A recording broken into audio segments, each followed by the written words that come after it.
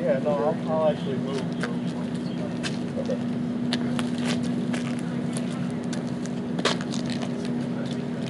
I will, I'm not trying to be, but trust me, I'm the last person I want to be.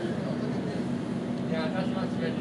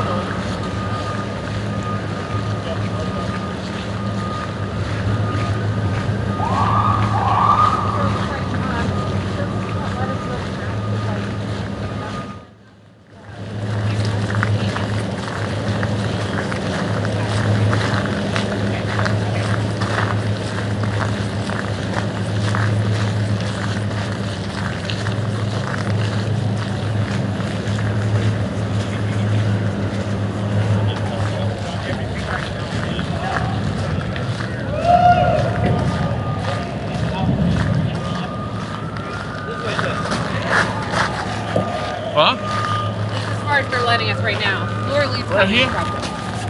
For right now, this is where we have to stay. Let him know. So Matt, can you see steady? This is as far as they'll let us go. Copy. Cool. Thanks.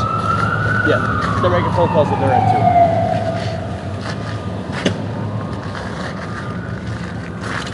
Copy. Keep that glove up.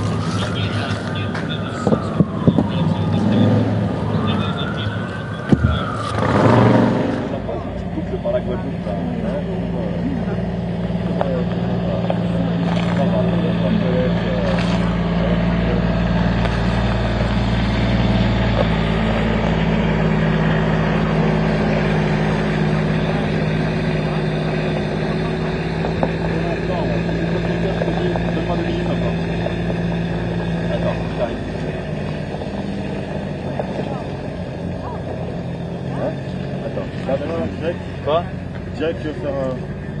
Ouais, bon, après, quelqu'un de...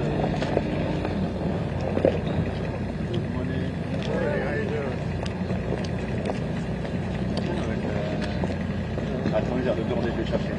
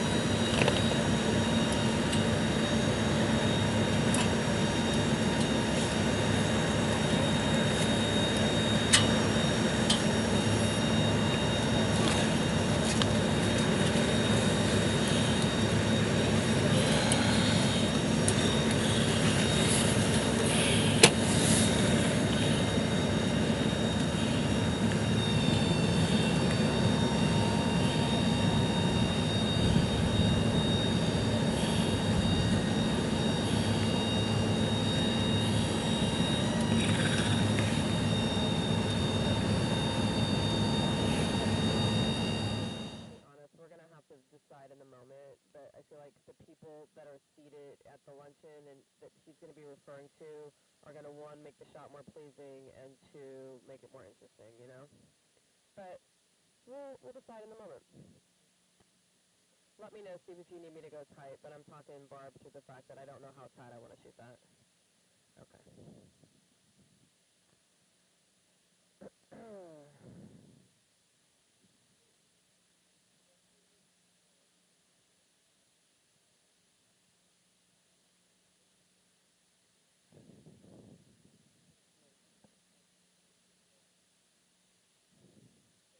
When he comes in, am I going to be more focused on Trump and Max Klobuchar, or how's that going to work? You're going to be focused on whoever is at the lectern, because that we do need to shoot that. But like when he is seated, it's obviously she'll be at the lectern and he'll be seated, and you'll have both of them in this shot. But always lectern. And when he's speaking, that's when I got to decide, do we lose the other people? And obviously I have the other two cameras in there, so we'll... So he's the fifth chair, I'm told? Fifth, not third. Interesting. All right, so this is basically it right here, that woman standing. Yeah. Okay, that's the shot. Okay. That was yesterday, no today? Correct. Oh, wow. Okay. Yes.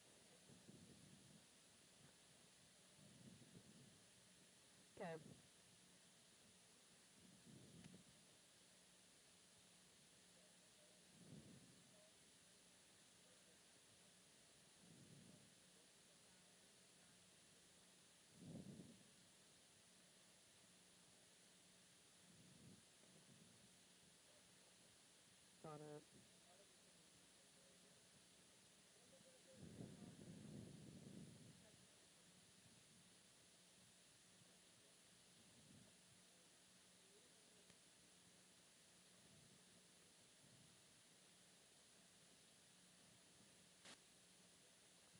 So, here's the thing. When he is seated,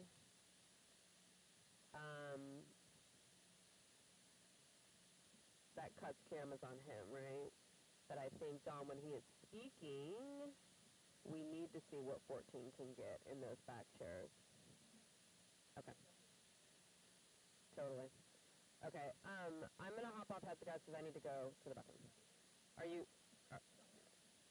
yeah, hold the shot, Barb. They're working in there. Brian will let you know when Steve is good. Copy. Thank you. Dawn, did you warn her there's no water?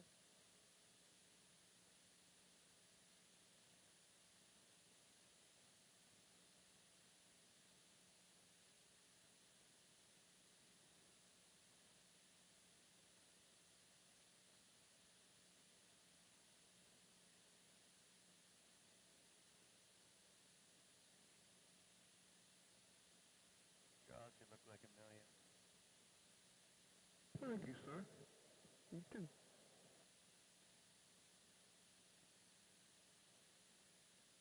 Had to go find the phone booth.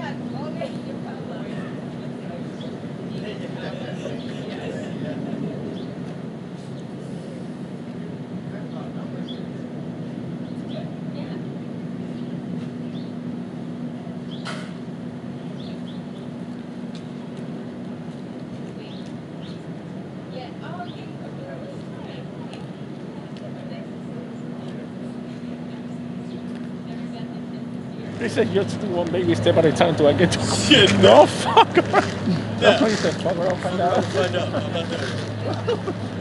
not doing it. No.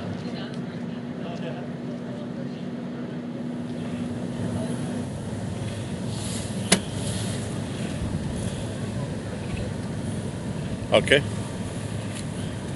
Hey, we need to go tilt towards the right, please.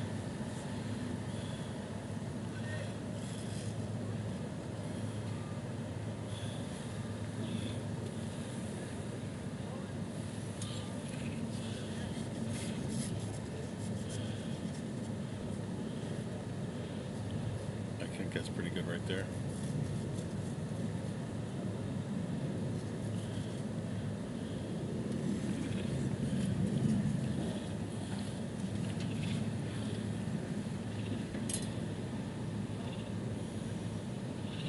Okay, good. All right, stand by.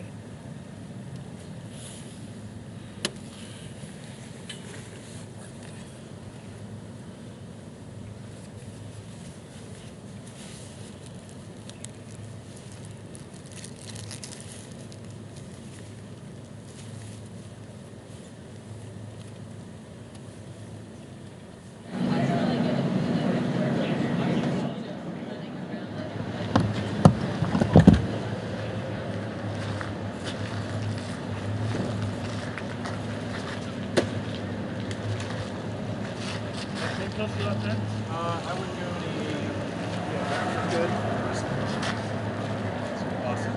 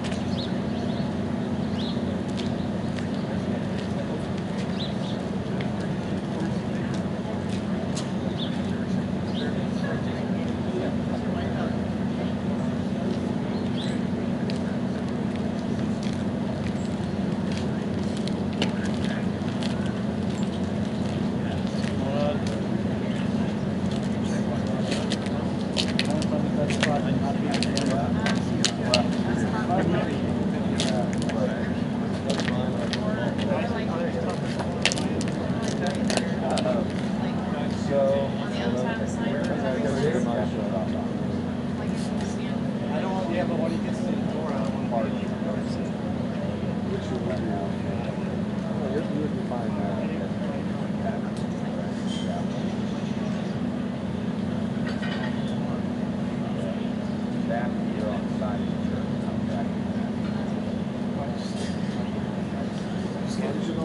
Just want to be close to you.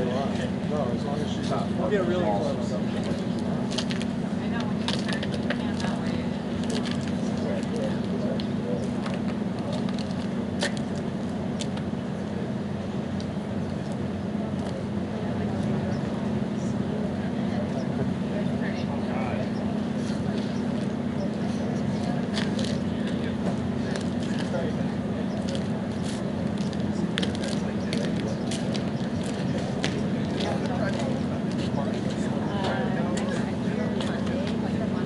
Still cold. It hasn't changed.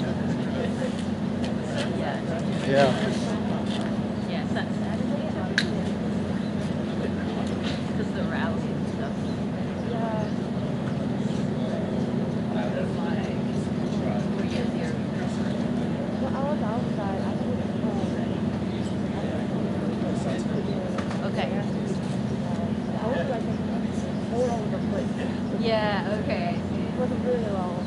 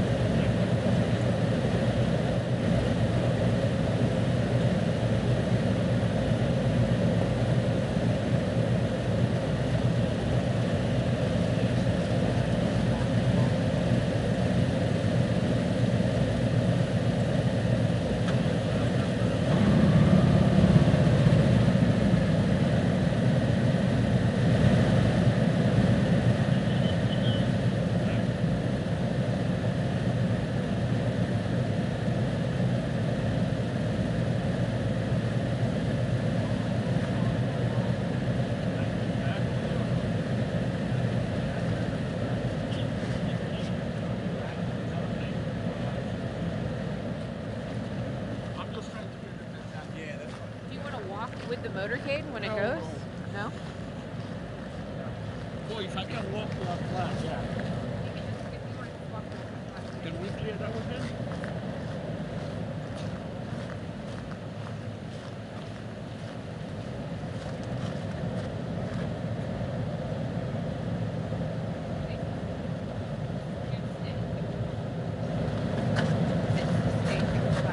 Oh, okay.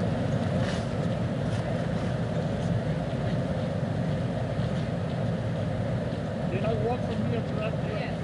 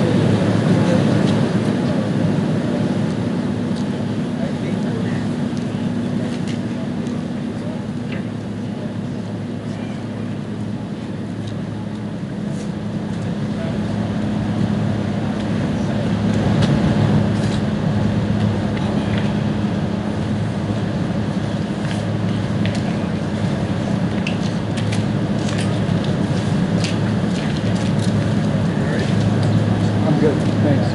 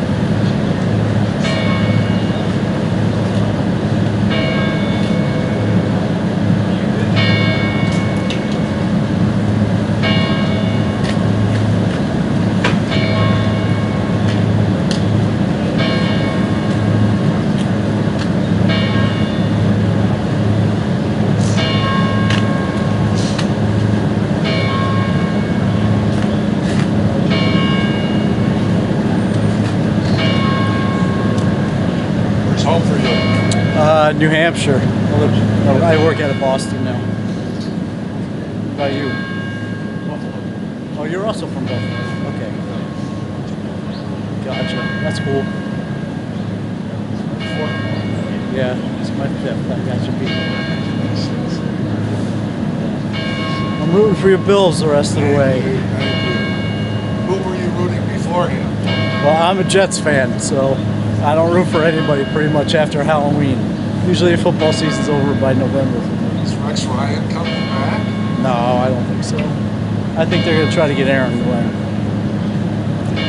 which would be great. I liked it. You know, he was one of my favorite players when I was like in high school. So I don't know. Their organization's such a disaster. So, no matter who we get, we'll ruin them. So. We waited a long time in Buffalo to get back to where we are. Yeah. Well, I always remember Buffalo, Thurman Thomas running all over the Jets. Just Thurman Thomas could not be stopped back in the day. You know what? He was one of the great blockers. Yeah. He could block, he could pick up the blitz and block. Yeah. People talk about it, but he really was a great blocker. Right. Those were some great teams. I worked with him a number of times. Yeah. Doesn't he do a lot? Does he still live up there? Yeah. Does he do a lot for the community? Did I hear that? He does a lot of community stuff. Does he? Yeah, that's good. There's a portion of his company. He's got a construction company. He's got a bunch of different businesses. He's got a small construction company that's involved in the construction in some way of state. Oh, really? Building in the state. Yeah, that's cool. Supposed to be ready for 2026. That's cool. I do a lot of sports. Yeah. That's gotta be fun, right? Yeah. That's, you know what? They're all jobs, right? No matter what you're doing.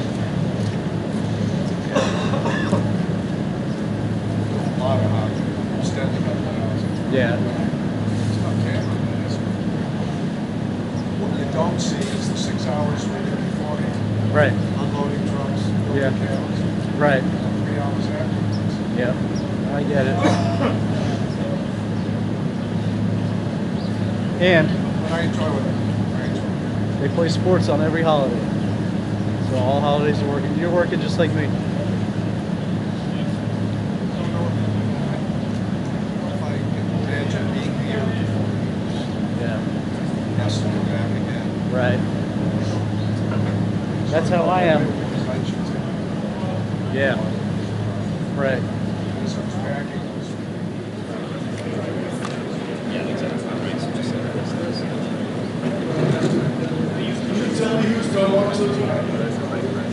So for the reception, this will be the president and the first lady. And then when they do the 4 across, they'll step over. They should step over like this, but we'll see what they actually do. Correct. Yep. Sorry. Yep. Dr. Biden for reception. So President-elect, when he arrives, then they will stand. He should stand here in the middle. President-elect will stand here left. Correct. You bet. The current principal is camera left. Don't use camera left. You're killing me. You're a camera person. I thought, I hi, can- Melissa. Still never use that terminology. We don't do that.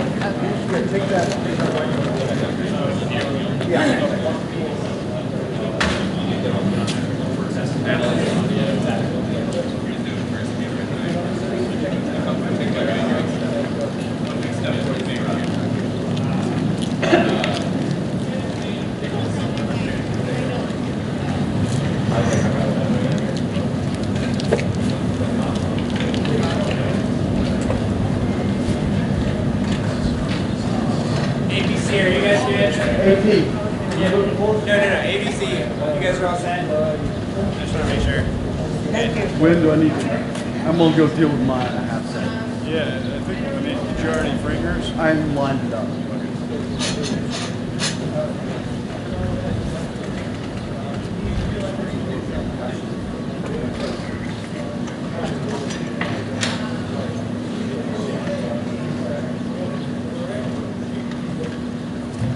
I gotta get Melissa, I'm gonna set my cameras on the snow here.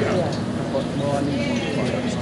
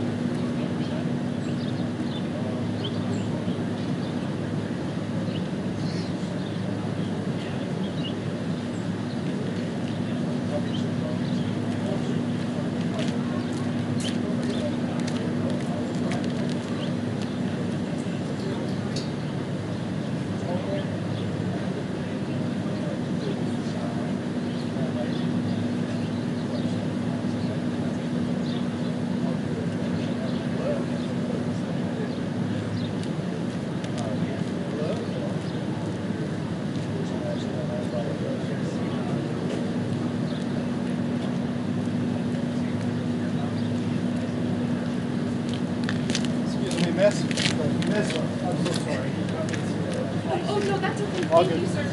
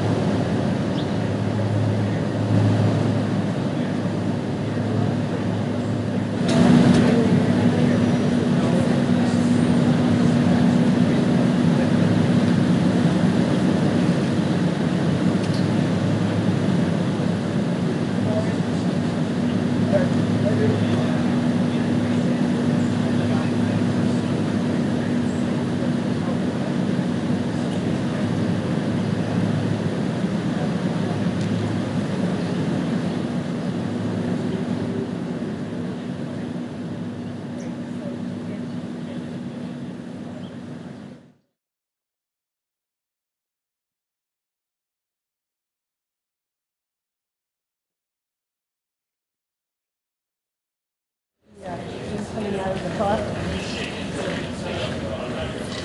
Morning.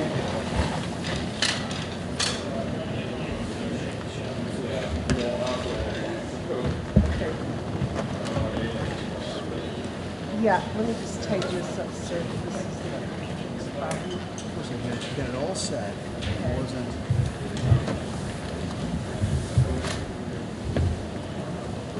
Okay, yeah.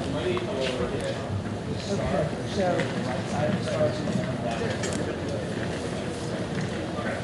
Well, now I have Nick in my shot, so. Chris is saying that Chris is saying what? Trump me. Okay. So church is saying just stand up. Okay. Thank you. Okay. Got it. All right. Okay.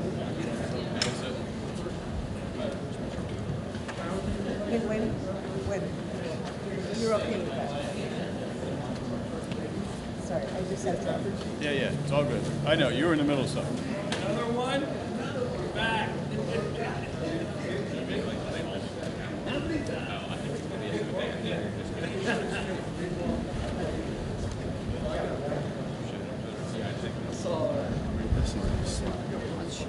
Yeah, the problem is I can't get this.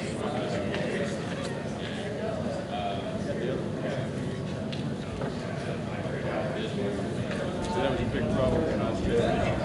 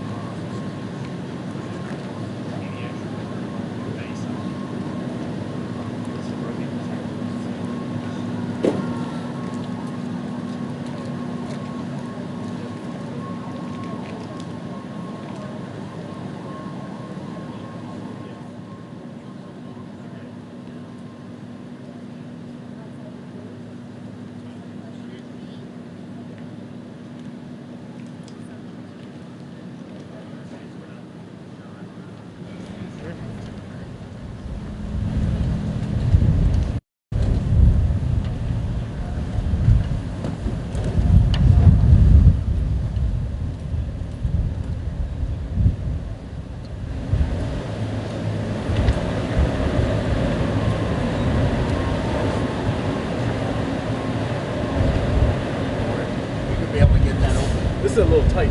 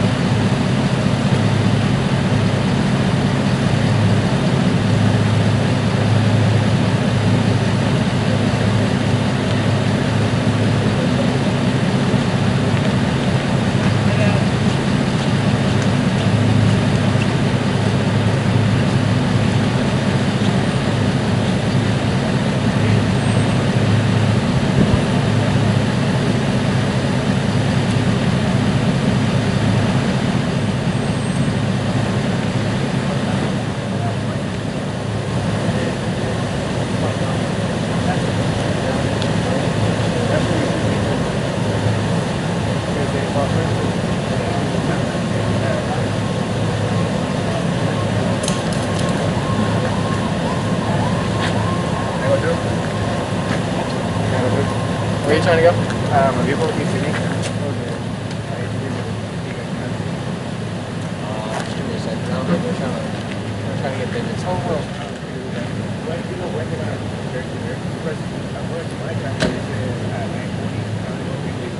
There's a backup right now. They should hold out. They're trying to figure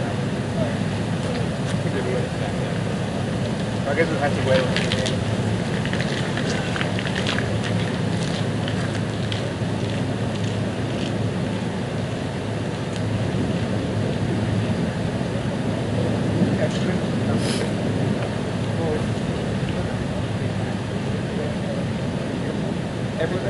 Everything. Yeah. Only the 7 yesterday. No, yeah. So this day today was when I moved in. When I moved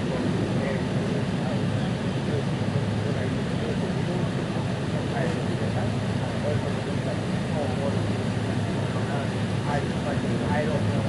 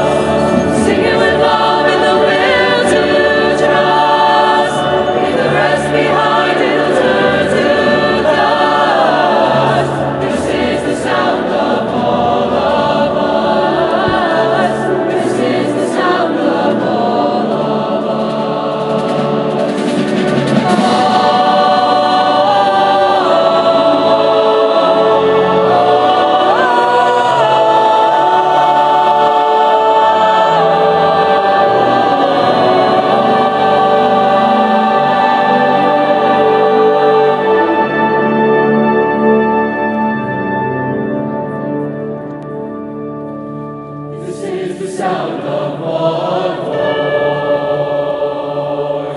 one people, one voice, song for every one of us. This is the sound of one voice. This is the sound of one voice. This is the sound of one voice. One people, one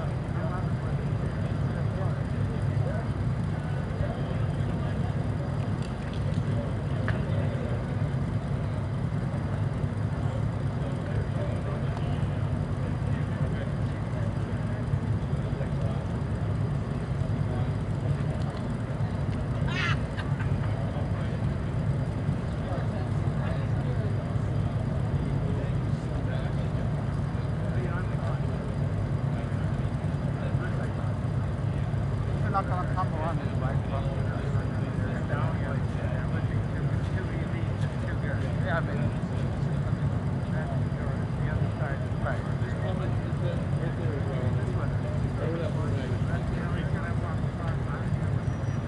Last year was much warmer than this. Last year, 4 years ago, was not much colder than this.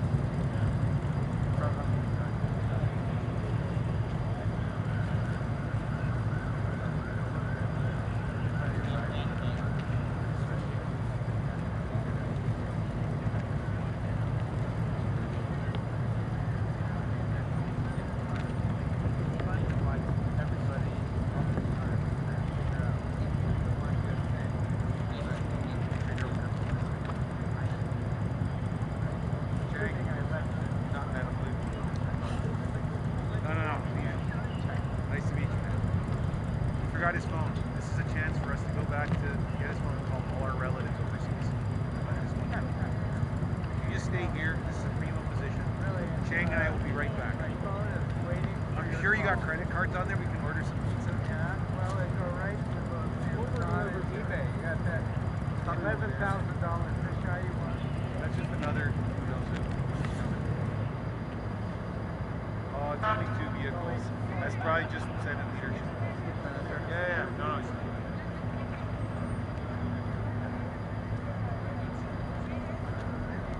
By the way, you know, you guys probably didn't know, Speaker Johnson was a Cap 6. So if I get anywhere there, I have to try out 80 KDV. He wants to do that.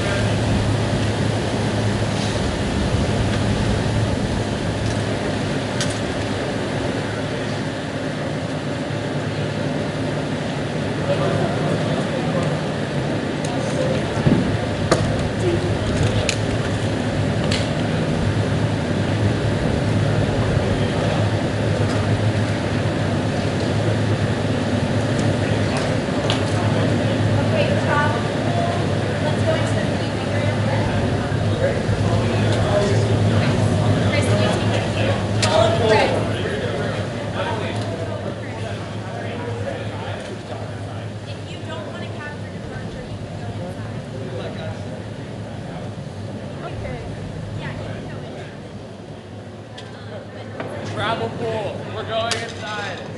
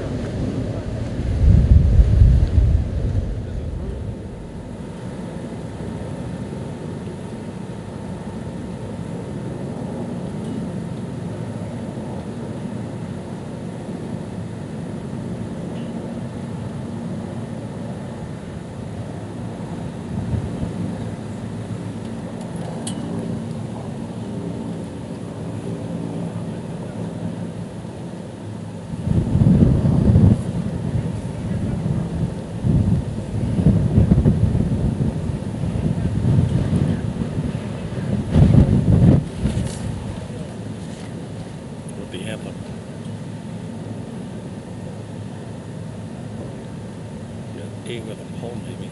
It's got the F.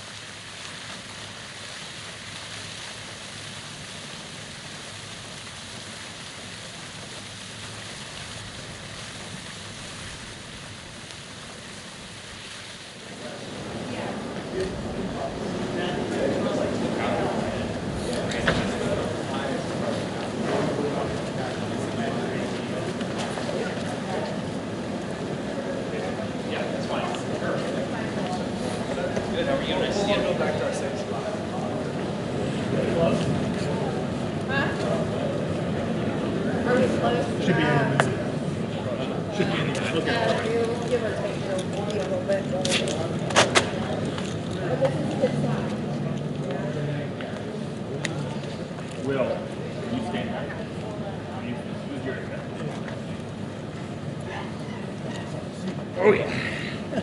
Work smart, not hard.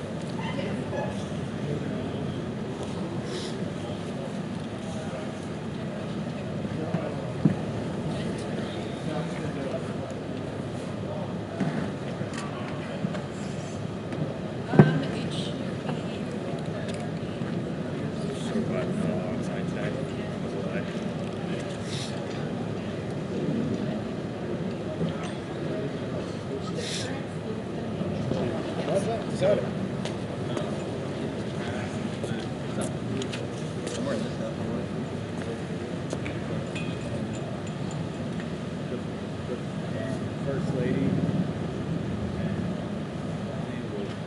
will come out and go down this ramp, and then the two of them will go together.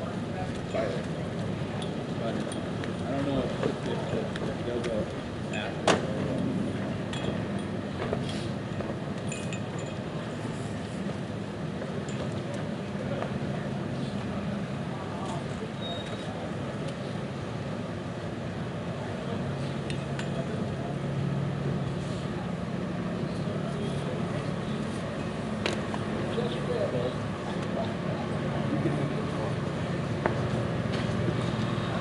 Have the arcane knowledge ready to go?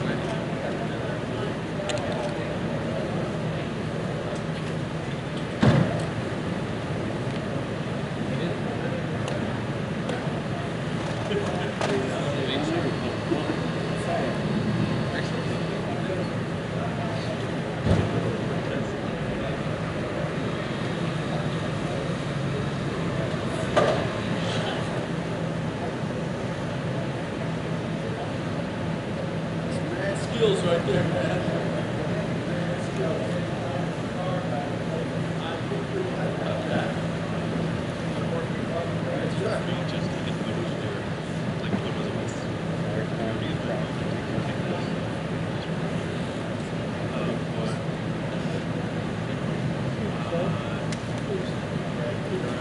Party gonna go separately, but they're gonna go in the door into the windows right here.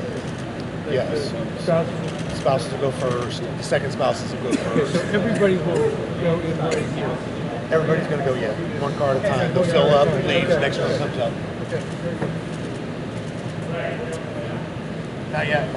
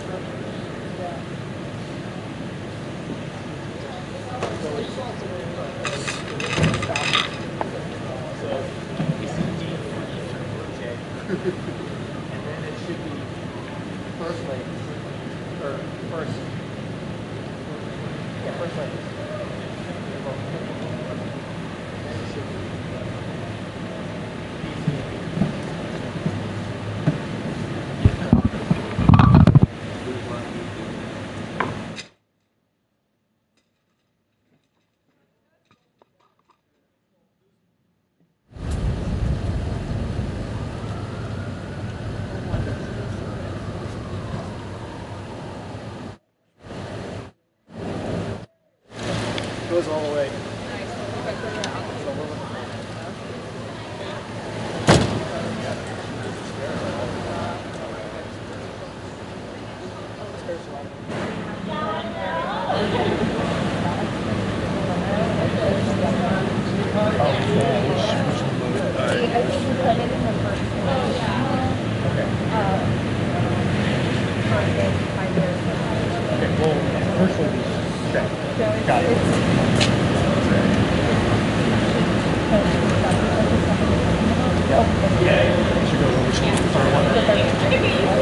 That's where Pioneer's going.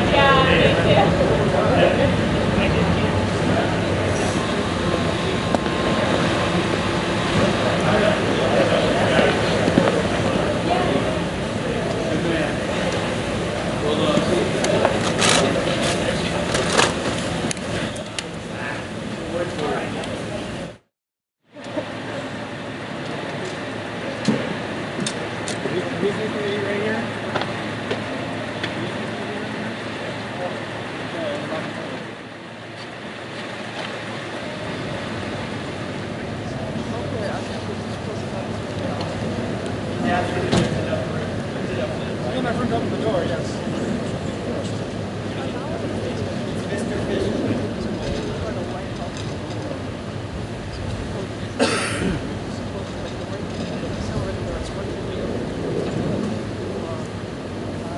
Yeah, usually the cars pull forward for the group photo, and they didn't.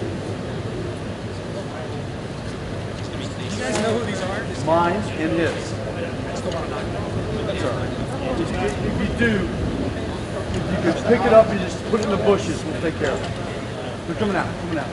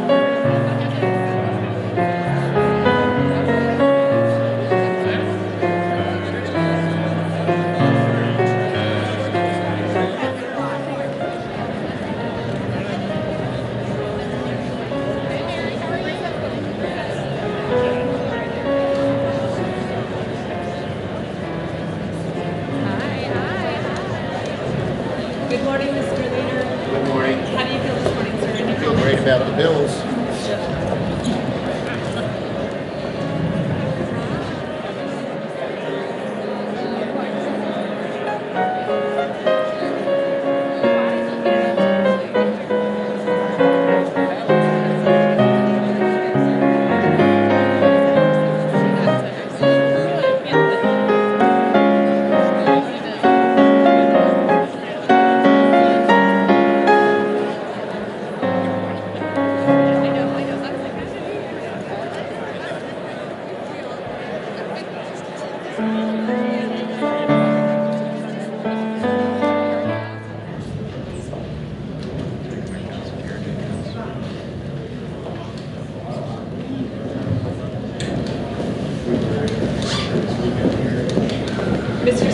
morning. How do you feel this morning? It's exciting. Bright, sunny outside, bright in our hearts. Sir, what are you expecting on executive orders? A lot. We'll see. Thank you.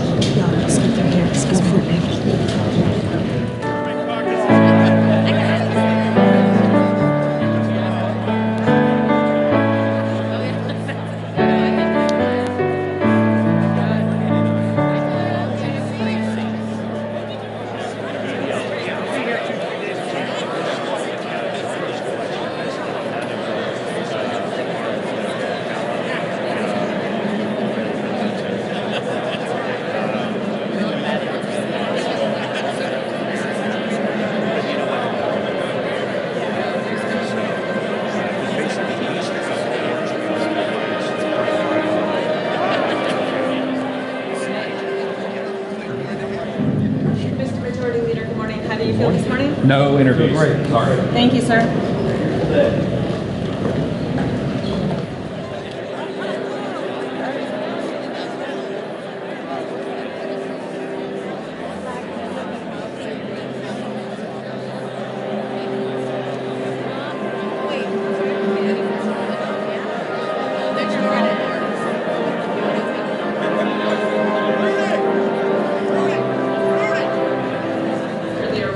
What is your message today?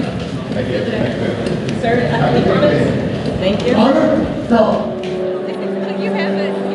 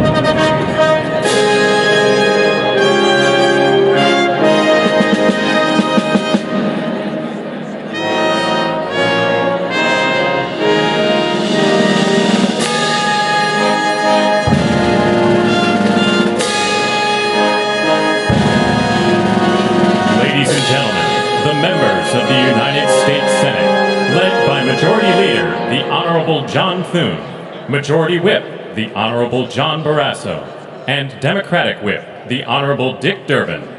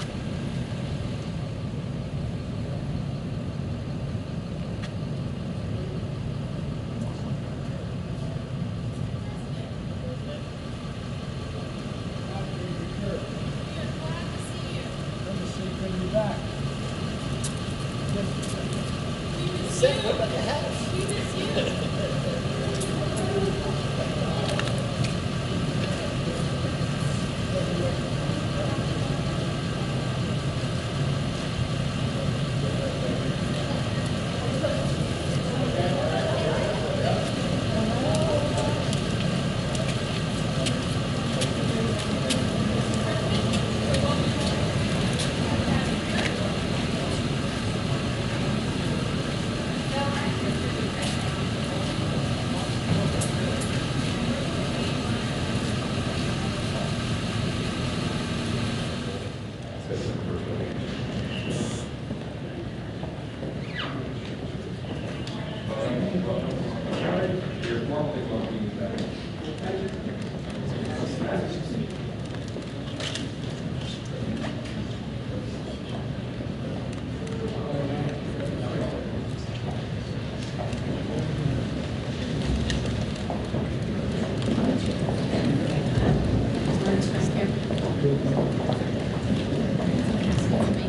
morning, sir.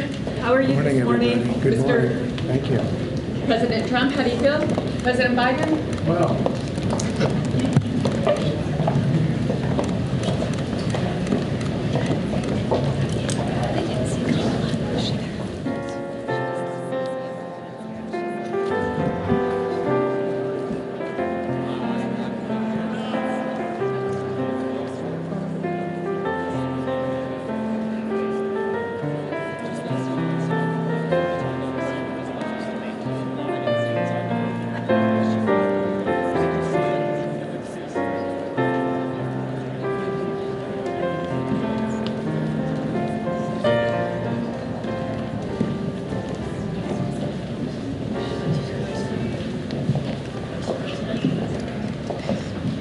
Good morning, Mr. Vice President. How do you feel? Any comments, sir? Nope, nope.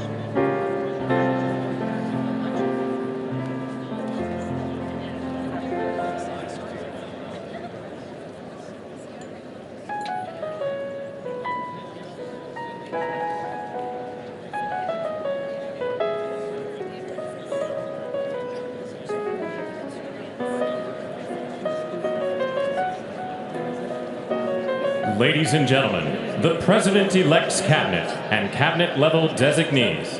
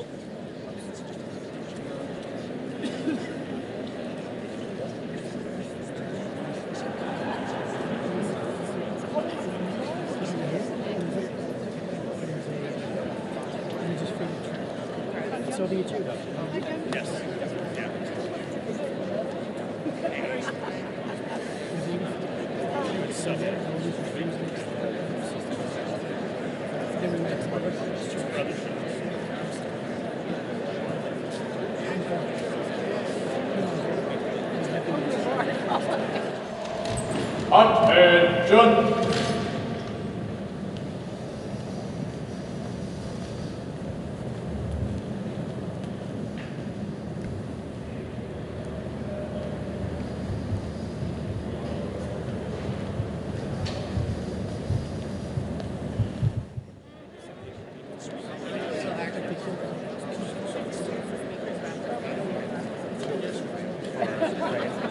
Just trying to catch her eye.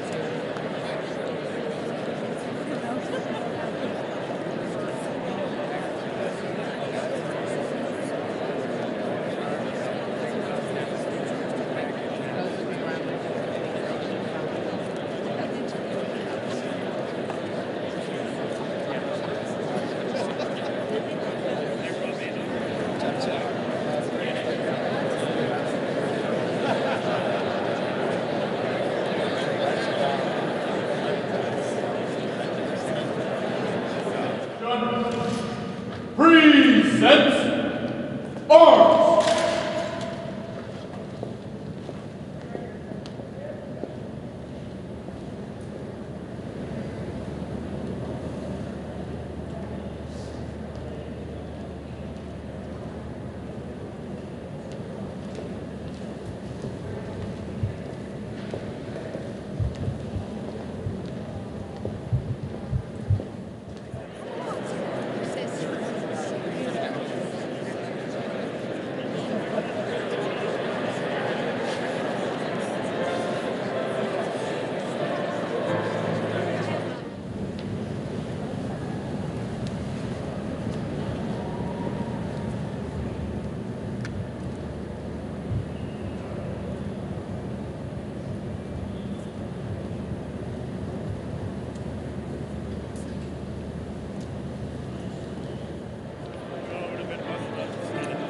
bundled next to each other.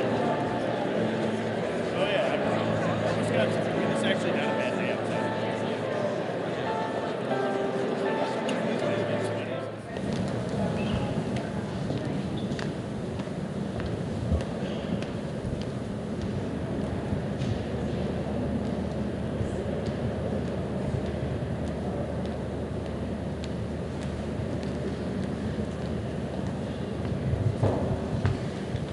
Presidential Inaugural Committee.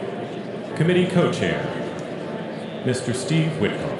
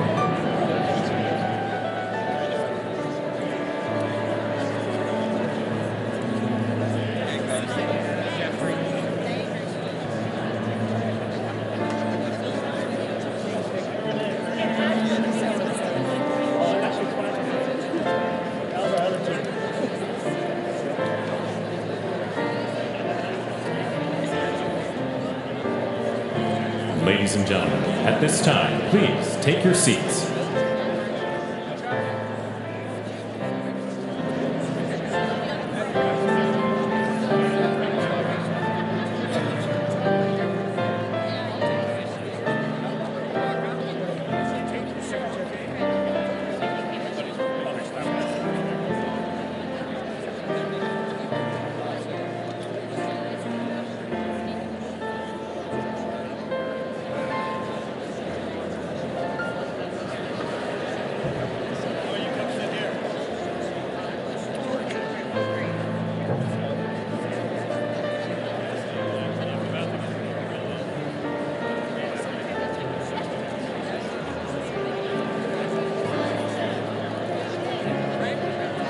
Ladies and gentlemen, at this time, please be seated.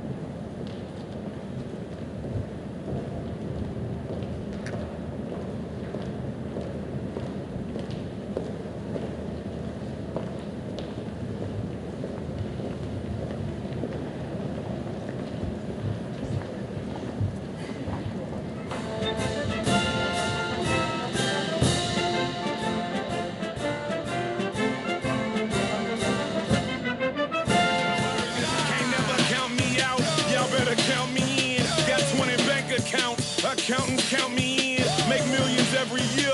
The South's champion, cause all I do is win, win, win, no matter what. Got money on my mind, I can never get it up. And every time I step up in the building, everybody hands go up. And they stay there, and they say yeah, and they stay there. Cause all I do is win, win, win. And if you going in, put your hands in the air, make them stay there. Swerving in my low, head on the swivel, you know serving me's a no-no. Clean as a whistle as I pull out in my Rolls Royce. Yellow bone passenger, they see it, they say, oh boy. Tell Kelly, back it up, my call me loco. Down for armed trafficking, don't make me pull that. Ask you what you laughing at, represent that mud life.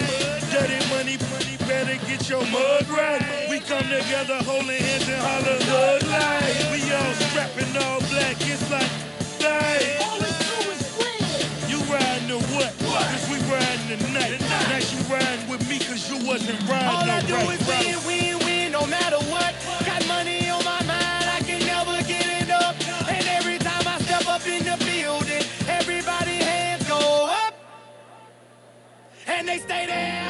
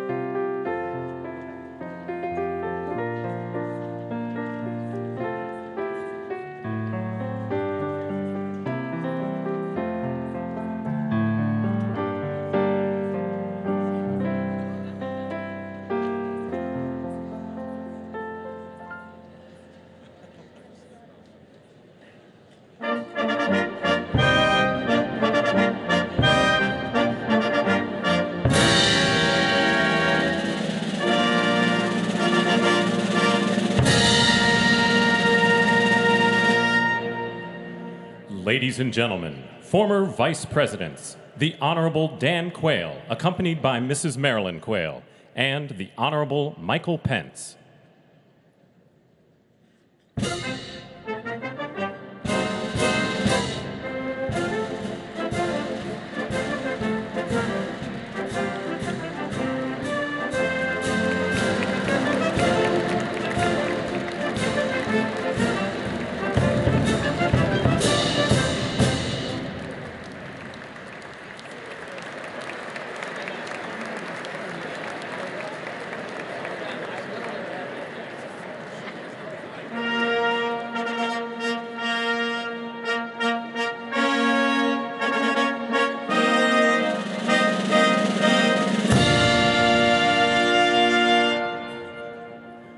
Ladies and gentlemen, the 42nd President of the United States, the Honorable William J. Clinton, accompanied by the Honorable Hillary Rodham Clinton.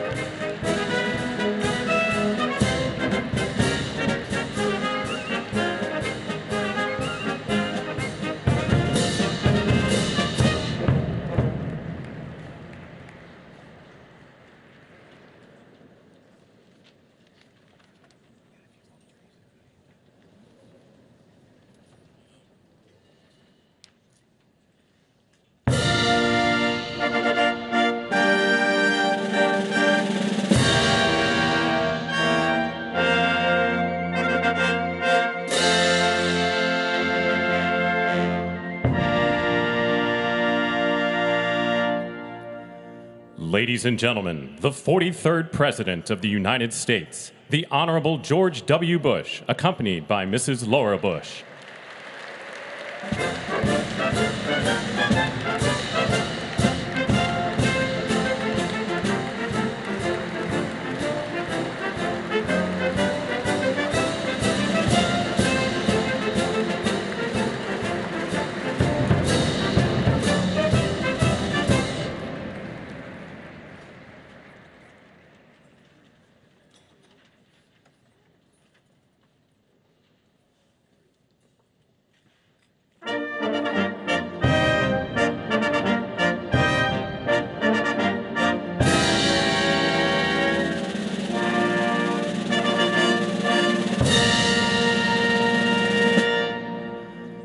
Ladies and gentlemen, the 44th President of the United States, the Honorable Barack H. Obama.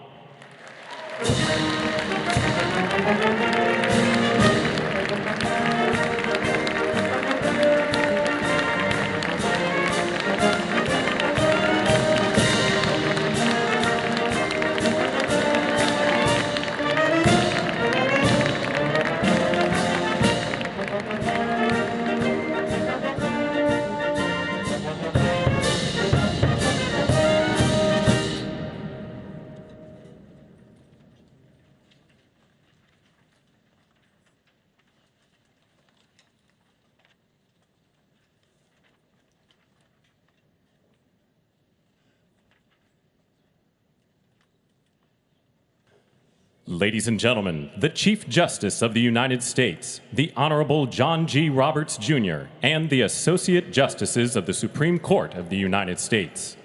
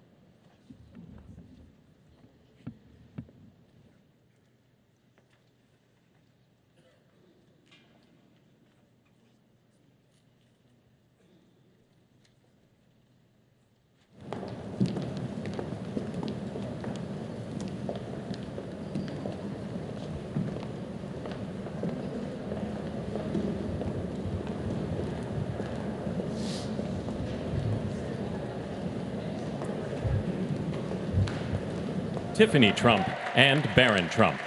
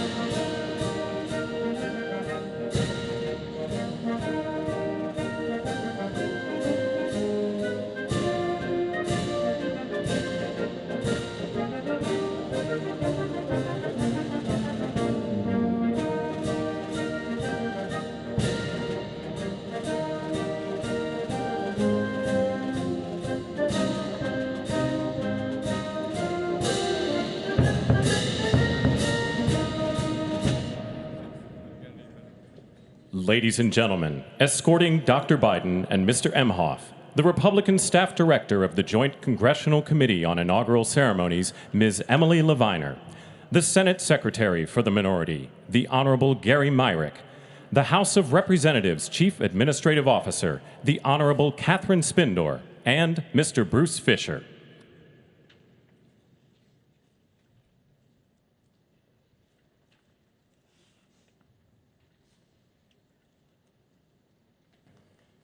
Ladies and gentlemen, Dr. Jill Biden and Mr. Douglas Emhoff.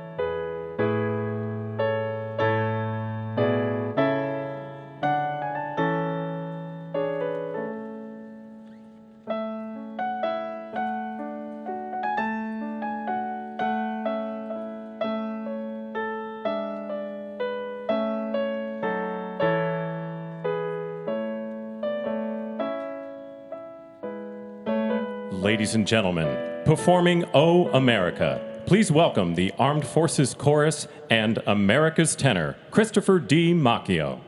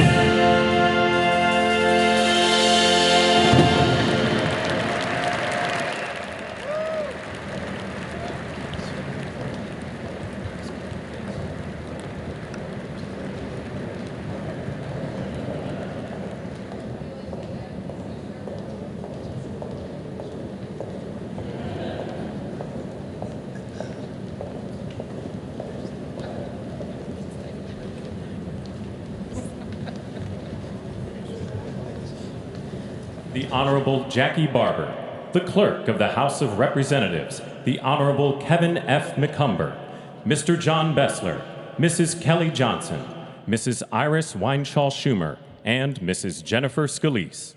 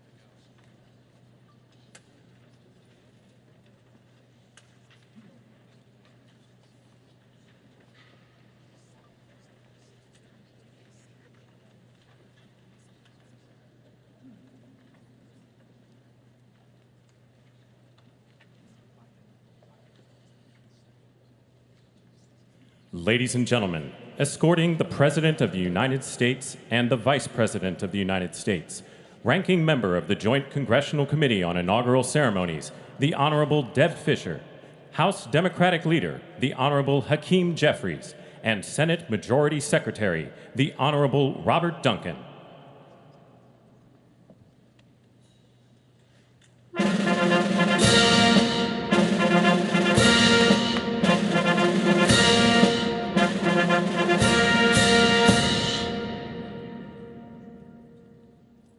Ladies and gentlemen, the President of the United States, the Honorable Joseph R. Biden Jr., and Vice President of the United States, the Honorable Kamala Devi Harris.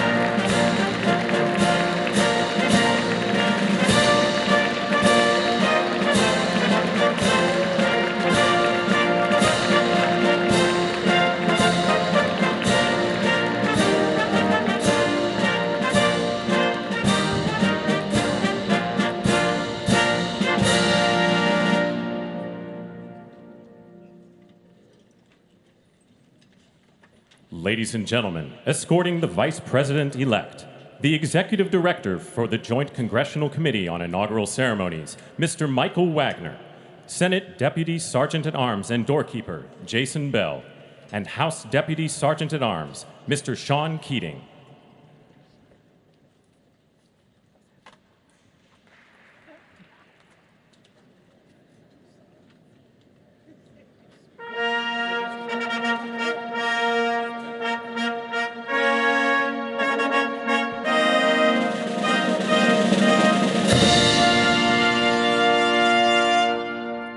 Ladies and gentlemen, the Vice President-elect of the United States, the Honorable JD Vance.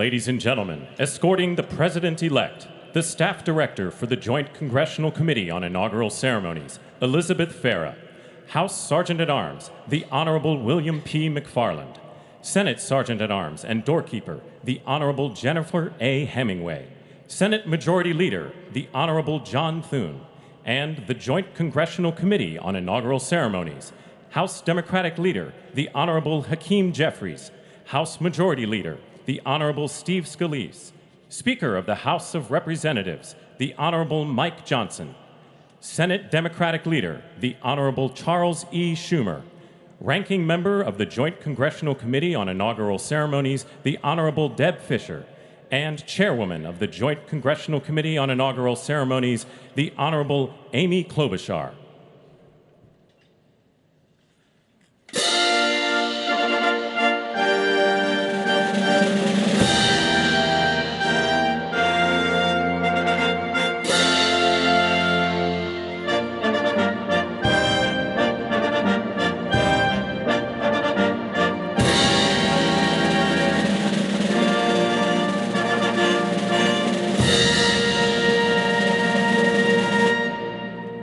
Ladies and gentlemen, the President-elect of the United States, the Honorable Donald John Trump.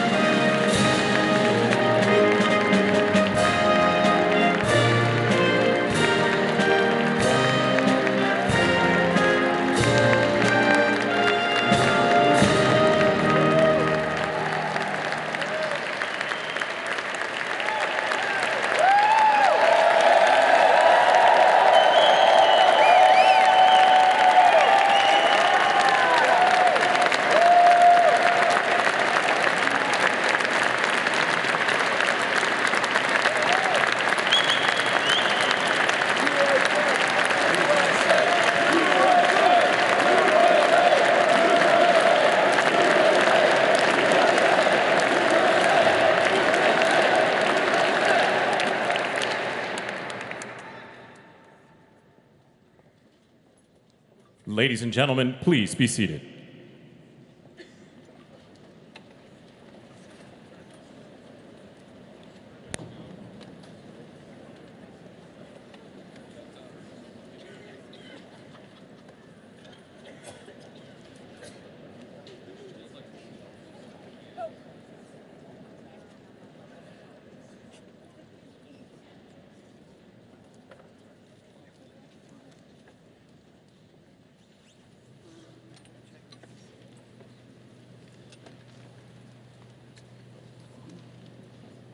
Please welcome the chairwoman of the Joint Congressional Committee on Inaugural Ceremonies, the Honorable Amy Klobuchar.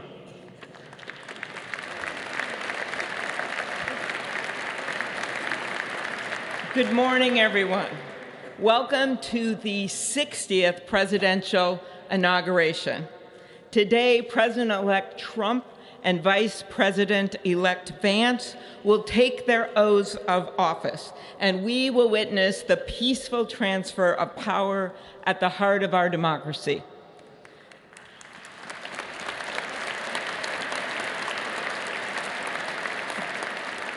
For the past year, I've chaired the Inaugural Ceremony Committee, which includes the leadership of Congress from both parties.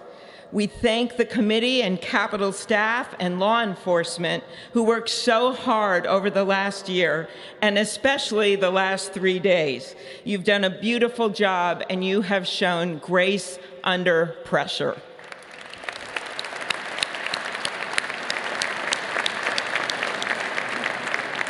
Our theme this year is our enduring democracy.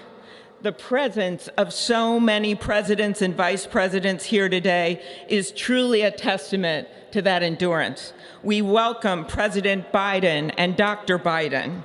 We welcome Vice President Harris and Doug Emhoff, President Obama, President Clinton and Secretary Clinton, President Bush and Laura Bush, Vice President Pence, Vice President Quayle and Marilyn Quayle. The justices of the United States Supreme Court are with us, all 9 of them, I counted, and of course, the Trump and Vance families. This ceremony marks what will soon be 250 years of our democracy. It is the moment when leaders, elevated by the will of the people, promise to be faithful to our Constitution, to cherish and defend it. It is the moment when they become, as we all should be, the guardians of our country.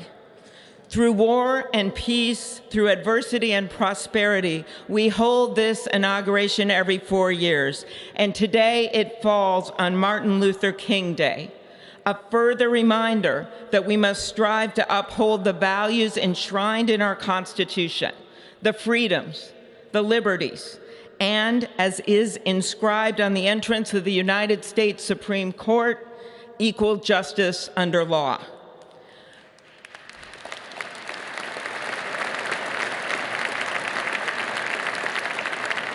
But what makes this moment more than a passing ceremony is all who are watching it across the country, the people of this nation, the ordinary people doing extraordinary things. President Kennedy, who at one point worked as a senator in this building and would often walk through this very rotunda, once said, "In a democracy, every citizen, regardless of interest in politics, holds office. Every one of us is in a position of responsibility." With that responsibility of citizenship comes an obligation not to seek out malice, as President Lincoln once reminded us, but to view others with a generosity of spirit despite our differences. With that responsibility of leadership comes an obligation to stand our ground when we must and find common ground when we can. With everything swirling around us, the hot mess of division, it is on all of us, to quote an incredible songwriter who just happened to be born in my state, to ensure that our nation's democracy is our shelter from the storm. There's a reason this ceremony takes place at the Capitol. In other countries, it might be in a presidential palace or a gilded executive office building. Here, it is traditionally held at the Capitol, the People's House. It is a fitting reminder of the system of checks and balances that is the very foundation of our government, 3 equal branches of government.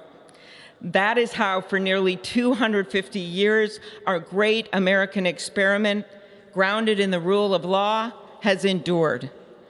So, as we inaugurate a new president and vice president, let us remember that the power of those in this room comes from the people. The construction workers who build our country, the teachers and healthcare workers who nurture us, the troops defending our freedoms, and yes, the firefighters in Los Angeles putting themselves on the line for us.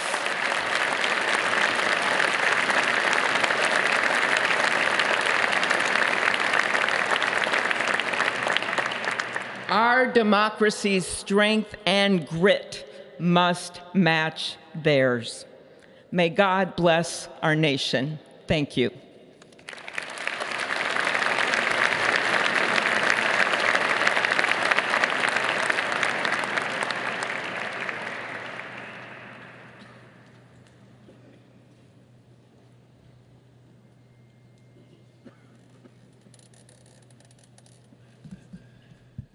Good afternoon. Endurance through the years is the ultimate test. To persevere through time is the truest measure of an idea, an institution, and a nation. Our founders wrote the Constitution so that America could withstand all the twists and turns of time. They wrote it to guide us and to preserve forever our right of life, liberty, and the pursuit of happiness. But as much as the truths and principles enshrined in our Constitution remain the same, our democracy promises the American people the power to change, to chart their own destiny. That's the beauty. That is the importance of democracy. It allows the endurance, the permanence of a nation through change. It allows nations like our United States both to avoid the obstacles and to seize the opportunities God has placed before us, all while staying true to our founding principles. Today is our country's 60th inauguration ceremony. Like all the others before it, it is a celebration of our right to set our uniquely American course. The past several years have been trying at times for many, many Americans, and also for the nations of the free world that we humbly strive to lead. In November Americans chose again to steer this nation towards greatness, the secure, safe, and prosperous future that our founders envisioned for all of us. And today, we celebrate not only their decision to do so, but also the simple right and wisdom of a free people to make their own choice so that their nation might endure. And now, allow me to welcome Archbishop Timothy Dolan and Reverend Franklin Graham, who will deliver our invocation. Please rise.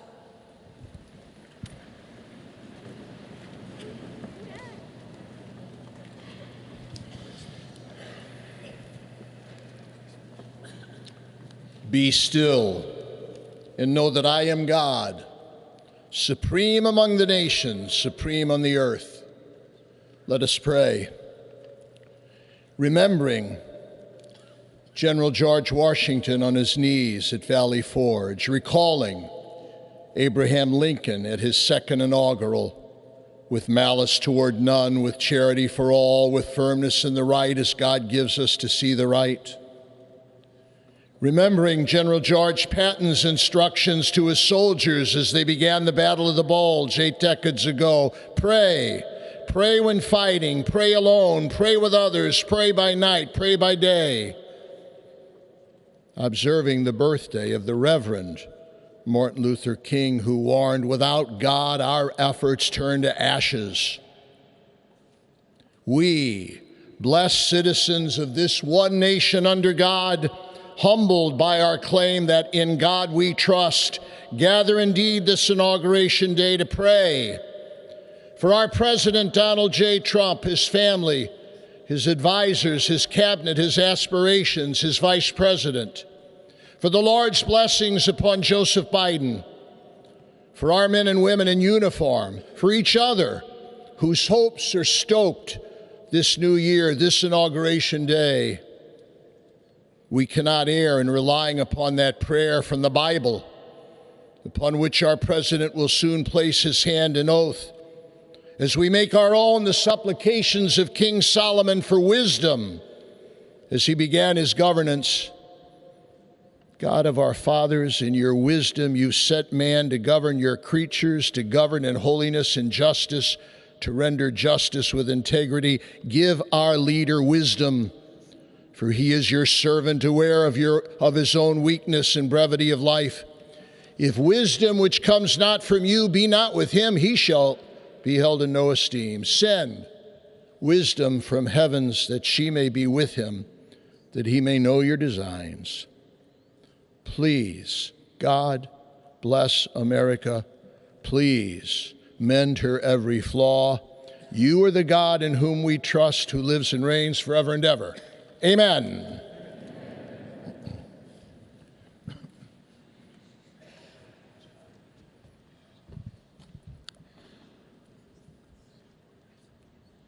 Mr. President, the last 4 years, there are times I'm sure you thought it was pretty dark.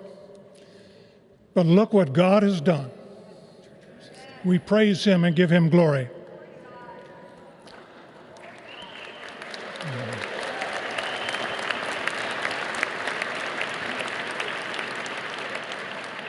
Let us pray. Our Father and our God, thou hast said, blessed is the nation whose God is the Lord. As the prophet Daniel prayed, blessed be the name of God forever and ever. For wisdom and might are his. He changes the times and the seasons. He removes kings. He raises up kings. He gives wisdom to the wise and knowledge to those who have understanding. Our Father, today, as President Donald J. Trump takes the oath of office once again, we come to say thank you, O Lord our God. Father, when Donald Trump's enemies thought he was down and out, you and you alone saved his life and raised him up with strength and power by your mighty hand. We pray for President Trump that you'll watch over, protect, guide, direct him. Give him your wisdom from your throne on high. We ask that you would bless him and that our nation would be blessed through him. We also ask that you would bless and protect Melania as First Lady. We thank you for the beauty, the warmth, and grace that she shows not only to this nation, but to the whole world. We thank you for Vice President-elect JD Vance and his wife Usha and their young family. May he be a strength to President Trump, to stand beside him, to hold up his arms like Aaron held up the arms of Moses in the midst of battle. The prophet Samuel reminded the people, it was you that brought them up from the land of Egypt. And he said, now stand still that I may reason with you before the Lord. So Father, we take this moment to stand still, to remember the great things that you have done for this nation. Thank you for the protection, the bounty, the freedoms that we so enjoy. We remember to keep our eyes fixed on you, and may our hearts be inclined to your voice. We know that America can never be great again if we turn our backs on you. We ask for your help, and we pray all of this in the name of the King of Kings, the Lord of Lords, your Son, my Savior, and our Redeemer, Jesus Christ. Amen. Ladies and gentlemen, please welcome Associate Justice Kavanaugh to administer the Vice Presidential Oath of Office.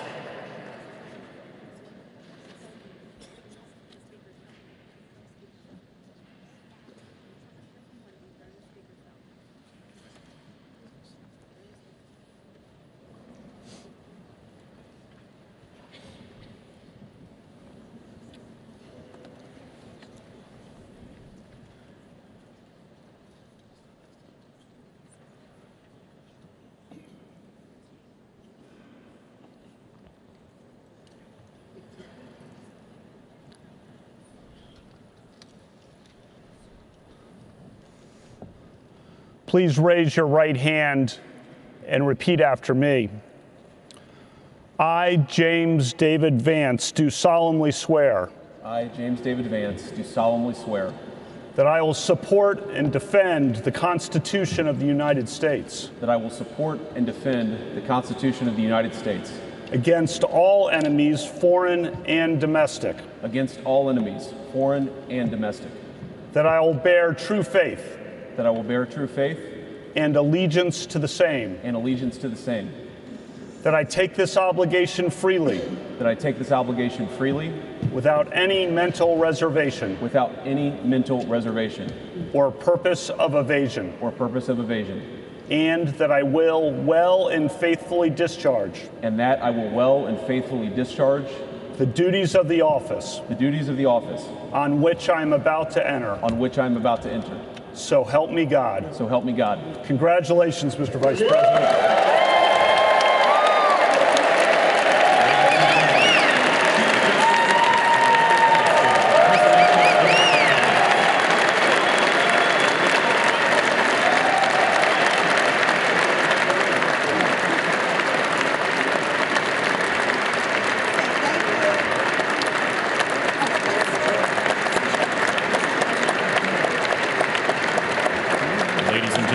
Please welcome Chief Justice Roberts to administer the Presidential Oath of Office.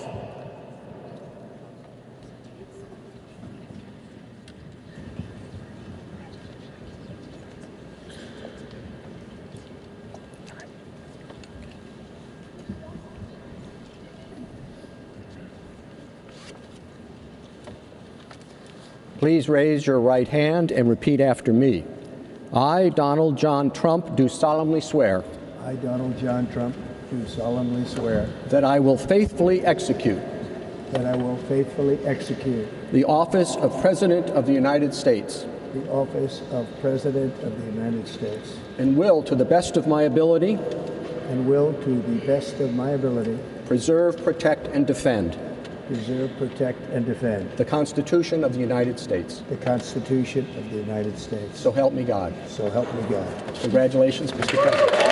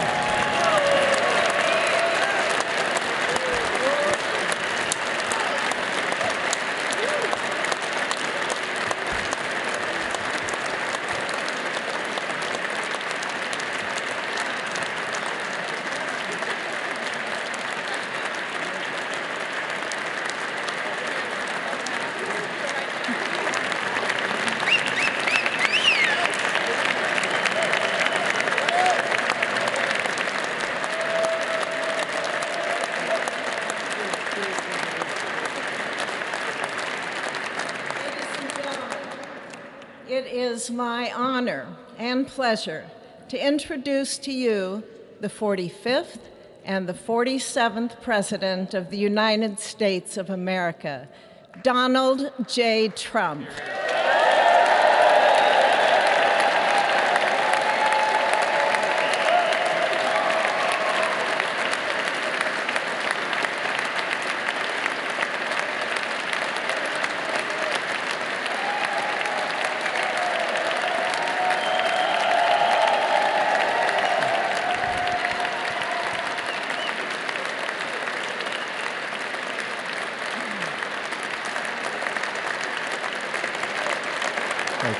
Thank you very much, everybody. Well, thank you very, very much. Vice President Vance, Speaker Johnson, Senator Thune, Chief Justice Roberts, Justices of the United States Supreme Court, President Clinton, President Bush, President Obama, President Biden, Vice President Harris, and my fellow citizens. The golden age of America begins right now.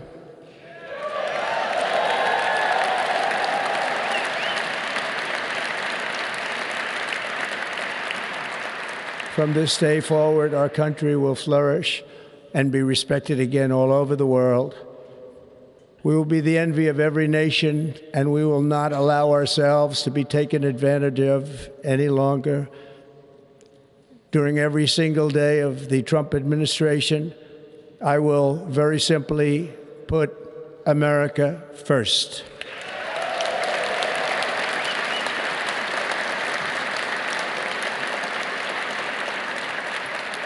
Our sovereignty will be reclaimed.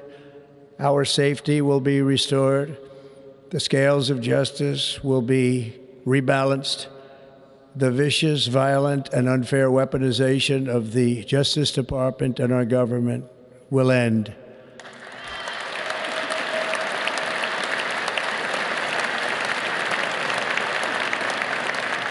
And our top priority will be to create a nation that is proud, prosperous, and free.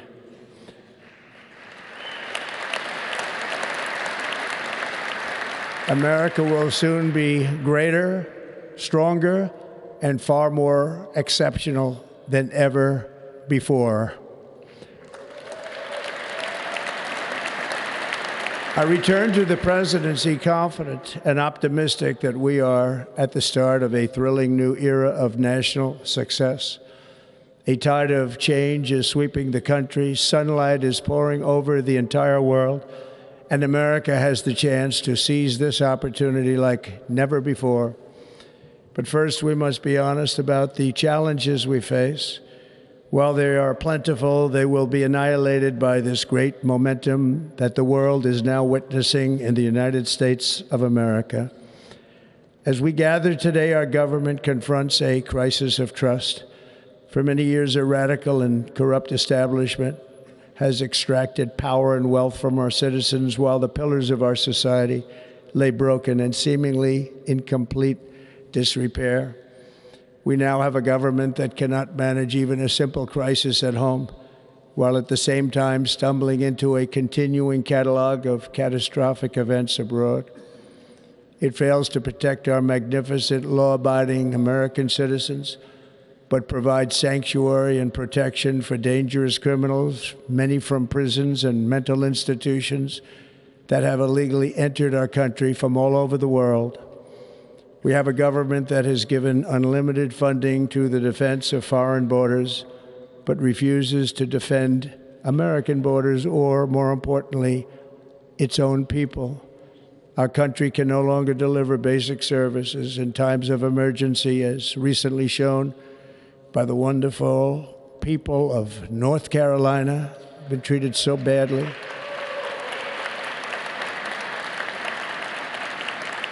And other states who are still suffering from a hurricane that took place many months ago. Or more recently, Los Angeles, where we are watching fires still tragically burn from weeks ago without even a token of defense. They're raging through the houses and communities, even affecting some of the wealthiest and most powerful individuals in our country, some of whom are sitting here right now. They don't have a home any longer. That's interesting. But we can't let this happen. Everyone is unable to do anything about it. That's going to change. We have a public health system that does not deliver in times of disaster, yet more money is spent on it than any country anywhere in the world. And we have an education system that teaches our children to be ashamed of themselves in many cases, to hate our country despite the love that we try so desperately to provide to them. All of this will change starting today, and it will change very quickly.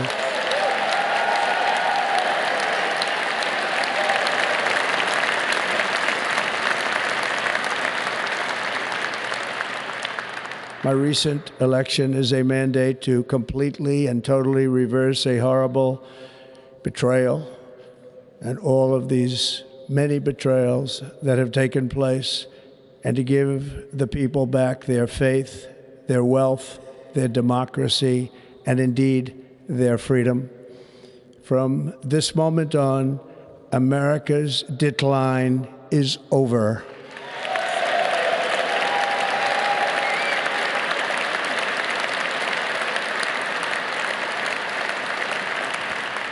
Our liberties and our nation's glorious destiny will no longer be denied, and we will immediately restore the integrity, competency, and loyalty of America's government. Over the past 8 years, I have been tested and challenged more than any president in our 250-year history, and I've learned a lot along the way. The journey to reclaim our republic has not been an easy one, that I can tell you. Those who wish to stop our cause have tried to take my freedom and indeed to take my life. Just a few months ago in a beautiful Pennsylvania field, an assassin's bullet ripped through my ear. But I felt then, and believe even more so now, that my life was saved for a reason. I was saved by God to make America great again.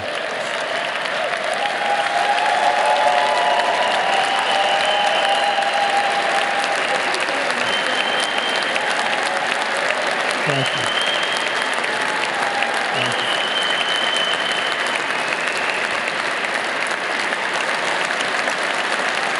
Thank you very much.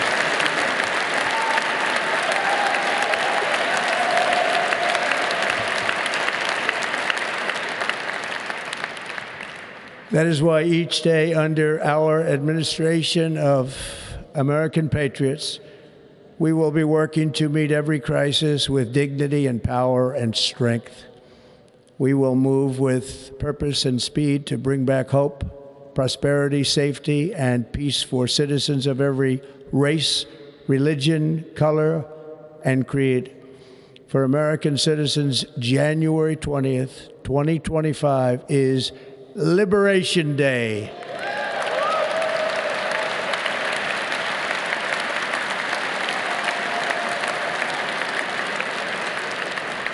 It is my hope that our recent presidential election will be remembered as the greatest and most consequential election in the history of our country. As our victory showed, the entire nation is rapidly unifying behind our agenda with dramatic increases in support from virtually every element of our society, young and old, men and women, African Americans, Hispanic Americans, Asian Americans, urban, suburban, rural. And very importantly, we had a powerful win in all 7 swing states. And the popular vote, we won by millions of people. To the Black and Hispanic communities, I want to thank you for the tremendous outpouring of love and trust that you have shown me with your vote. We set records, and I will not forget it. I've heard your voices in the campaign, and I look forward to working with you in the years to come. Today is Martin Luther King Day, and his honor, this will be a great honor, but in his honor, we will strive together to make his dream a reality. We will make his dream come true.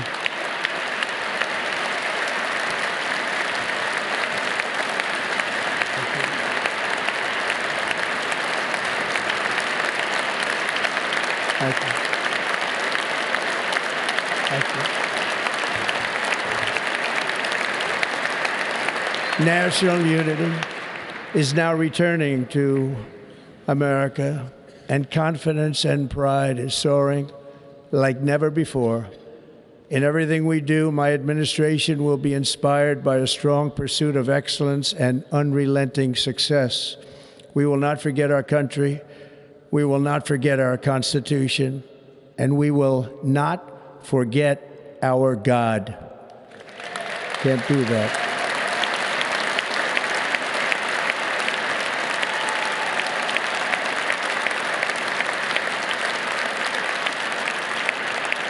Today, I will sign a series of historic executive orders. With these actions, we will begin the complete restoration of America and the revolution of common sense. It's all about common sense. First, I will declare a national emergency at our southern border.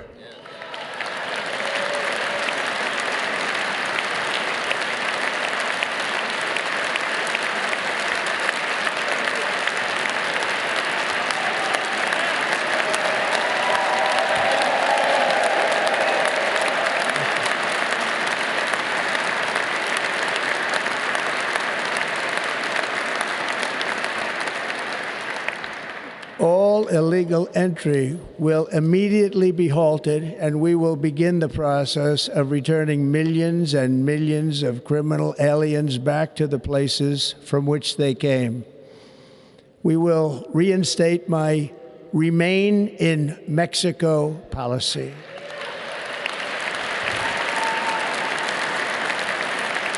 I will end the practice of catch and release. And I will send troops to the southern border to repel the disastrous invasion of our country.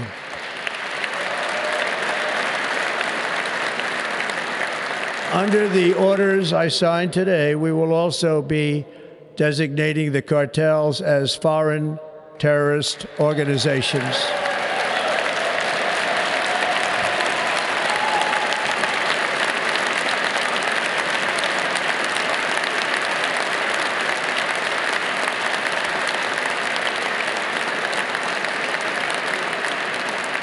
And by invoking the Alien Enemies Act of 1798, I will direct our government to use the full and immense power of federal and state law enforcement to eliminate the presence of all foreign gangs and criminal networks, bringing devastating crime to U.S. soil, including our cities and inner cities.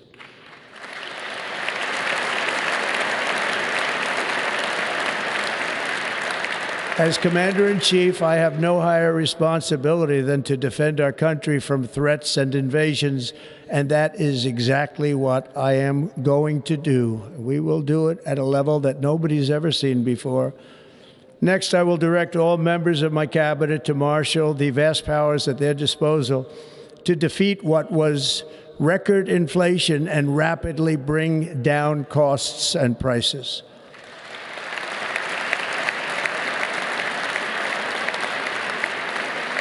The inflation crisis was caused by massive overspending and escalating energy prices, and that is why today I will also declare a national energy emergency. We will drill, baby, drill.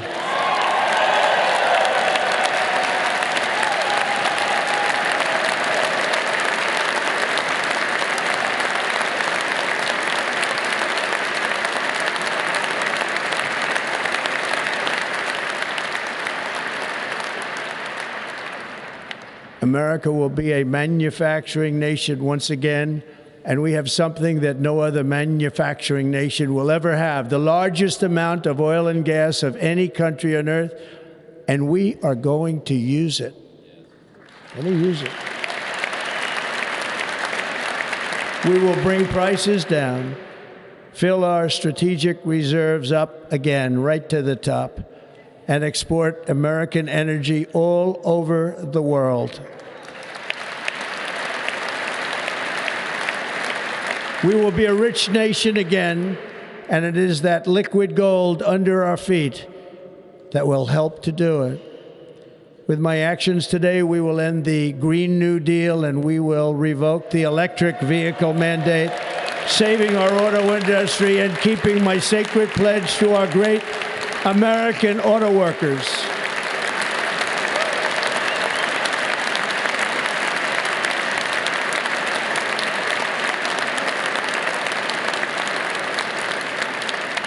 In other words, you'll be able to buy the car of your choice. We will build automobiles in America again at a rate that nobody could have dreamt possible just a few years ago. And thank you to the auto workers of our nation for your inspiring vote of confidence. We did tremendously with their vote. I will immediately begin the overhaul of our trade system to protect American workers and families. Instead of taxing our citizens to enrich other countries, we will tariff and tax foreign countries to enrich our citizens.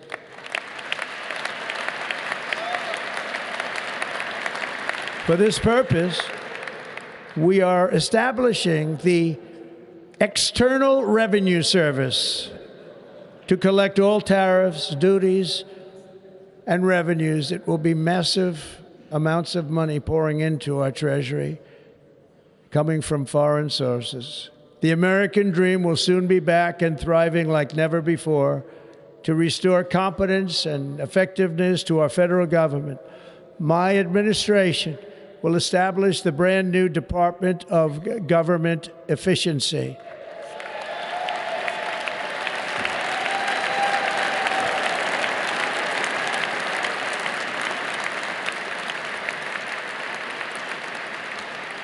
After years and years of illegal and unconstitutional federal efforts to restrict free expression, I will also sign an executive order to immediately stop all government censorship and bring back free speech to America.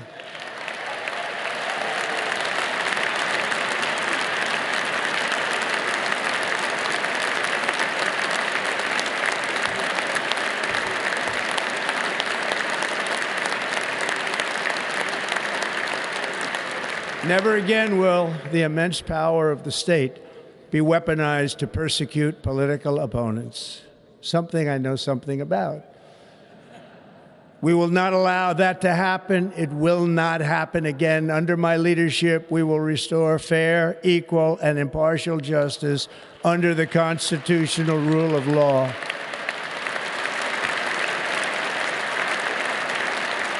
And we are going to bring law and order back to our cities.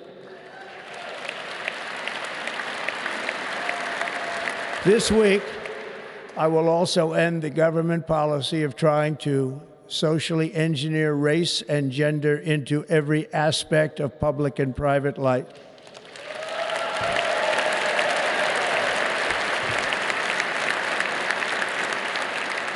We will forge a society that is colorblind and merit-based.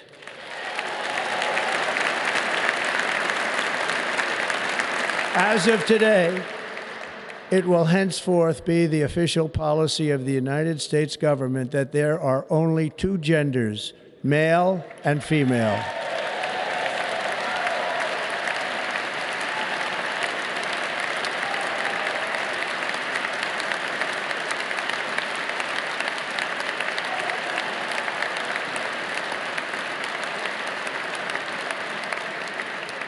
This week, I will reinstate any service members who were unjustly expelled from our military for objecting to the COVID vaccine mandate with full back pay.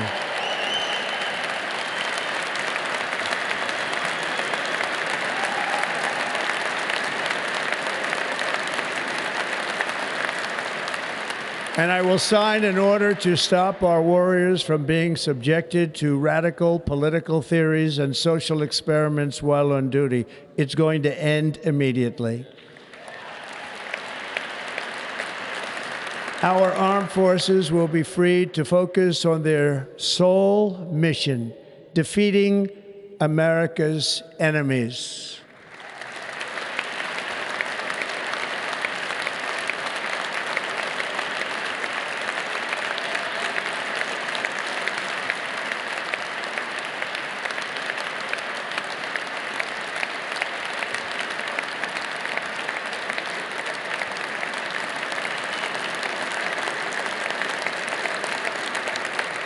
Like in 2017, we will again build the strongest military the world has ever seen. We will measure our success not only by the battles we win, but also by the wars that we end, and perhaps most importantly, the wars we never get into.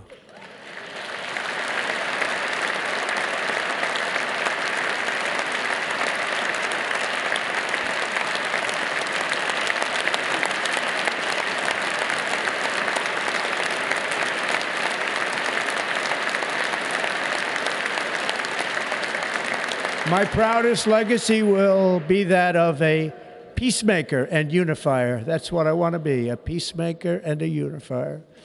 I'm pleased to say that as of yesterday, one day before I assumed office, the hostages in the Middle East are coming back home to their families.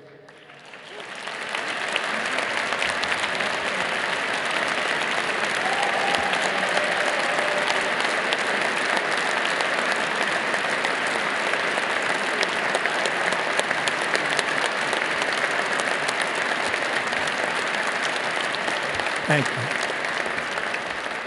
America will reclaim its rightful place as the greatest, most powerful, most respected nation on earth, inspiring the awe and admiration of the entire world. A short time from now, we are going to be changing the name of the Gulf of Mexico to the Gulf of America, and we will restore the name of a great president, William McKinley, to Mount McKinley, where it should be and where it belongs.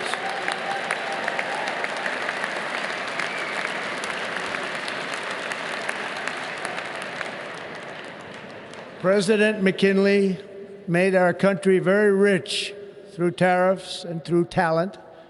He was a natural businessman and gave Teddy Roosevelt the money for many of the great things he did, including the Panama Canal, which has foolishly been given to the country of Panama after the United States. The United States, I mean, think of this, spent more money than ever spent on a project before and lost 38,000 lives in the building of the Panama Canal. We have been treated very badly from this foolish gift that should have never been made, and Panama's promise to us has been broken.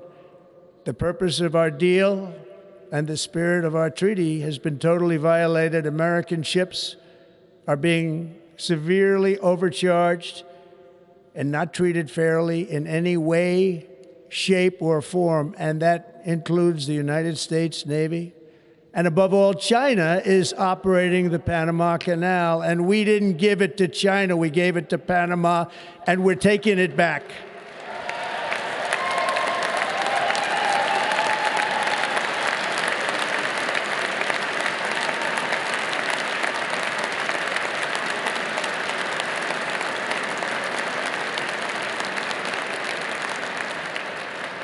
Above all, my message to Americans today is that it is time for us to once again act with courage, vigor, and the vitality of history's greatest civilization. So as we liberate our nation, we will lead it to new heights of victory and success. We will not be deterred. Together we will end the chronic disease epidemic and keep our children safe, healthy, and disease-free. The United States will once again consider itself a growing nation, one that increases our wealth, expands our territory, builds our cities, raises our expectations, and carries our flag into new and beautiful horizons. And we will pursue our manifest destiny into the stars, launching American astronauts to plant the stars and stripes on the planet Mars.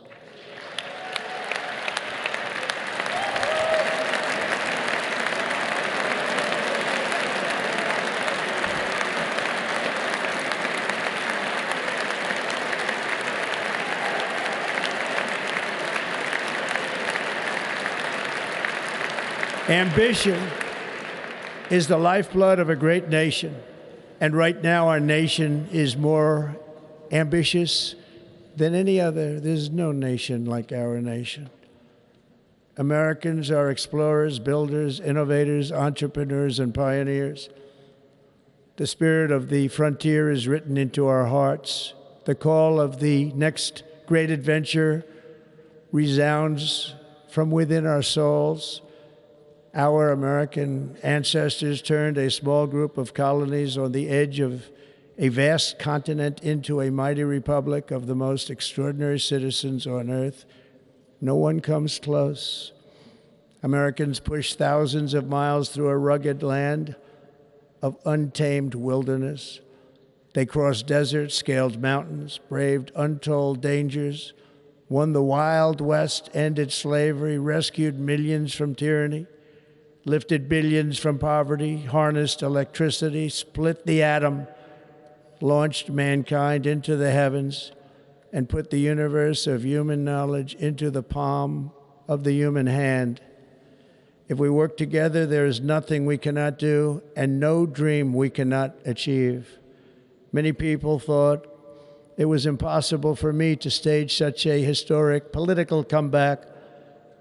But as you see today, here I am. The American people have spoken.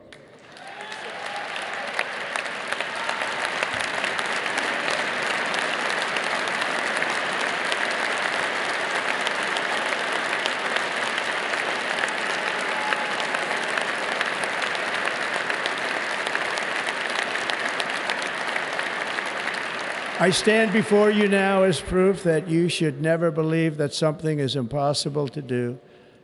In America, the impossible is what we do best.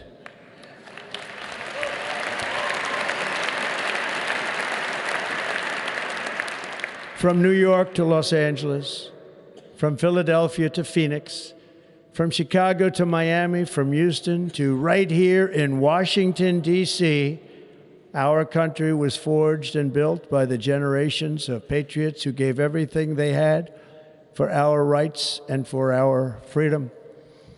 They were farmers and soldiers, cowboys and factory workers, steel workers and coal miners, police officers and pioneers who pushed onward, marched forward, and let no obstacle defeat their spirit or their pride.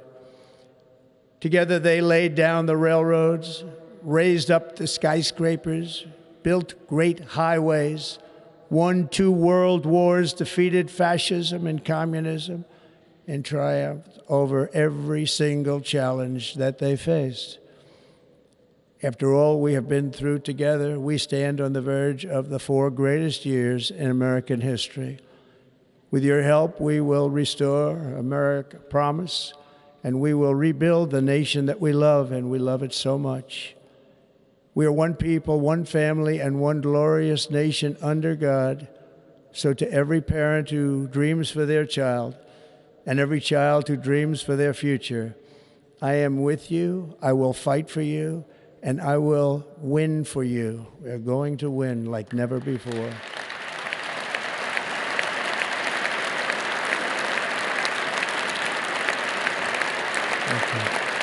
Thank you.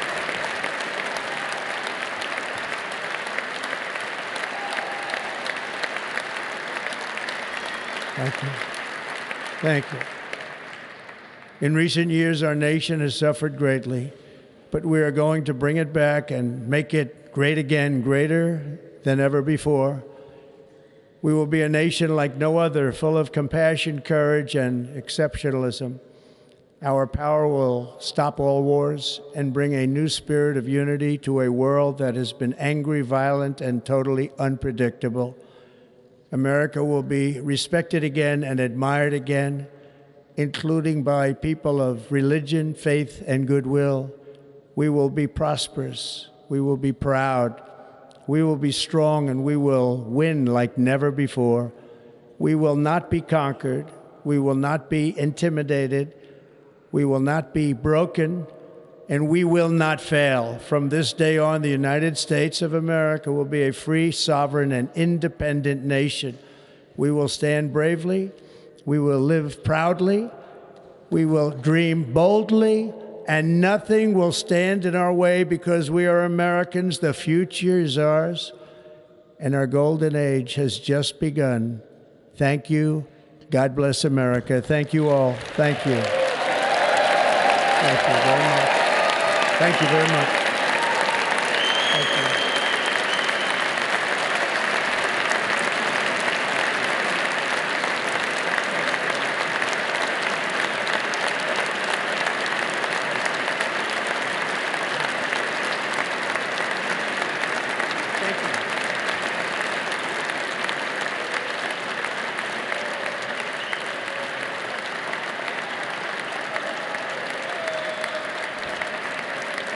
Ladies and gentlemen, performing America the Beautiful, please welcome the Armed Forces Chorus and Carrie Underwood.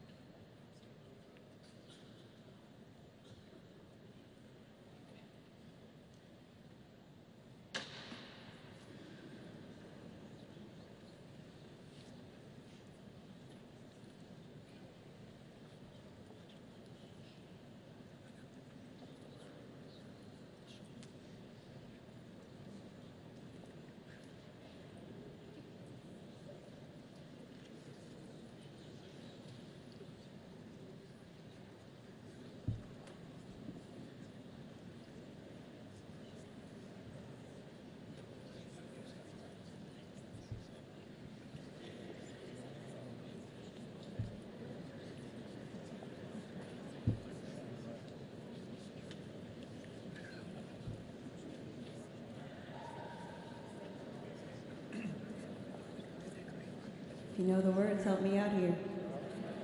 Oh, beautiful for spacious skies, for amber waves of grain, for purple mountain majesties above the fruited plain. America,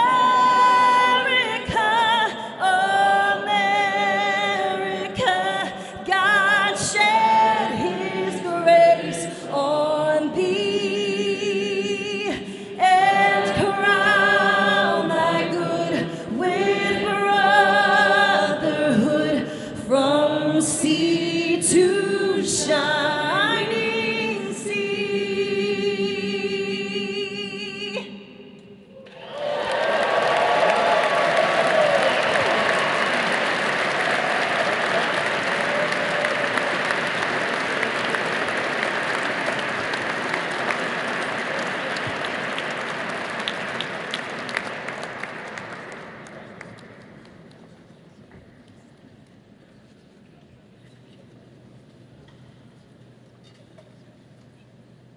Ladies and gentlemen, Senator Fisher will now introduce the benediction clergy. I now call on Rabbi Ari Berman, Pastor Lorenzo Sewell, and Reverend Frank Mund to provide prayers of benediction.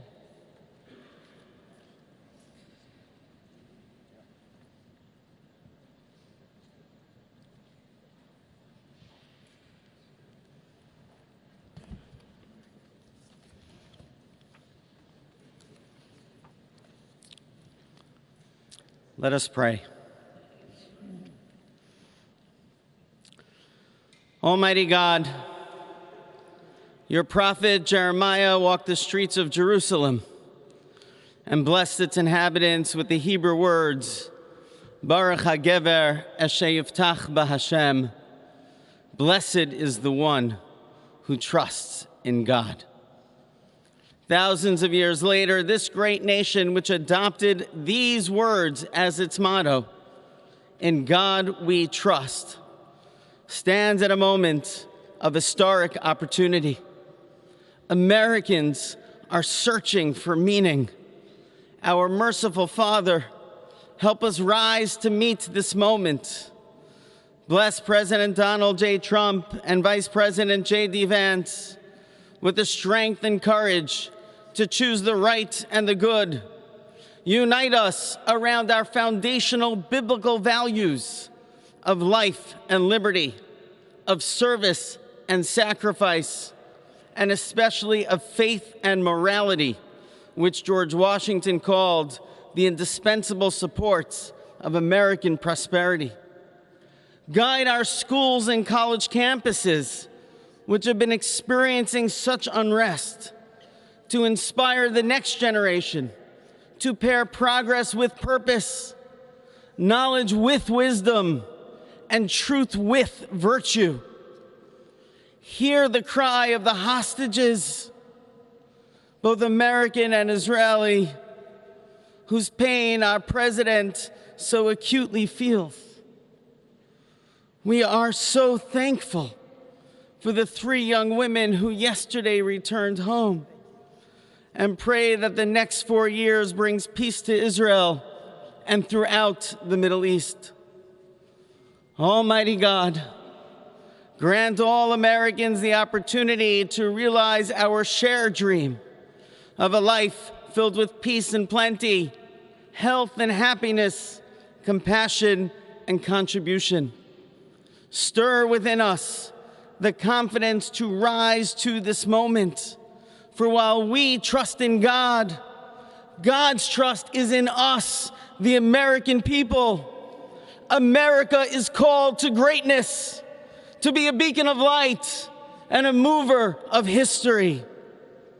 May our nation merit the fulfillment of Jeremiah's blessing, that like a tree planted by water, we shall not cease to bear fruit. May all of humanity experience your love and your blessing. May it be thy will, and let us say, Amen.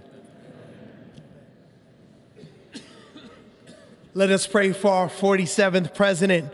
Heavenly Father, we're so grateful that you gave our 45th and now our 47th president a millimeter miracle. We are grateful that you are the one that have called him for such a time as this, that America would begin to dream again. We pray that we would fulfill the true meaning of our creed, that we hold these truths to be self-evident, that all men are created equal. We pray that you use our president, that we will live in a nation where we will not be judged by the color of our skin, but by the content of our character. Heavenly Father, in the name of Jesus, we are so grateful today that you will use our 47th president so we would sing with new meaning, my country, 'tis of thee.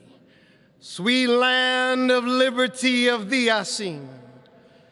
Land where my fathers died, land of the pilgrim's pride, from every mountainside.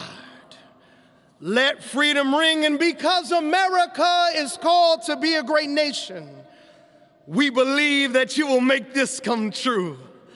So let freedom ring. From the prodigious hilltops of New Hampshire, let freedom ring. From the mighty mountains of New York, let freedom ring. From the heightening Alleghenies of Pennsylvania, let freedom ring. From the snow-capped Rockies of Colorado, let freedom ring. From the curvaceous hilltops of California, but God, we're asking you not only that, let freedom ring from Stone Mountain, Georgia. Let freedom ring from Lookout Mountain of Tennessee. Let freedom ring from every hill and every molehill in Mississippi, from every state, every city, every village, and every hamlet. And when we let freedom ring, we will be able to speed up that day where all of your children, black men and white men, Protestant and Catholic, Jew and Gentile, will be able to sing in the meaning of that old Negro spiritual, free at last. Free at last. Thank you, God Almighty. We are free at last. If you believe where the Spirit of the Lord is, there is liberty. Come on, put your hands together and give your great God great glory.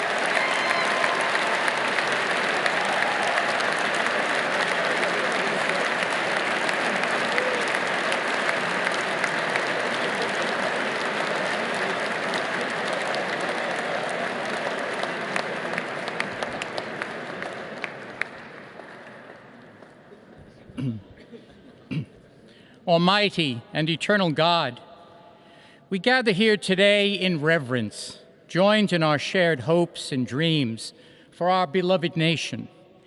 In this sacred moment of the inauguration of President Donald J. Trump and Vice President JD Vance, we turn our hearts to you, seeking your divine assistance and abundant blessings upon this pivotal moment in history. We come before you with profound gratitude for the many gifts you have bestowed upon our land. Thank you for the freedoms we cherish, for the strength of our communities, and for the resilience of our spirit. As our President and Vice President embrace their newly appointed roles, we humbly implore that your everlasting love and wisdom will envelop them. Grant them the clarity of mind to navigate the challenges that lie ahead and the compassion to serve all citizens with fairness and integrity. May their hearts be filled with a giving spirit and sincere understanding for those whom they represent. May they be beacons of hope in times of uncertainty and prophetic voices in defending the dignity of all created life. We pray for a spirit of collaboration to flourish in our government and across our nation, fostering an environment where dialogue and heartfelt listening will prevail over division or discord. May each decision made by our President and Vice President reflect the values of justice and peace. As we embark on this new chapter, we also seek your comfort, O God, for those who feel lost or disheartened. In this time of transition, may your light shine upon them, reaffirming their belief in a brighter tomorrow. May we all strive to lift one another, supporting our fellow citizens with kindness and empathy, recognizing that together we can overcome any adversity. Grant us the strength to endure, the courage to face our fears, and the clarity to see the light that remains, even when clouds of uncertainty may gather. Inspire our new leaders to be champions for the vulnerable and advocates for those whose voices are often silenced. May they pursue policies that promote the well-being of all, seeking to build bridges that will foster unity and belonging. As we stand witness to this inauguration, we hold fast to our faith in the goodness of each of us and the possibility of change. We trust that with your guidance, O God, our nation can move forward to a future filled with promise, prosperity, and understanding. And finally, we lift our hearts in gratitude for the beloved parents of President Trump. Without Mary and Fred Trump, this day would never be the miracle that has just begun. From their place in heaven, may they shield their son from all harm by their loving protection, and give him the strength to guide our nation along the path that will make America great again. let us go forth now with these words of President Trump's emblazoned on our hearts. As long as we have pride in our beliefs, courage in our convictions, and faith in our God, then we will not fail. We stand tall, we stand proud, because we are Americans, and Americans kneel to God, and to God alone. Amen. Ladies and gentlemen, please remain standing for our national anthem.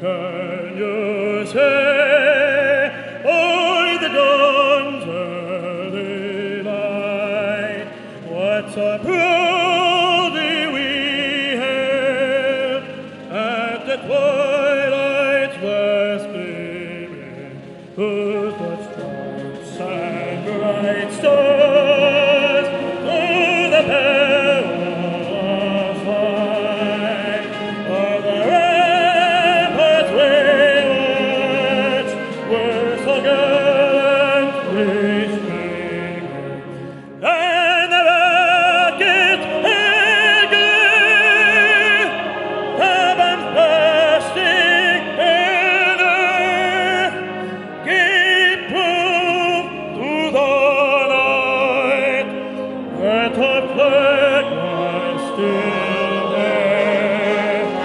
Oh, say does that song take us Starlight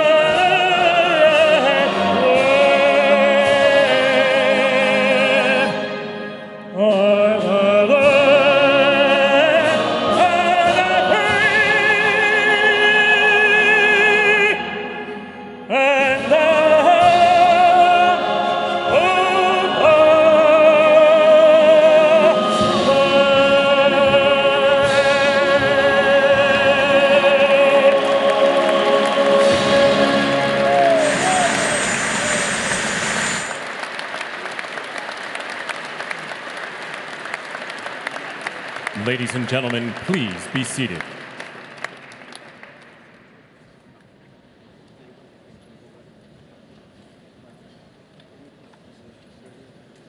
Ladies and gentlemen, please remain at your seats while the President and official party depart the platform.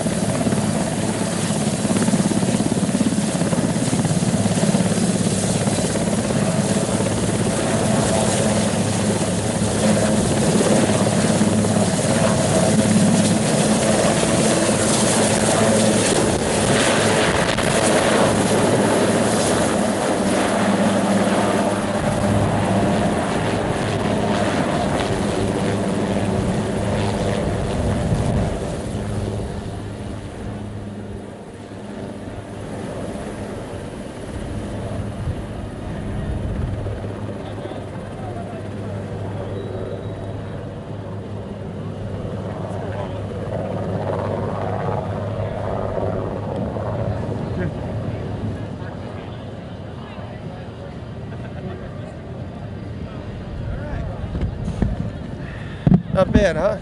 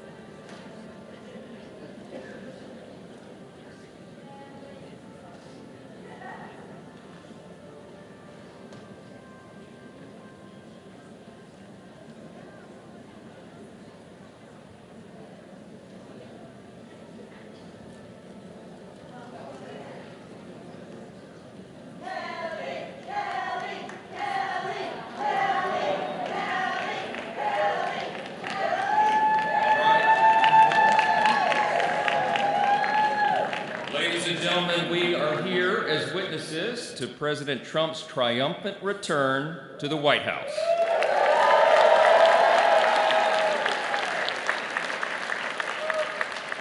Right now, already this morning, you can feel it around the country. We certainly felt it here in the city. America is coming together and roaring back again, and it begins today, as the President just told us. I know we'd all rather be gathered together on the National Mall with hundreds of thousands of our closest friends, but our disappointment is well overcome with our excitement for the future that we feel today. We have the chance to make the next 4 years the most consequential period in our nation's history. And as Speaker of the House, it is my great pleasure, my great honor, to introduce to you the man who will lead us to this new golden age, the decisive winner of the Electoral College and the popular vote, the 45th and the 47th, and the greatest president of our lifetimes, Donald J. Trump.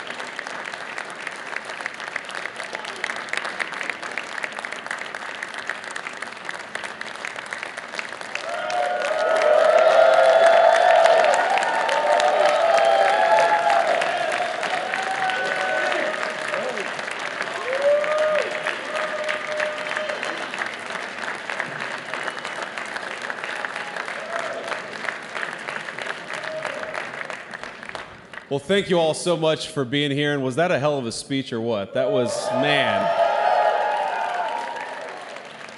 That was a good way to start it off. You know, I didn't know exactly what the president would put in that speech, and I hoped to myself that he wasn't going to hold back, and sir, you didn't hold back. That was a hell of a way to start the next 4 years. But I just want to say from the bottom of my heart, and I know I speak for the president and for all of us, thank you, thank you, thank you for making this possible. We love you. We wouldn't be here without you, and we're going to make America great again together for the next 4 years.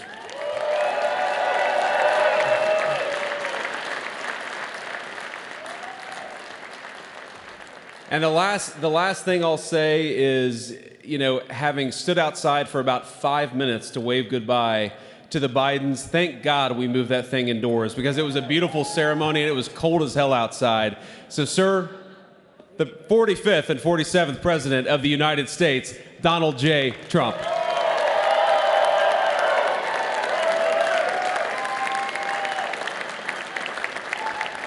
No, he's right. I looked, I said, oh, look at this beautiful sunny day. We blew it. And then I went outside and we were freezing. You would have been very unhappy. The sun was very deceptive, I will tell you. It is cold out. And I'm sort of saying, you know, that was so beautiful today. Maybe they should do it there every 4 years. Does that make sense? I don't know. Because, you know, the outdoor thing is really good, but it gets a little cold around this time of the year, as some people have noticed. And a lot of times they suffer through it. There was no suffering in that room. It was 72 degrees. It was perfect with the best acoustics I think I've ever heard in a room. This is not so bad either.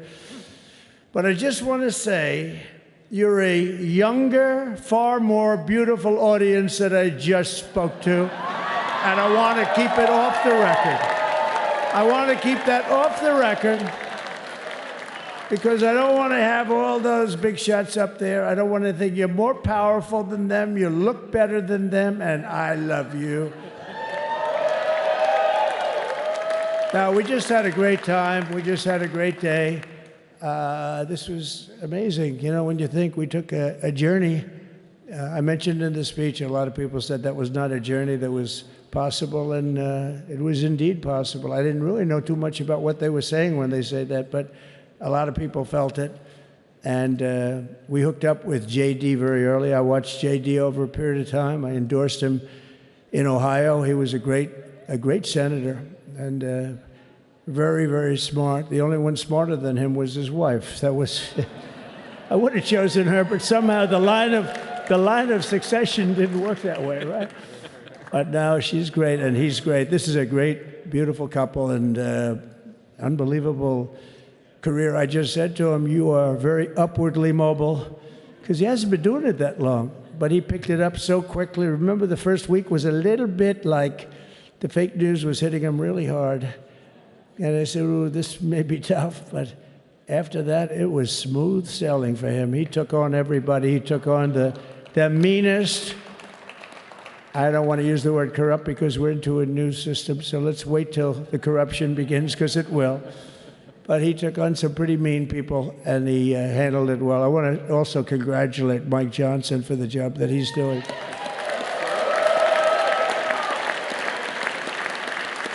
Steve, we gave him a majority of almost nothing, and then I said to make it tougher on him, let me take 2 or 3 of the people, right? I said he'll only have to suffer with that for about 3 months. How are they doing, by the way? Are they? Is that moving along? Totally unified. I said, do you mind if I take this one, that one, and a couple of others? He didn't mind. He can handle it. No, he's a man that's liked by everybody. I've never met a man like this. You've got how many is it, 219 or 220 or something? 220. And of the 220, 219 really like him. I noticed he got 1 negative vote once about 2 weeks ago. But I think even 220 like him, if you want to know the truth. And that's very unusual. I know a lot of nice guys in Congress, and they have 35 people that hate him. So if you have 35 people that hate you and you only have 1 or 2 or 3 votes, you'll have 5, I think. But that's going to be like, you know, the good news is when we get to that 5 number, it's going to feel like a massive majority. You could be really nasty to a couple of them at least, you know? So it's going to feel like hitting your head on the wall and stopping. It feels so good to stop. But he's done a fantastic job. And Steve Scalise is, he's our hero because, you know, I was with him. You talk about being shot.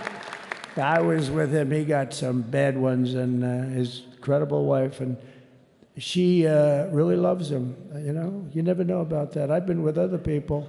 They were doing poorly, and the wife is like looking at her watch. She can't get out of the hospital fast enough.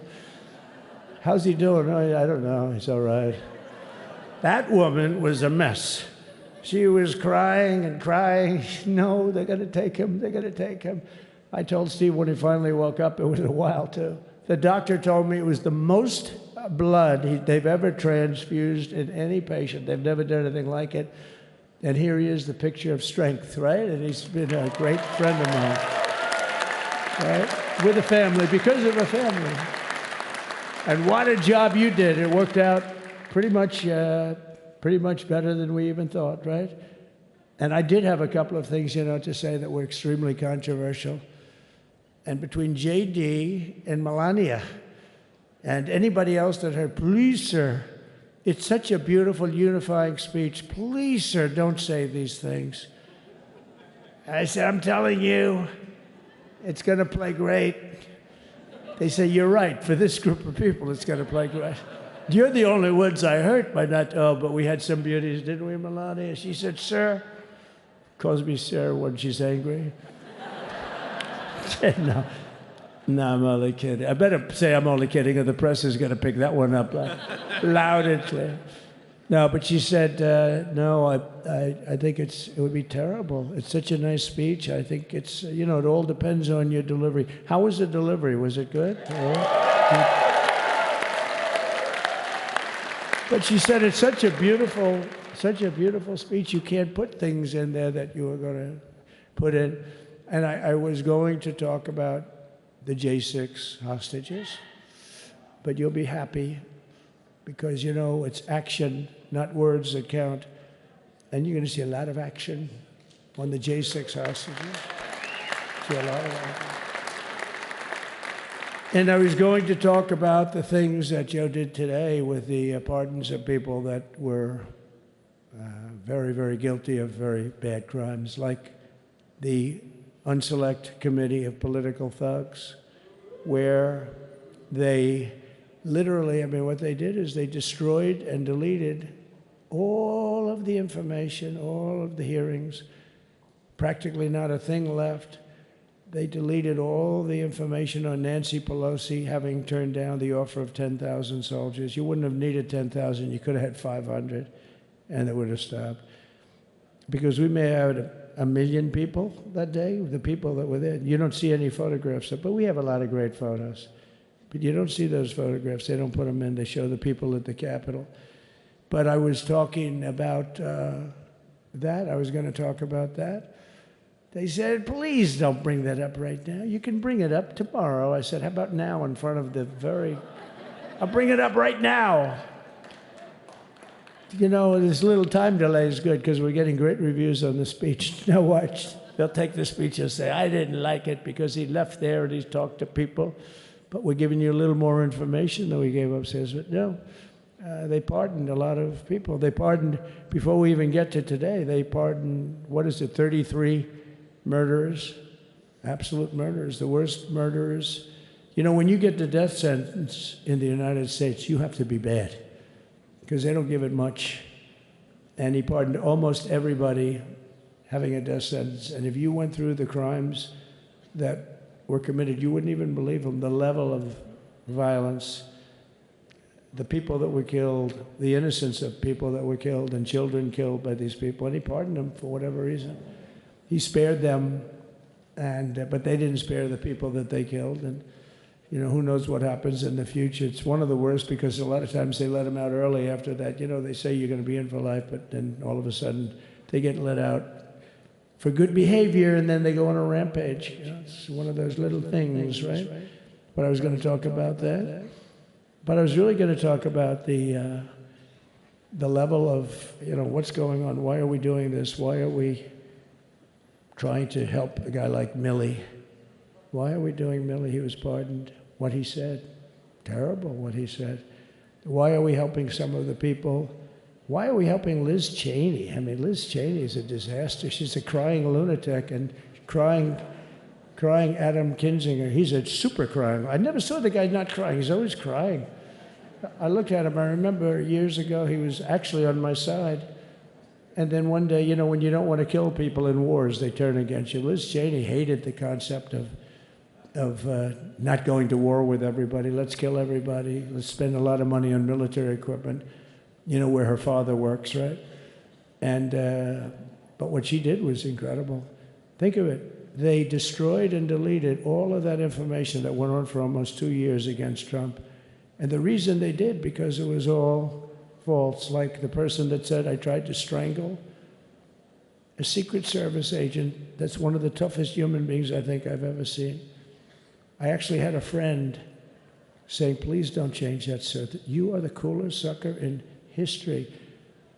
Remember, she said, I put my hands around his neck because he wouldn't go to the Capitol. Made up fiction. And I was rebuffed. And the guy on the right is a massive weightlifter, probably stronger than me. Do you think he's stronger than me, honey? You know who I'm talking about. Possibly stronger than me.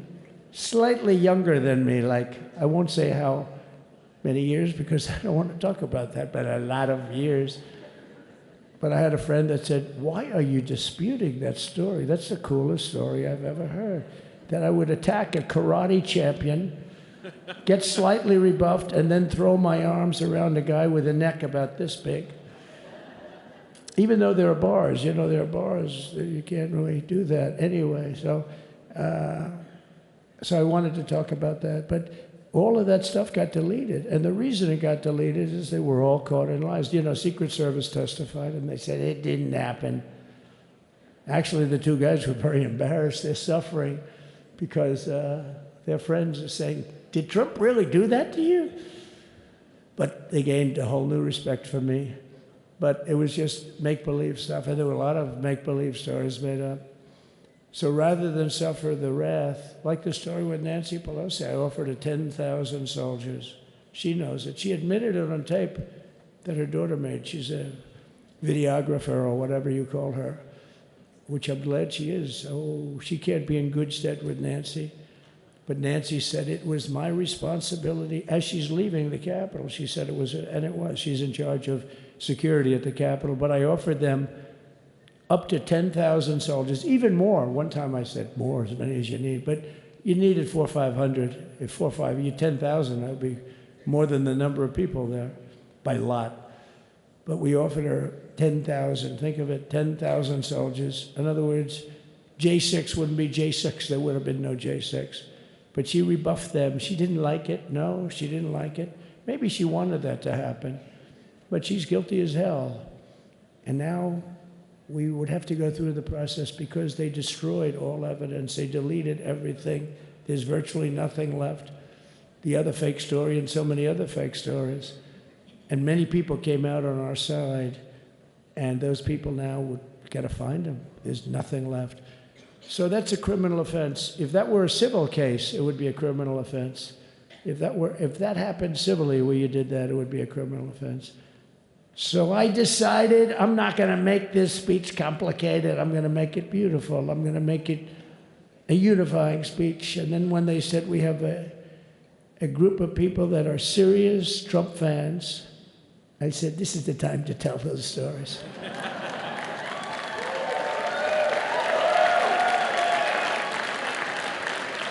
He knows.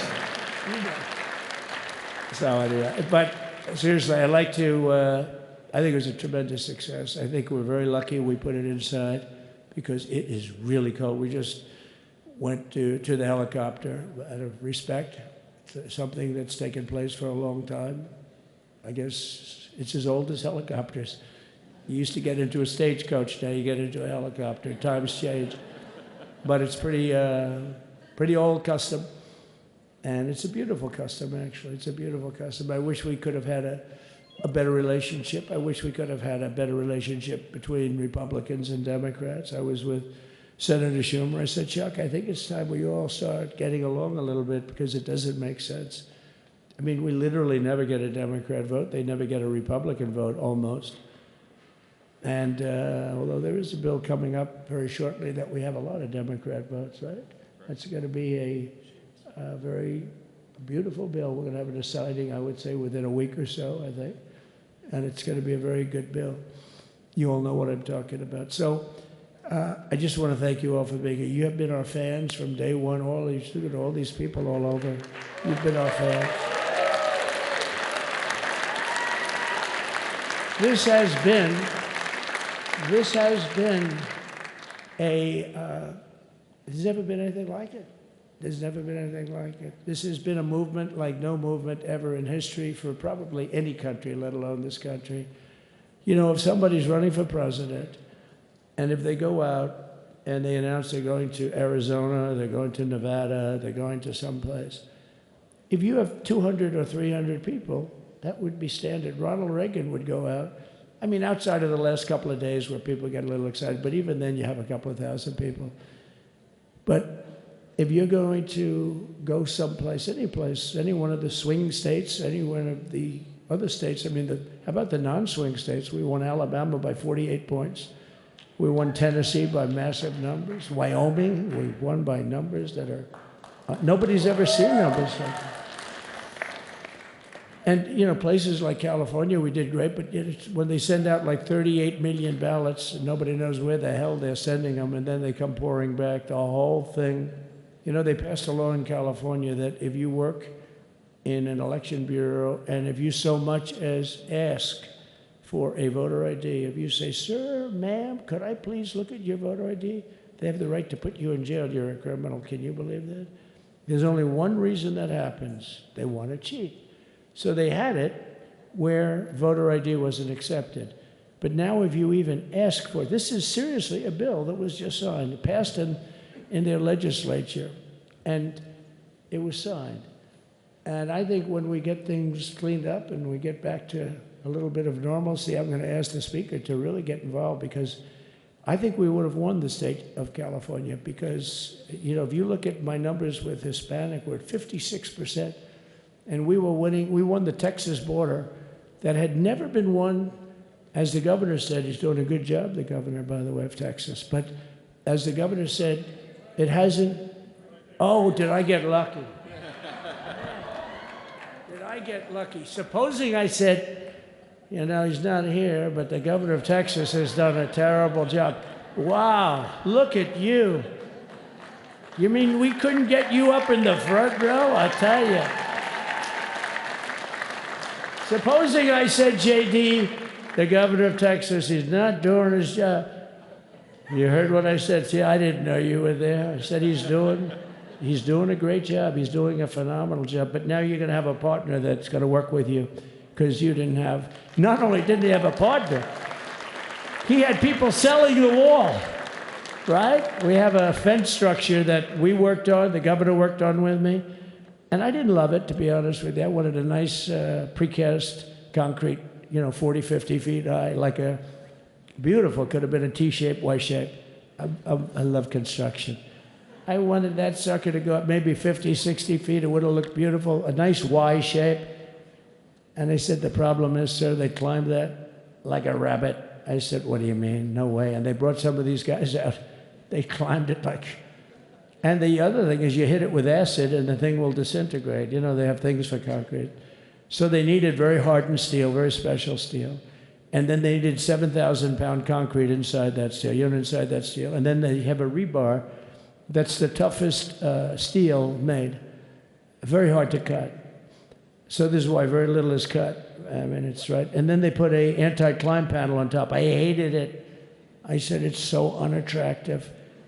And I said, why would that work? I don't believe it works. And I went to watch the Border Patrol, gave a display. We had actually two sets of climbers. The guys that climb up walls with drugs on their back, I mean, they got like 60, 70 pounds of drug, and they go as fast as you can walk. They go bip, bip, bip. Or we have Mount Everest type climbers. And honestly, the drug guys were much better. I couldn't believe it. The drug guys blew them away, right? But it's true, the anti-climb panel, they couldn't get around it. They just couldn't. When you didn't have it. So sometimes you sacrifice beauty for efficiency, and we did. So we built this wall, and we built over 500 miles of wall. That's why we had such good numbers. The famous chart that came down very thankfully. The chart that came down on my right, Governor, had I not looked over there, I'm not speaking right now. You might be speaking here. You want to know the truth? You, JD, have got a lot of great people in this party, but I got very lucky, but we had the best numbers we've ever had. But I bought, you know what happens is when you fill it up, it's like water. You fill it up. Now we have 571 miles of wall. And they would always say, you know, when we renovated a wall, so there'd be like a piece of plywood sitting there for 60 years, or a 2x4 sitting for 60 years on the ground and rotting. Because, you know, and they'll say, you didn't build a new wall. Here we're building 50 feet up in the air, 30 feet sections, 50-foot sections, all steel, all concrete, all everything. And all, by the way, they don't even want me to say this, but what the hell, doesn't take that long time. They're all wired for all of the equipment. We put wires in everything so they can easily wire for all the different types of equipment. And if there's a doubt, we have to wire. Whenever we just look, you just find the wires all over the place up top, so we can just hook it up. We don't have to have wires on the outside, which wouldn't do too well, right? So anyway, so we built an extra 200 miles of wall, and the governor wanted to buy it. He tried to buy it, and they wouldn't sell it to him. He wanted to put it up himself. Could have been done in 3 to 4 weeks, 200 more miles, because when you do it now, they just keep going further out, further out, further out, getting around. So we did an extra 200 miles, and it was all bought. And they announced that they're not going to put it up. And that's when I realized they wanted open borders, and that's when I realized that people are going to come pouring through the wall like nobody's ever seen before, but you've seen it. A lot of you are here because of that.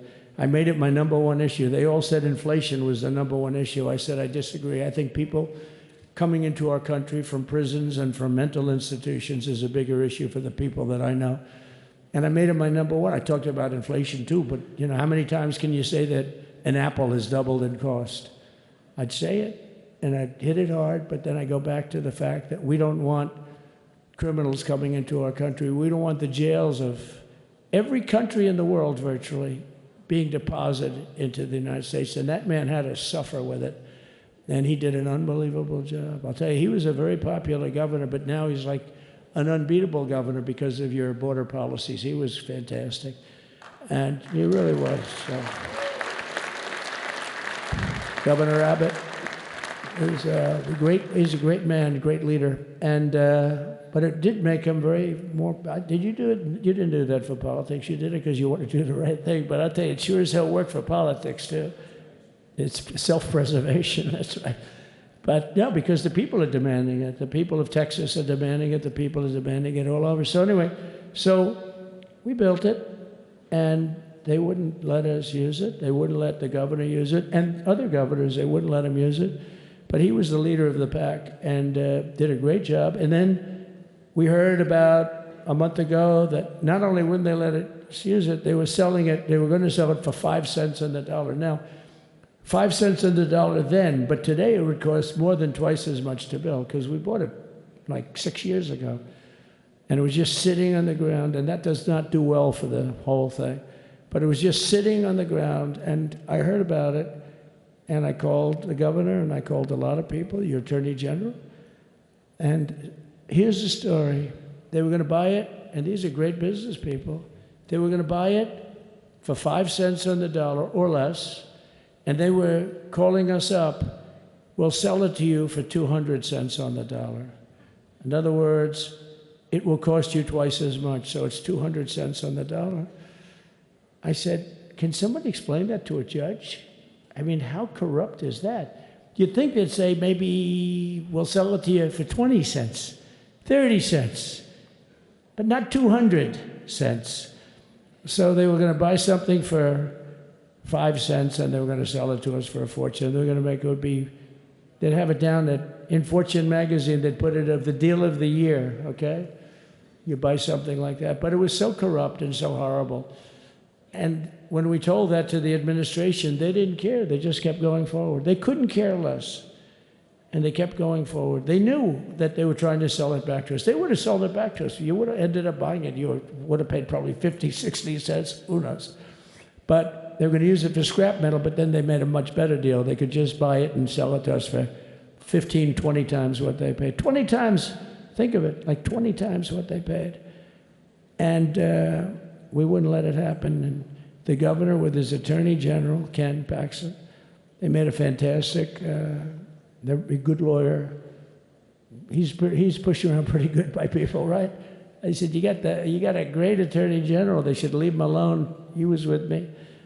But Ken and the governor went to court, and a judge actually became incensed and actually called for an investigation. How could a thing like this happen? So he stopped it. So we're waiting to put that wall up. And now that you have a new president, that wall will go up so fast. The governor will complain, sir. This is Greg Abbott, sir. Please, the wall is going up too fast. Please don't do that. You know the story about winning. No, we're going to win too much. We're winning too much. Please, let's stop. People always love that one. We'll do this with the wall. Governor Abbott calls, sir, the wall is going up too fast. We can't take it. We just can't take it. No, I think you'll be very happy if the wall goes up too fast, right? But we'll get that dude and we'll work with you on that. But it was a great decision by a great Texas judge, right? And it was beautiful, beautiful to watch. He stopped them right in their track. I mean, they were literally loading this stuff onto trucks. It was terrible. Honestly, it was terrible. And he wouldn't take it. So I'm so glad I mentioned that they have a really good governor in Texas. And I swear, I didn't know he was here. I swear to you, it sounds like a setup. I didn't know you would end. Did I get lucky? I said the right thing. Because there have been moments when I wasn't so happy with him, you know? But not too many, I can tell you that. So anyway, it's good to see you too, Governor. Great. But I just want to thank everybody. You've been incredible. I recognize so many of you. It's so crazy. But this has been a long journey. This was a journey that started in 2015, probably started 20 years before that. People used to say, you're going to run for president? You're going to run? And I always said, no, I don't want. And then one day I said, let's give it a shot. And what I talked about then was the border, too. I think it probably was the #1 issue for me. Back in 2015, 2016, I talked about the border. And now I talked about the border, but this border is much worse. We fixed the border. It was totally fixed. There was nothing to talk about. 2020, by the way, that election was totally rigged, but that's okay. It was a rigged election. You know the only thing good about it? It showed how bad they are, showed how incompetent, and frankly, historically, this is a much bigger event. If that would have gone like it should have. The bad thing about it is some bad things happen, like a lot of people in our country that wouldn't be in our country right now. So, you know, that's the bad part. But I will say that it started in 2015, and right from the beginning, we went to the top. Day one, they announced Trump, and Trump went to #1 and stayed there for the whole primary. And then we took on Hillary. She didn't look too happy today. We took on Hillary. A very nice person, but we took on Hillary and we defeated Hillary, and then we did much better the second time in 2020. You know, we got millions more votes. We got millions, like 10, 12 million more votes than we did the first time. No president has ever gotten that many more votes. I got like 9 million more than anybody else had ever gotten, and they said we lost. And because of that, I said to Melania, what do you think? And she said, you want to do this again? And had we lost, and had I thought we lost, I wouldn't do it again, because that's like the ultimate poll, right? But I knew how well we did, and this time we made it too big to rig. It was so big. They tried. They tried like hell in the butt.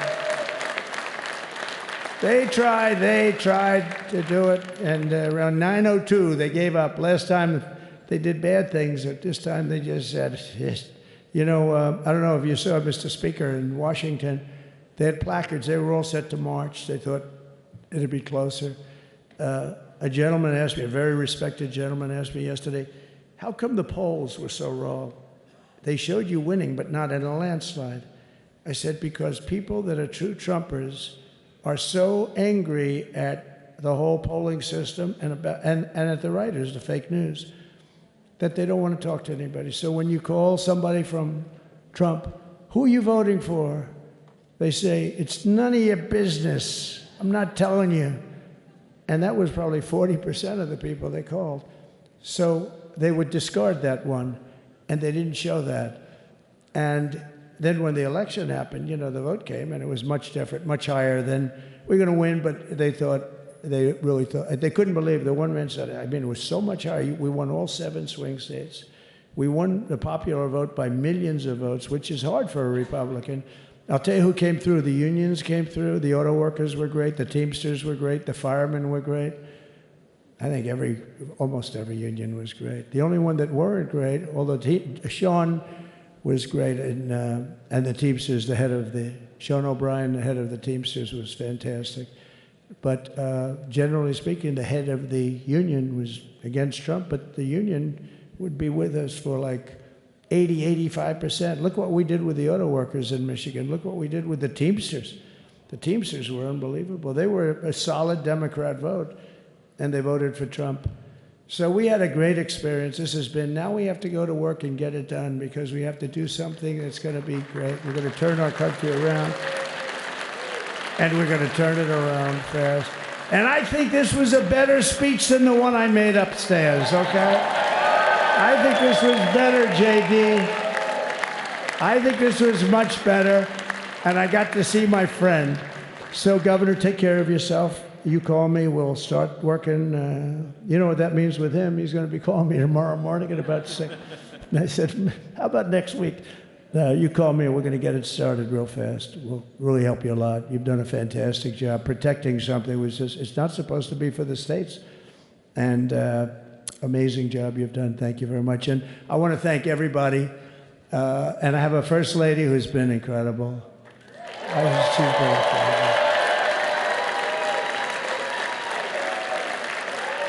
I shouldn't say this. I'm going to get hell when I say this, but her feet are absolutely aching. You know, those heels.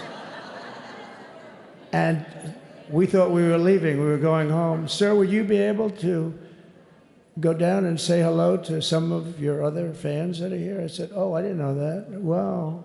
Did you get to see pretty clearly the picture, I hope? Good. That's good. But because you wouldn't want to make the same speech again, right? But she said, darling, I love you so much, but my feet are killing me.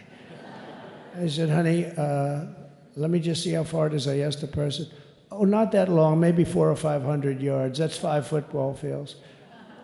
I said, can you make it? She said, we're going to make it no matter what. We're going to make it because we have to go. Right? Right? And then we went out to the helicopter, though, just prior to this, and said goodbye. And it's a custom, and the wind is blowing like crazy. And with the hat that she's wearing, she almost blew away. We almost lost off her. She was being elevated off the ground. She almost blew away. No. So we all appreciate it, because she's been a great First Lady. A beautiful and a great First Lady. And they love our First Lady. You know, JD, whenever I make a speech, I see hundreds of times, we love our First Lady, we love, and they do, and they should. She's great. So I just want to thank you very much. I just want to thank everybody. And I felt that, I said to JD, should we give him the A treatment, the B treatment, the C, the D, or the F? You know what the F is? Hello, everybody. Thank you for being here. Bye-bye. I gave you the A+ treatment. Thank you. Thank you all. Thank you, Governor. Thank you all very much. Appreciate it.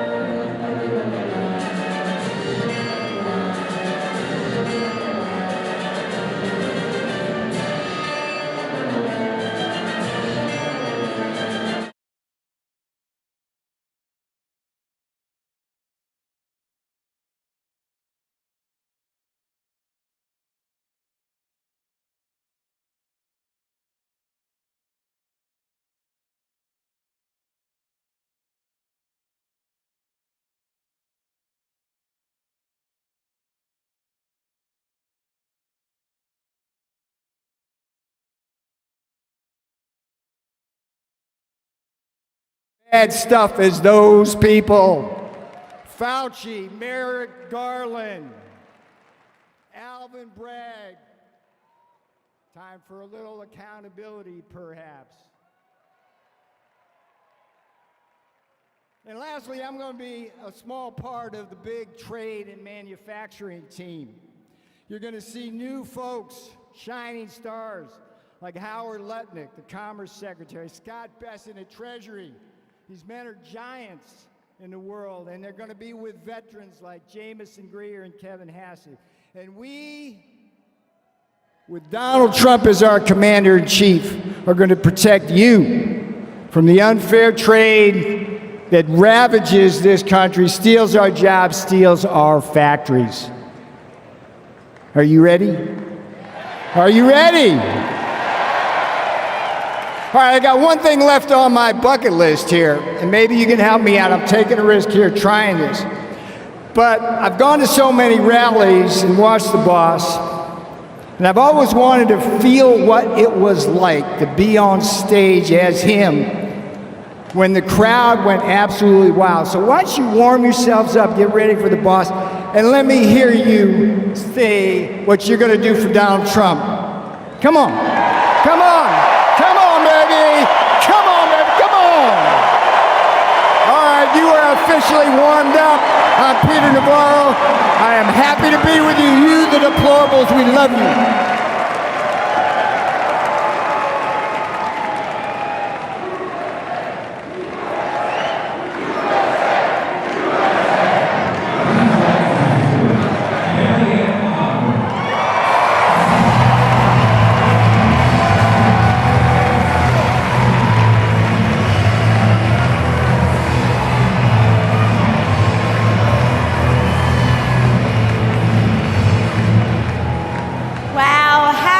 Inauguration Liberation Day. God bless you. Ladies and gentlemen, the story of 2024 began in 2016, when this country had a hunger for change, looking for someone to upend the establishment here in Washington and to restore our confidence in a government that's for the people, by the people, and of the people. And you asked for a presidential candidate, a leader who had an appreciable amount of accomplishments, but who could come to Washington owing nothing to no one. And that's what he did. Yes.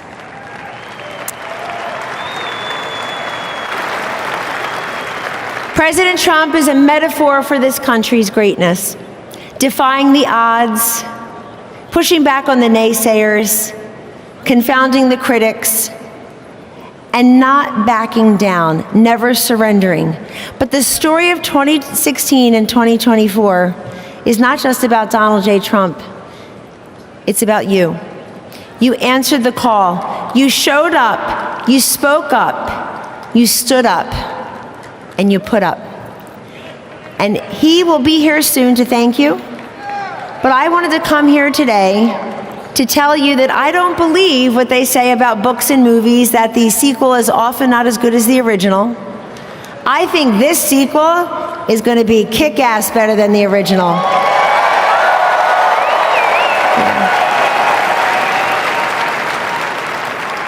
One of the best things President Trump has done, and there are so many, is change the conversation, change the culture, and just change the way people look at politics. And the reason he did that was in 2016, he saw everywhere he went, the crowds would get larger, the passion would intensify, the red hats would grow in number, and the throngs of people who would come the night before, the day before, the morning of, just to be a part, not of a conventional political campaign, but a true movement of men and women and children from across this great nation who wanted to be there and be part of something bigger than all of us. To stand up and say, this is our country, that's, we kneel for the Lord, we stand for the flag, we don't confuse the two, and we're here because we believe in those three words that President Trump said every time. secure the border, respect law enforcement, cut your taxes, repeal, replace Obamacare, get rid of Common Core. And yes, and this time, in 2024, you were there again. But so were so many Americans who had never voted or had never voted Republican. That's the magic of Donald Trump. President Trump, thank you. President Trump has done away with all these acronyms: CRT, BLM, ESG, DEI. Ladies and gentlemen, the acronym of the day of the term is USA. USA. You got it.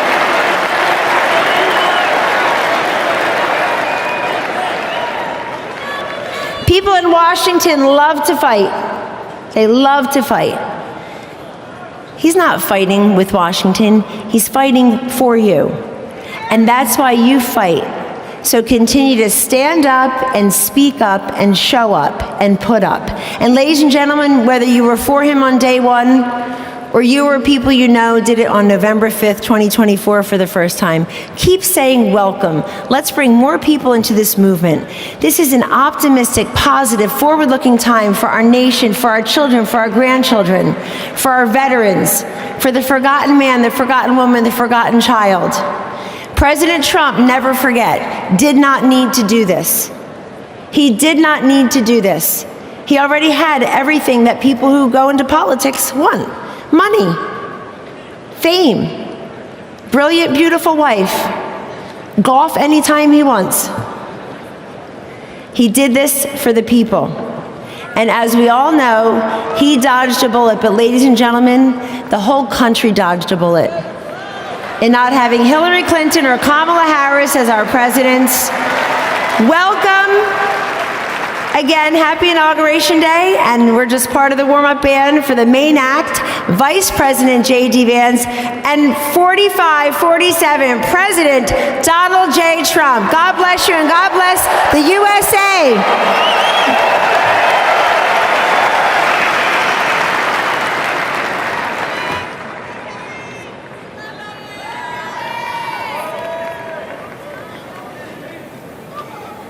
Ladies and gentlemen, please welcome to the stage Congressman Dr. Ronnie Jackson.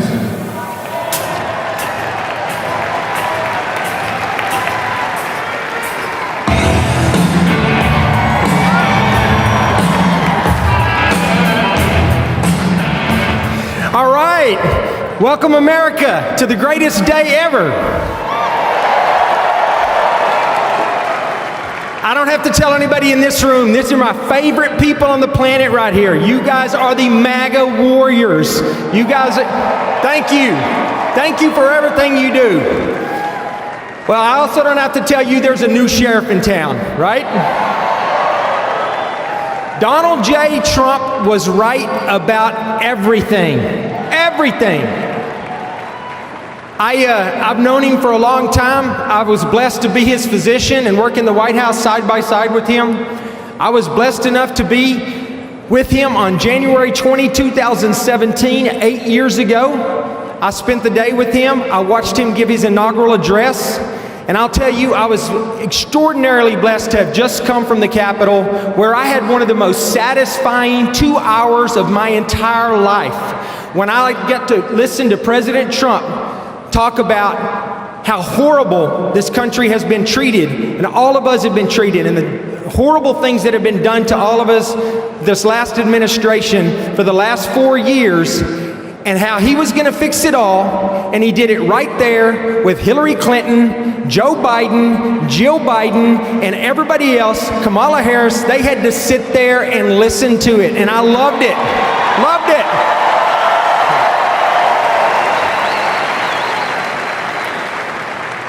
I'll tell you what, you know, I thought for sure, I mean, I've always said that the 45th President of the United States is the absolute best president that this country has ever had. But you know what? I think the 47th President's gonna be even better.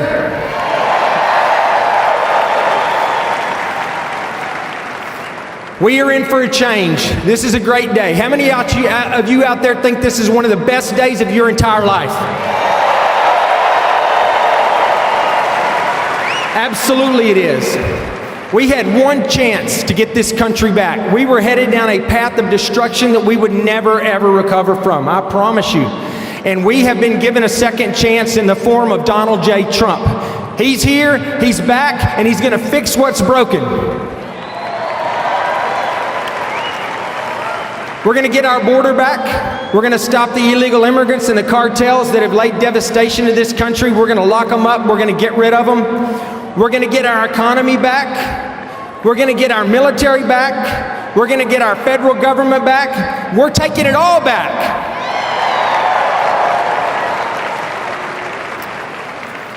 This is a great time to be an American. This is a great day to be an American. And I just wanted to come here, and I can't wait till he gets here to talk to all of you guys. I want to thank you for what you've done, because he got elected because people like you got out and you voted, and you took neighbors who've never voted to the polls, and we all voted, and there was an overwhelming mandate in this country for Donald Trump to come in here and to take this country back. And so I know we're all excited to be here today. It's going to be super exciting when he gets here in a minute. I just wanted to come up here and tell you how much I love you, how much I appreciate you. I want to say God bless you. God bless the United States of America, and God bless Donald J. Trump. Thank you, guys.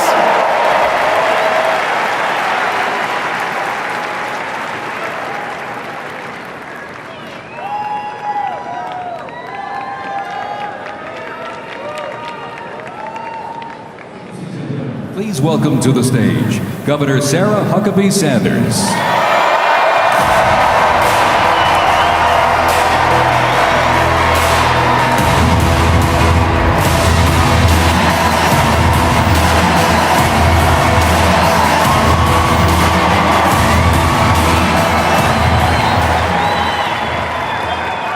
What a great day to be an American.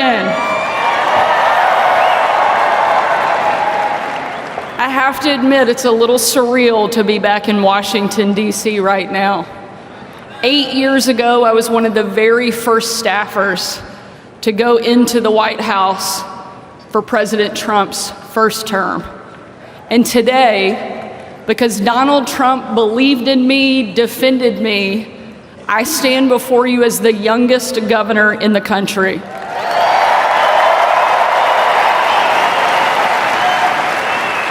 More importantly, I stand here as someone who absolutely loves this country and is so thankful we finally have a president that is back in the White House that will fight for each one of us. My youngest son, George, is a little tired of hearing me be called the youngest governor in the country. The other day, he asked me, he said, "Mom, you're the youngest governor in the country?" I said, "Yeah, George." He said, "Wow, those other governors must be really old." No offense to my colleagues. Whether you think I'm too young or you think they're too old, Republican governors have been holding the line while we waited on Donald Trump to get back to the White House. And ladies and gentlemen, the wait is over. We now have a fighter back at 1600 Pennsylvania Avenue, and I could not be more excited.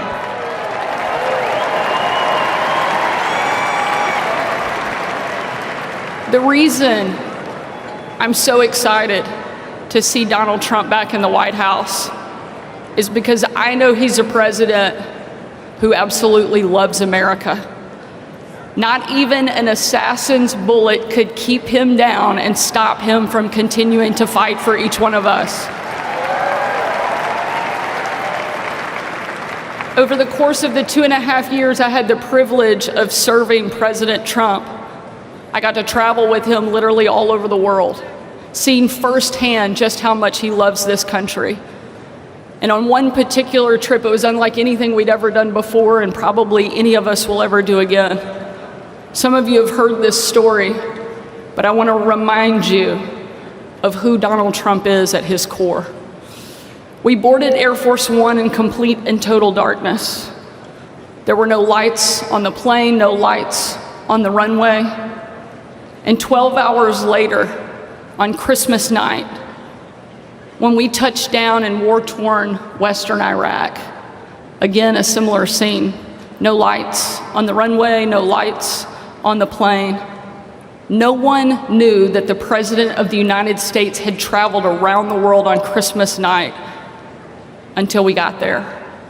And the President walked in to a dining hall that was packed with troops, men, women from all over the country.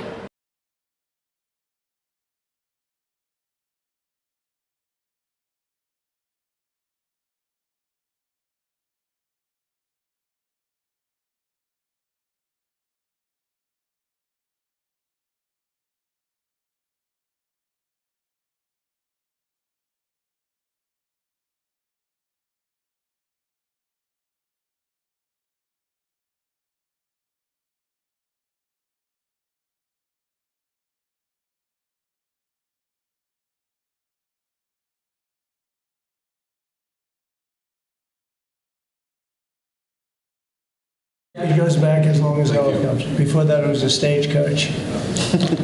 But I thought it was beautiful. Thank you. Great job. Great job. Thank you. Check. Mr. President, do you have any reaction to the pardons President Biden did at the last minute? Well, I'm not going to discuss it now. I think it was unfortunate that he did that. We won't discuss it now. There's plenty of time to discuss it. Thank you very much, guys. Should we go to lunch? Okay. Okay. Head to lunch. Ready for lunch? Okay. Thank you.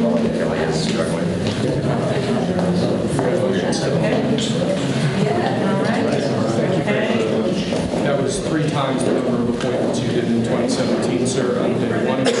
Plenty of time. Just getting started. A lot of good work to do. Closure. So where are we going to stop there? Let's do council. Try to review your documents. That's when they get green.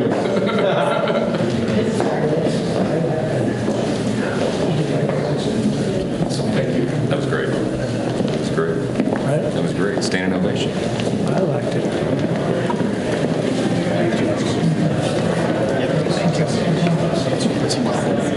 We'll go right to the right.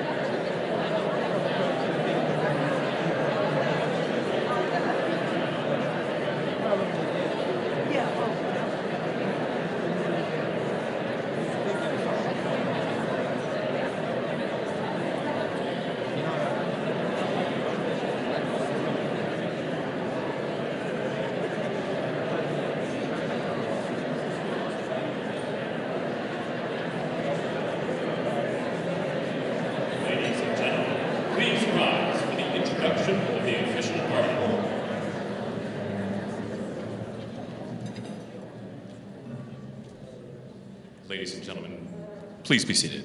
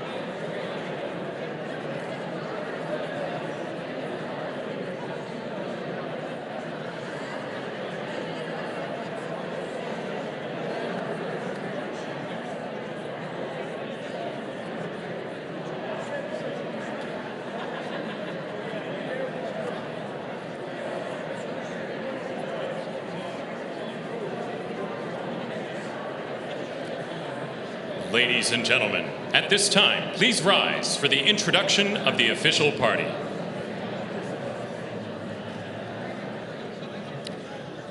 Please welcome members of the Joint Congressional Committee on Inaugural Ceremonies, the Speaker of the House, the Honorable Mike Johnson, accompanied by Mrs. Johnson, Senate Democratic Leader, the Honorable Charles Schumer, accompanied by Mrs. Weinschall Schumer, House Majority Leader, the Honorable Steve Scalise, accompanied by Mrs. Scalise, and House Democratic Leader, the Honorable Hakeem Jeffries.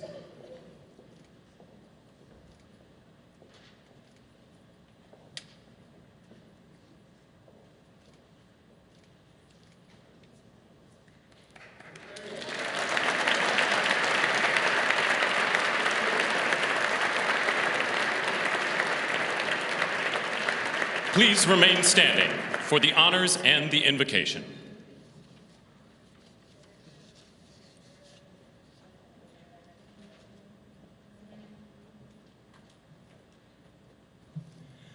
Ladies and gentlemen, escorting the Vice President of the United States, ranking member of the Joint Congressional Committee on Inaugural Ceremonies, the Honorable Deb Fischer and Mr. Fischer.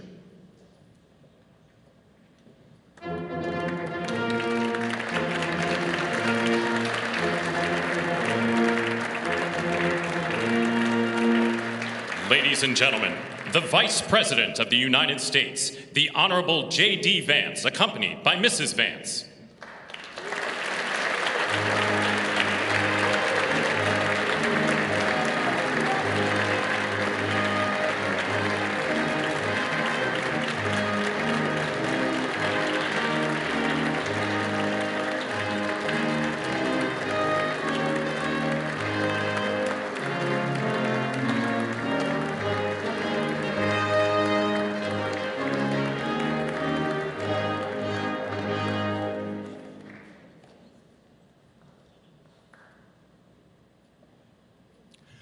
Ladies and gentlemen, escorting the President of the United States, the Chairwoman of the Joint Congressional Committee on Inaugural Ceremonies, the Honorable Amy Klobuchar and Mr. Bessler.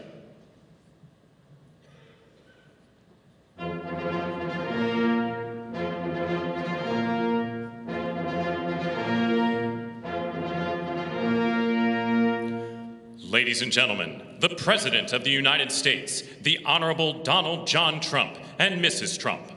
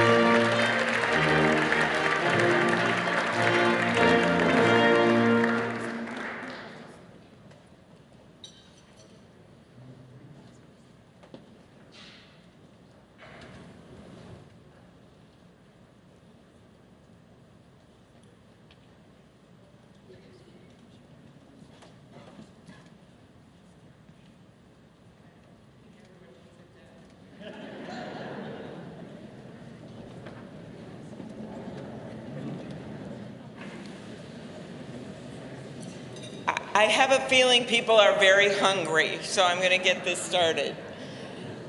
Mr. President and Madam First Lady, Mr. Vice President and Madam Second Lady, my colleague Senator Fisher, distinguished guests including the Speaker, Leader Jeffries, and Senate Leaders Thune and Schumer, on behalf of the United States Congress, welcome to the 60th inaugural lunch. Big surprise, we are featuring Nebraska beef and Minnesota apples for dessert. We are here in Statuary Hall, where these luncheons have taken place since President Reagan's first inauguration in 1981, and where the House of Representatives once met over 150 years ago. That would be before you were born, Mr. Speaker. In 1864, after the new House wing of the Capitol was built, and in the midst of the Civil War, Congress dedicated this chamber to host statues chosen by every state. Walking into the hall, we all passed under the arch, holding the marble Car of History clock. The statue shows Cleo, the Greek muse of history, holding a book to record events as they happen. And as you can see, she's heard a lot of stuff. And as she rides her chariot forward into the future, she looks behind her to remember the past. She remains here as she has for hundreds of years, a reminder that history will remember the events of the present, and it is on us to write that history right now. Speaking of art, the painting right here before you, I chose this painting for this lunch this summer, and it's titled American Horizon. It's by Jane Wilson, who grew up on her family farm in Seymour, Iowa. Coming from the middle of our country, Senator Fisher and I both like the painting because the artist is from America's heartland, but the horizon could easily be Florida, Mr. President. I will also note that this is the first time in history we are featuring the work of a woman artist at this lunch, and we thank the Art Institute of Chicago for their assistance.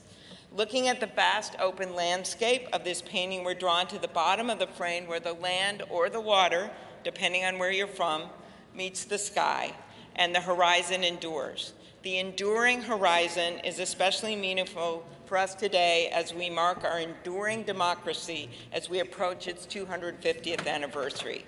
It's a reminder that what's over the horizon is our next chapter.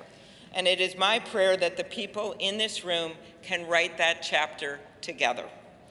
I'd now like to ask U.S. Senate Chaplain Dr. Barry Black, and we thank God he is back with us and in good health, to deliver the invocation, after which lunch will be served. Thank you.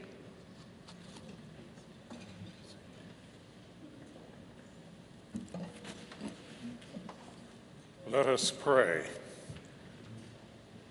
King of kings and Lord of lords, whose kingdom is above all earthly kingdoms, and who judges all lesser sovereignties. Look with favor upon President Donald John Trump and Vice President James David Vance. Empower them with the wisdom and courage needed for our times. Protect them from the vicissitudes and challenges that obstruct the making of a world of justice, peace, and righteousness. Lord, give them a deep desire to do their best for our country and world, and a determination to act in ways pleasing to you. Preserve their families in health and strength by your grace and power. Bless now this luncheon as each of us finds your grace sufficient for every need. We pray in your sovereign name. Amen.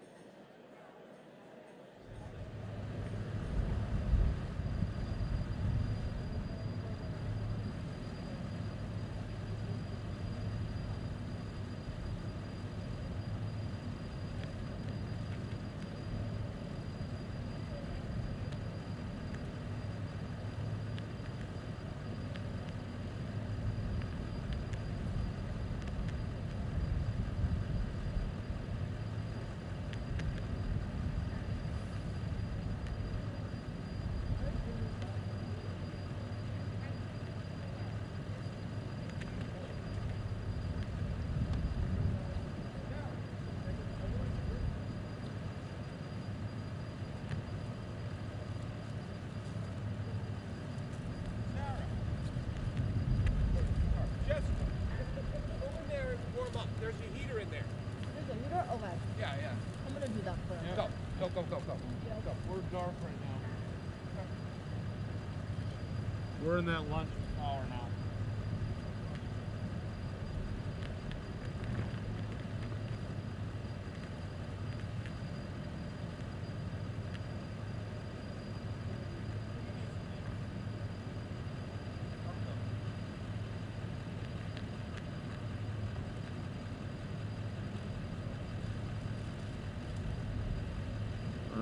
Supposedly have 30 minutes.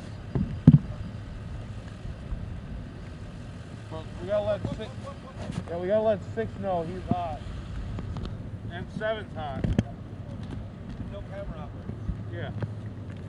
They're just like, no one's gonna take them. But they're just showing stuff. Let me go let him know. Hey Tom. We're dark.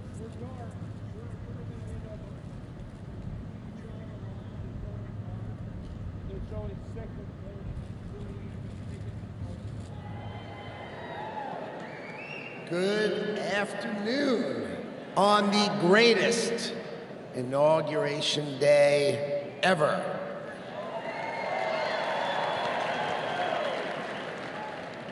Today is one of the most important days in American history because Donald J. Trump is right now heading back to the White House. I could not be prouder to be standing before you because 77 million Americans voted for Donald Trump to make sure that it is always America first. So I want to tell you some stories because no president, you know, Donald Trump is now the oldest president to take office, but no president has ever had his work ethic, his energy, or his intuition. So when the president sees a problem, he calls it out. You know it, right? He's the one who said fake news. He's the one who said the swamp. He's the one who said the deep state. We've all heard him say it, and now we all know it's true. And his intuition is always right, so he starts talking about bad trade deals. You know, that's what he thinks. So let me tell you a story about the last day on the campaign trail. So I went to meet the president in North Carolina, okay? He gets up in the morning at 8 o'clock. We get in the motorcade. He gives a speech. He goes to 3 states, 4 rallies, an hour and a half each rally, finishes midnight. We start 8 a.m. He finishes midnight, gets on the stage midnight in Grand Rapids, Michigan, speaks for 2 hours. 2 hours, never takes a nap. And when he's on the stage, he's never taken a sip of water. The man is power. He is power.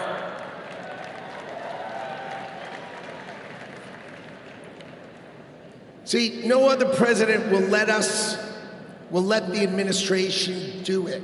He's going to help us fix America.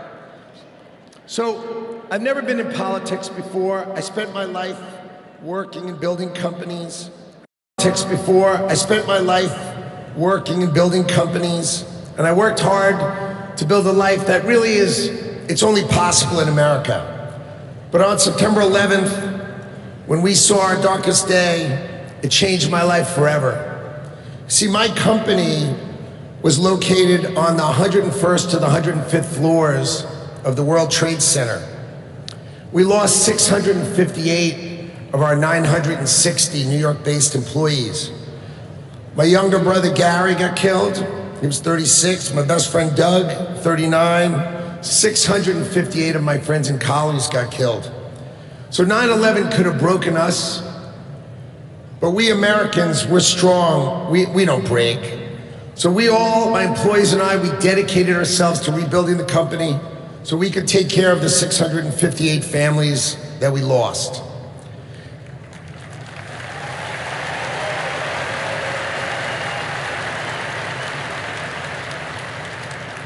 And I want you to know, we received thousands and thousands of cards and letters, and most importantly, we received all of your prayers, and that mattered to us and helped carry us through.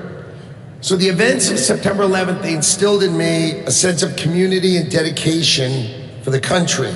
So when the president asked me to join him in his administration, I jumped at the chance. So I was president and helped sort of set him up so he could pick all the nominees. And then I'm really proud to tell you that he was nominated, President Trump has nominated me to be the next Secretary of Commerce for the United States to serve all of you.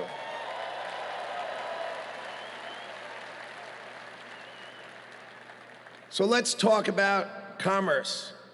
You see, we plan to end the decades of policies that threw American workers to the wolves.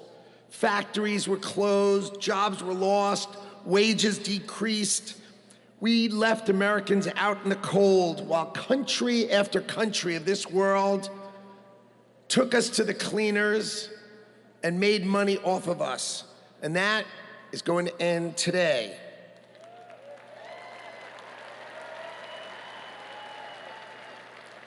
At the start of the 20th century, America was the richest country on earth, and we defended our workers from unfair trade policies with tariffs. And we only made money. We had no income tax. All we did is charge other countries and foreign companies, if they wanted to sell to America, you had to pay for entry. Okay, so imagine this. The US government had no income tax. Americans got to keep all their hard-earned money, and foreigners paid the price. So now, what's happened? We have the Internal Revenue Service. That means charge us internally. Now imagine politicians who can't even balance their own checkbook, taking our money, and what do they do every year? Let's just take more, let's just take more, let's just take more. So this is how Donald Trump is going to end it and fix it.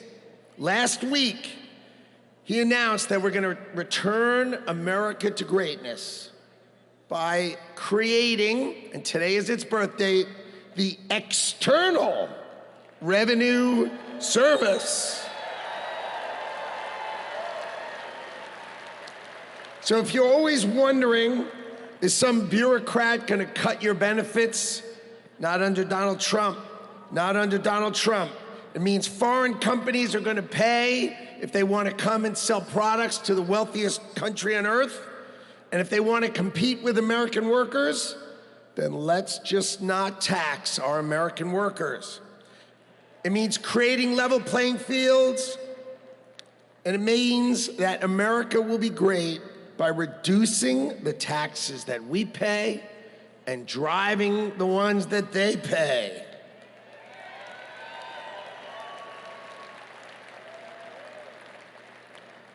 So what that means is the External Revenue Service will put up tariffs or walls that protect you. And that means if these companies don't want to pay, there's only one thing they can do: build their factories in America, hire Americans with great high-paying jobs.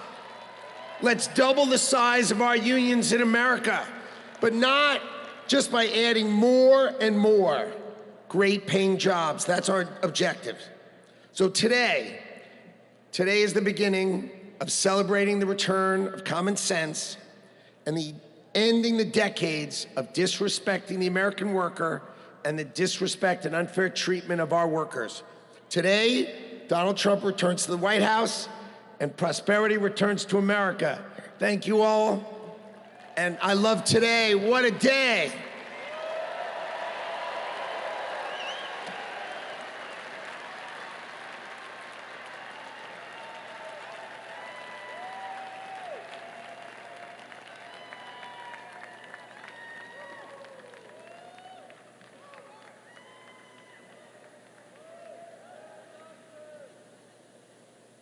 Ladies and gentlemen, please welcome to the stage Governor Glenn Youngkin.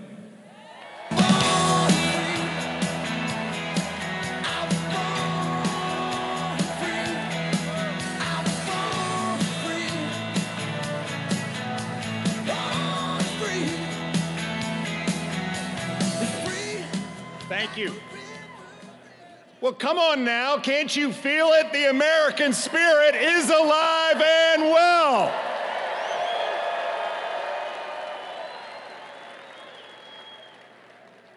This is the dawn of the golden age of America because we inaugurated the 47th President of the United States of America, Donald J. Trump.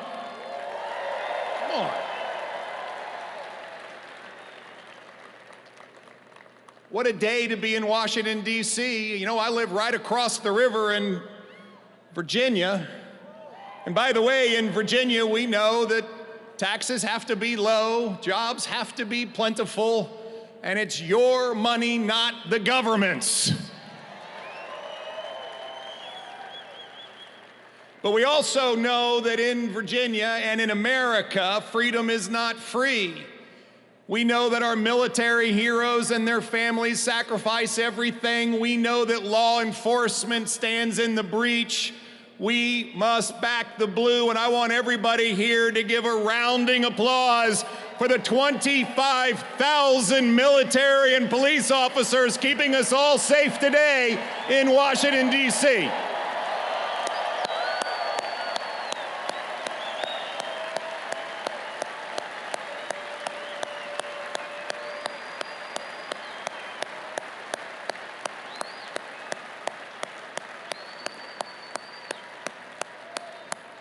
God bless America. My friends, we are standing here on the dawn of a new age, and we are seeing the sun set. The sun set on weakness, the sun set on wokeness, and the sun set on a wide open border that has turned every state into a border state. We are seeing the dawn of a prosperous America, the dawn of a secure and safe America, and the dawn of a world that sees peace because we have a strong America.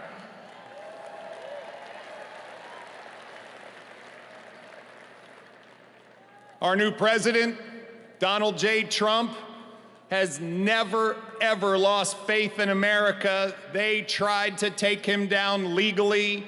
They tried to put him in jail. They tried to even assassinate him. And he never gave up on America, and America, we will never give up on him.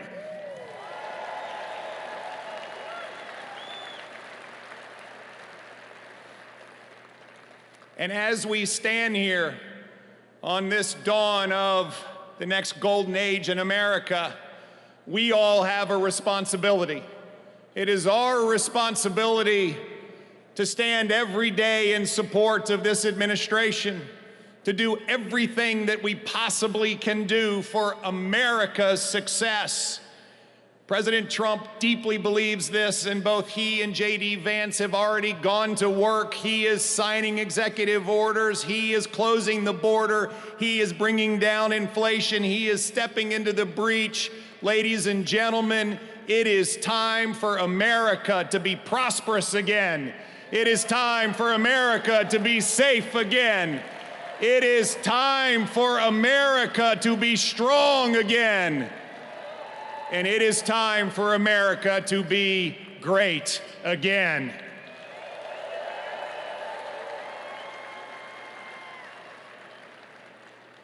I hail from the great Commonwealth of Virginia, and we know a few great Americans in our history.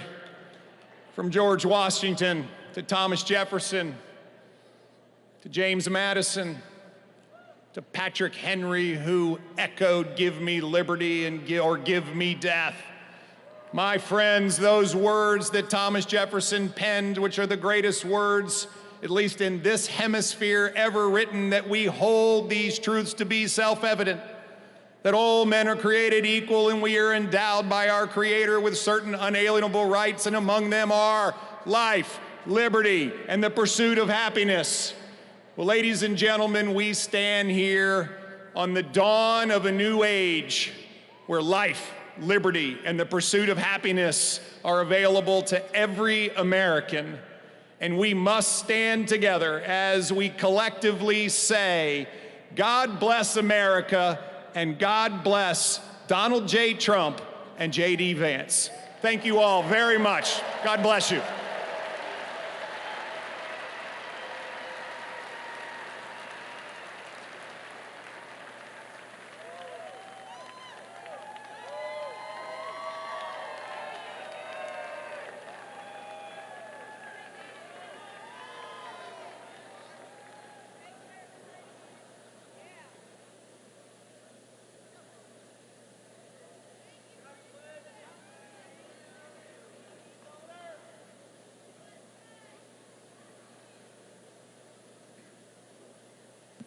Ladies and gentlemen, please welcome to the stage, Mr. Elon Musk.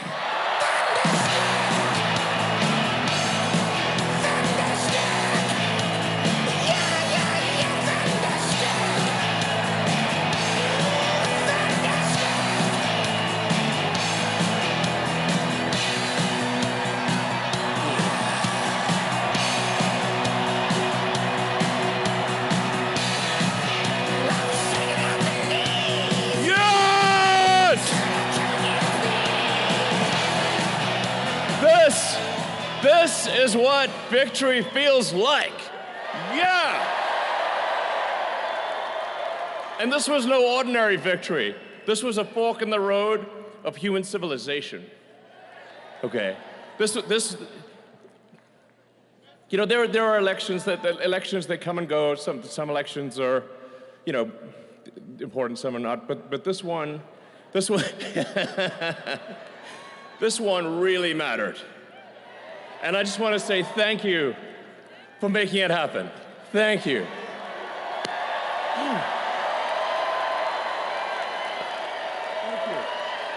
My heart goes out to you. It is thanks to you that the future of civilization is assured. Thanks to you. We're going to have safe cities, finally, safe cities, secure borders, sensible spending, basic stuff. And we're going to take Doge to Mars.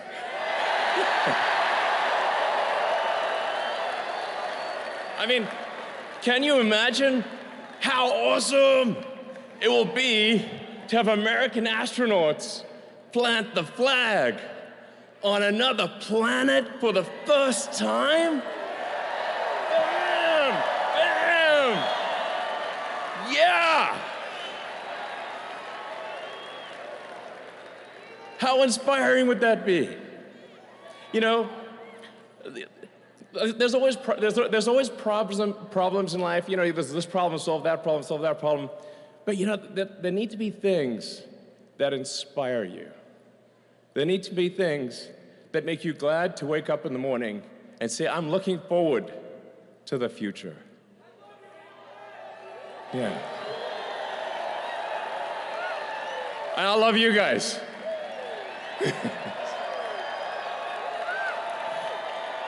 So,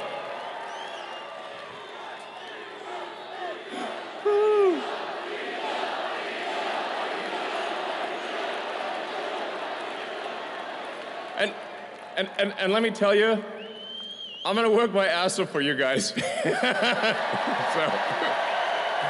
I really will. I really will. So, and yeah, but I'm super fired up. For the future.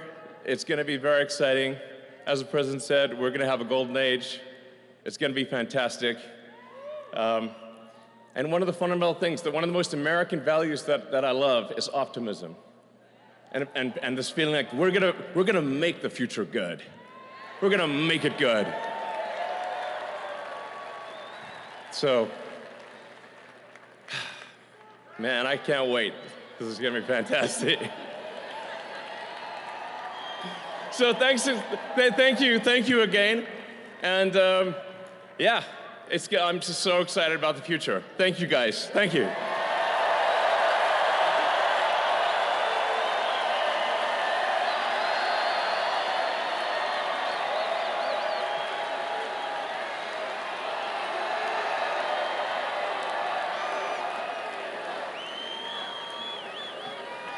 Ladies and gentlemen, please welcome to the stage, Kash Patel.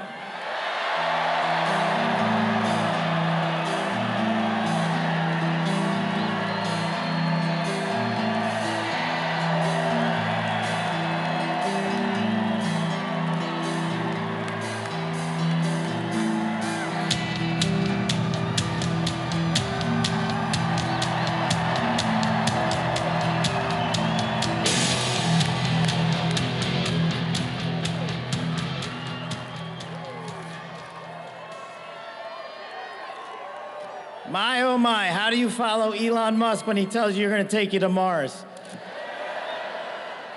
I'll tell you how.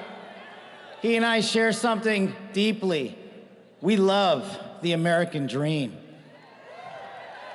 And we have been given a gift by God today to usher in a new dynasty because we just inaugurated Donald J. Trump as our 47th president.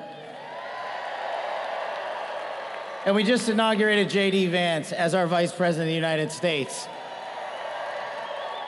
And we did that because the American dream is alive and well, because you chose that our dream can be the dream for our children and the dream for our world. And we are at a crossroads here in America, but our future is bright because you had the courage to stand for your convictions. So I'm humbled here to talk to you about why I love the American dream. My story's pretty simple, it's unique, and some of you share in it. My parents were born and raised in East Africa. My father in the 1970s fled a genocidal dictatorship in Uganda, where he saw 300,000 of his countrymen murdered, where he saw what lawlessness would do if it was allowed to break through the system of constitutional justice. He fled, like so many others. He married my mother. They moved here. They waited in line. They stood in line because the American dream was worth standing in line for.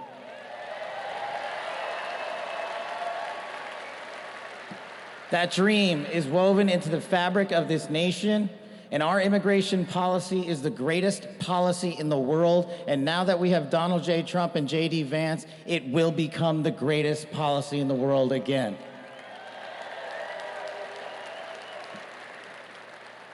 But dreams and hopes aren't enough, my friends. We got to get to work. And we got to accept the realities that too many of you know from your communities.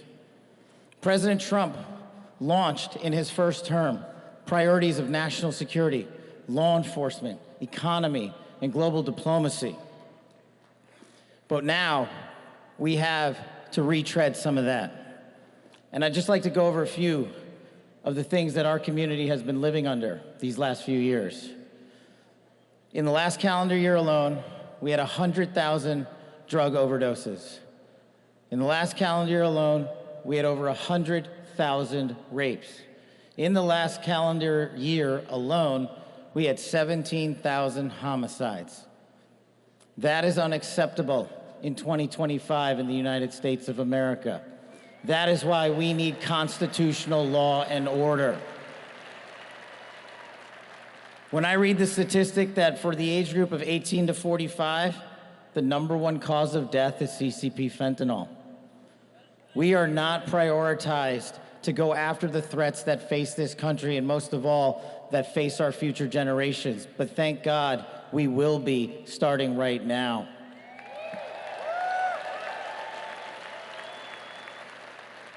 President Trump and JD Vance's leadership and administration will usher in the priorities that I cherished during my 16 years in government service. That we will always, always honor the men and women who wear the cloth of our nation and stand on that wall and tell you nothing's getting by them tonight. And so to them, thank you.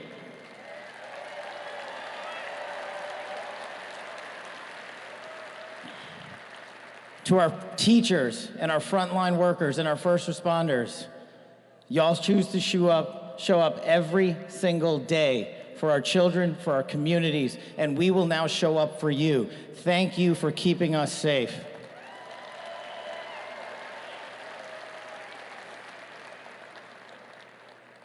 To the men and women in law enforcement, and maybe I'm biased on this one. Our police officers, our sheriffs, our federal agents are some of the greatest warriors that God has ever created. And we will put them first because they have our backs, and now we will have your backs.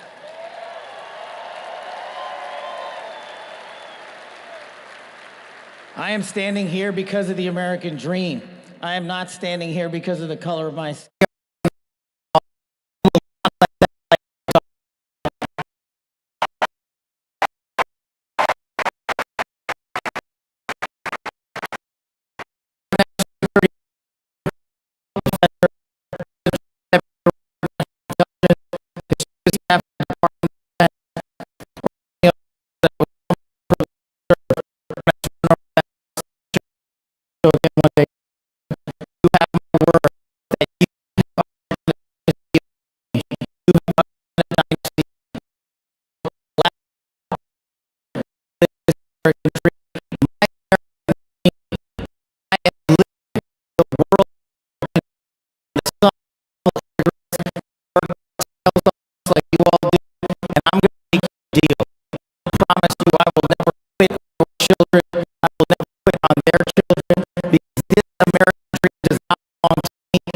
Not belong to them.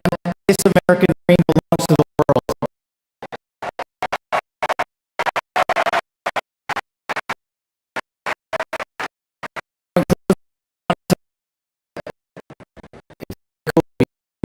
On arena before the ball.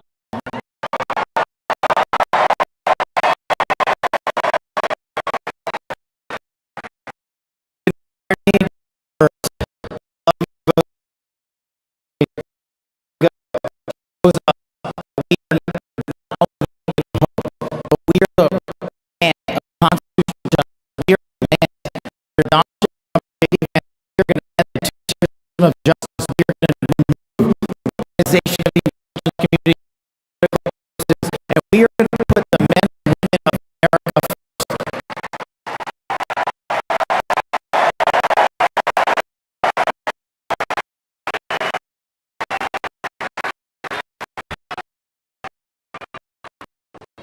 So listen, there's just one thing left to do.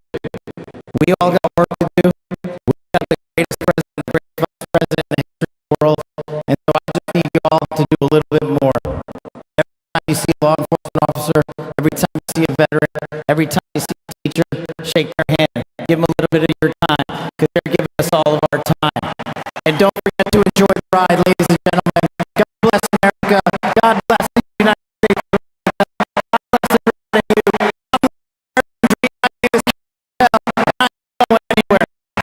Let's go to work.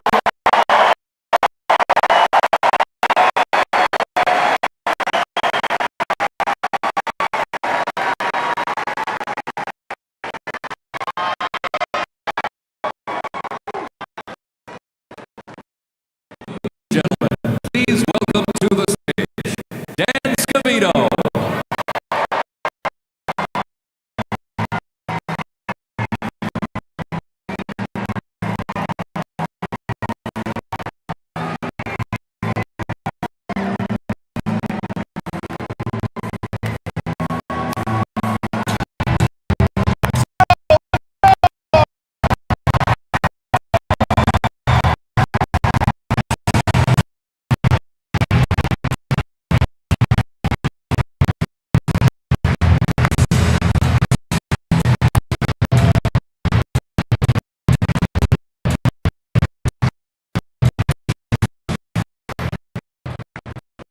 Hello, Patriots.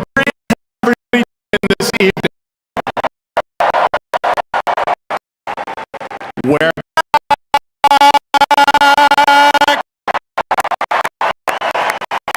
USA.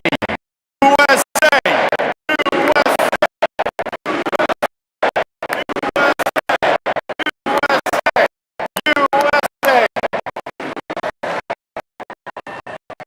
The 45th and the 47th President of the United States of America.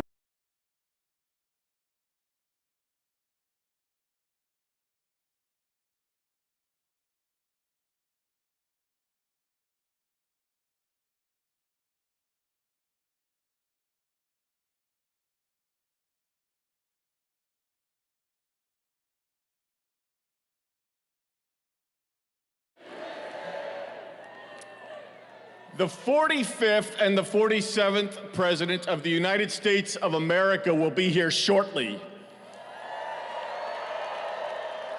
He's down at the Capitol. He'll be in a little while. He'll be here.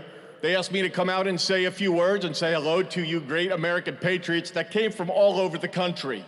Thank you for being here today.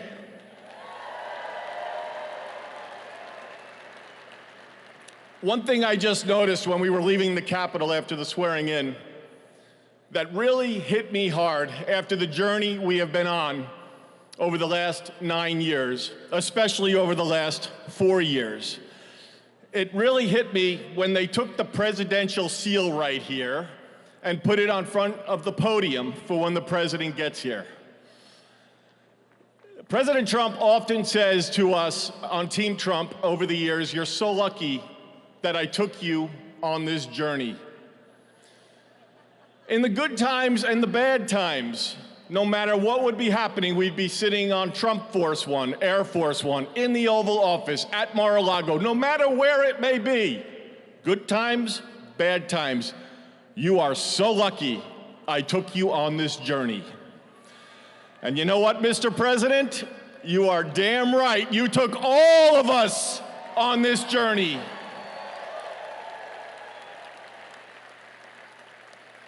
There's been a lot of stops along the way from 2016 when we started back in 2015 with a small campaign team flying around the country, doing rallies, small team, 6, 7, maybe 8 people.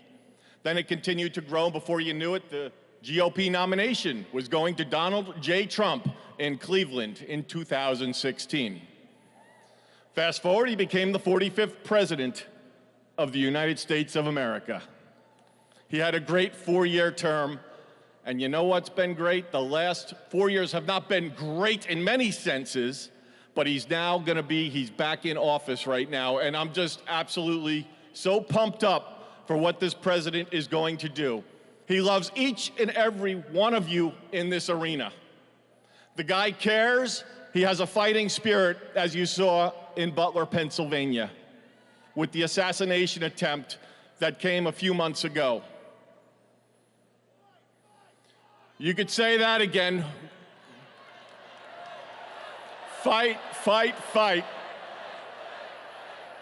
It's a moment that I will never forget, being there and in the hospital with him. I want to just give you a behind-the-scenes moment with the president and the heart that he has. We were in the hospital he had blood coming down his ear. He wanted to know how his staff was. Myself and Susie were with him, and Stephen Chung and Walt, and even the Secret Service.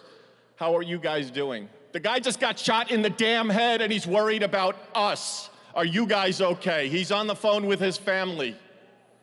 Showed him a picture, the iconic photo of his fist raised in the air. Told him it was from Doug Mills from the New York Times, a great photographer.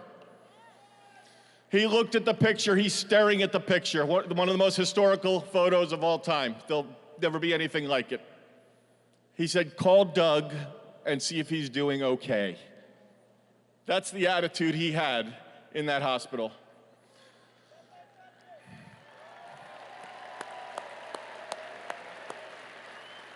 Our president has been resilient through a lot,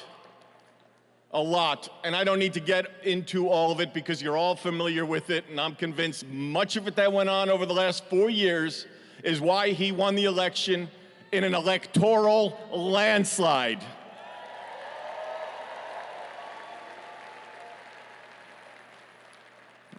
In Butler, Pennsylvania, when he got up and he raised that fist and he shouted, fight.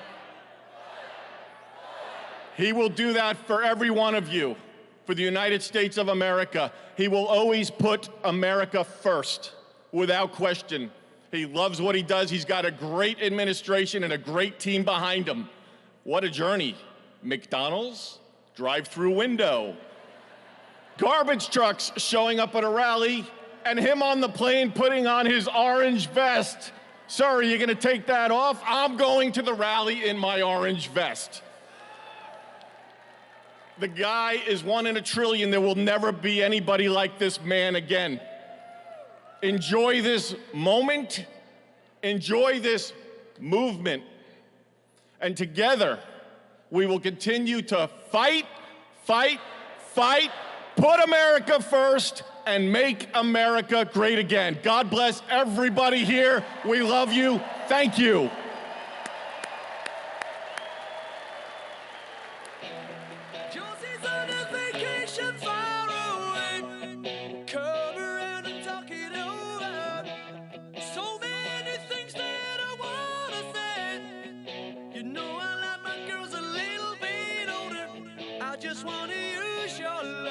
Tonight.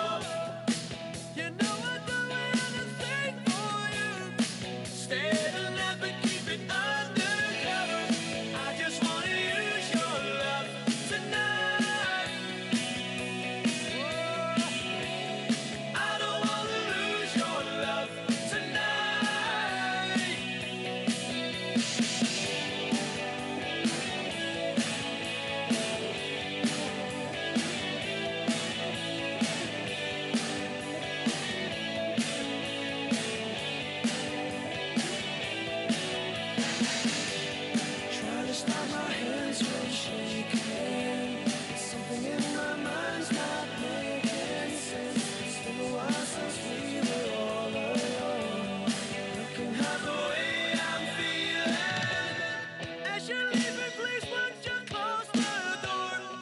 And don't forget what I told you. Just 'cause you're under, don't mean I'm wrong. Cold advisory, 24 degrees. Cold advisory is 24 degrees. It would be a warm advisory if it was in Minnesota. We have a cold advisory, and it's currently -7. And it's going to get down to -18 at 1 a.m.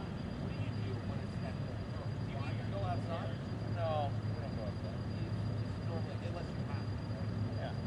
I mean, I start my car in a garage. It's heated before I get in it. And then you run like hell until you get in the building. No, so I've had to be out in that shit. But it's been pretty brutal. So. We had some biking games on TCF Bank. Was doing it while the bank was built. That was fucking cool. You know,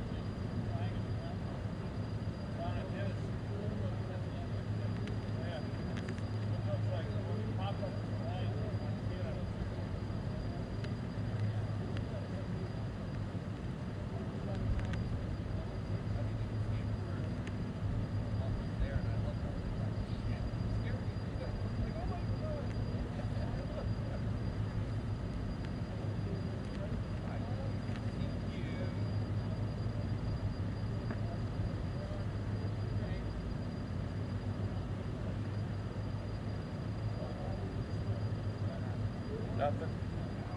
What a darn thing. That's no one's talking. Yep, we're sitting on a white side.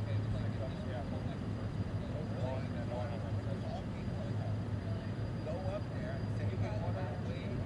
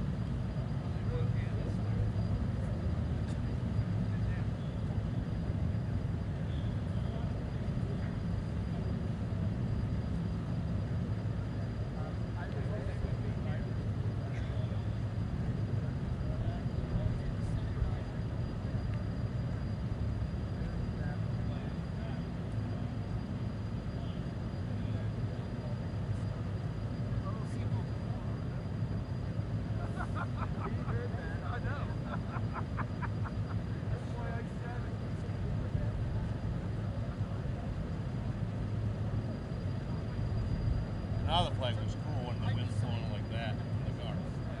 Like flag, and all shit like that.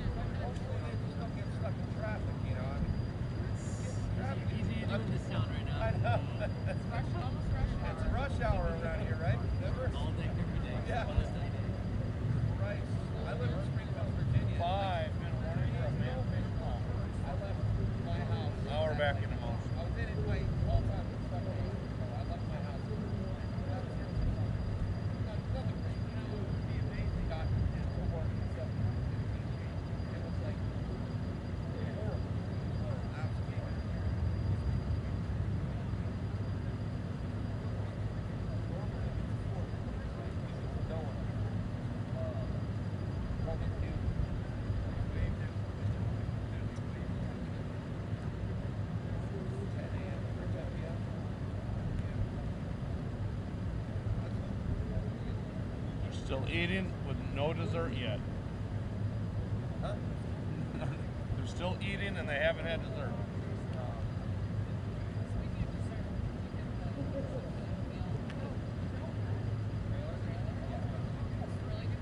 Yeah, they got really, yeah, we've had 2 weeks of that. Yeah, soup's always good. I went with the brownie. Oh, do they? Well, maybe somebody will have some food down there.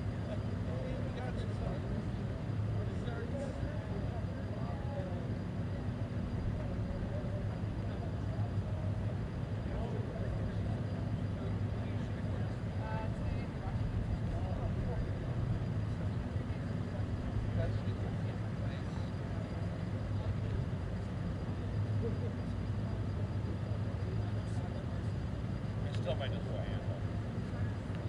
Go back to the phone. Yeah.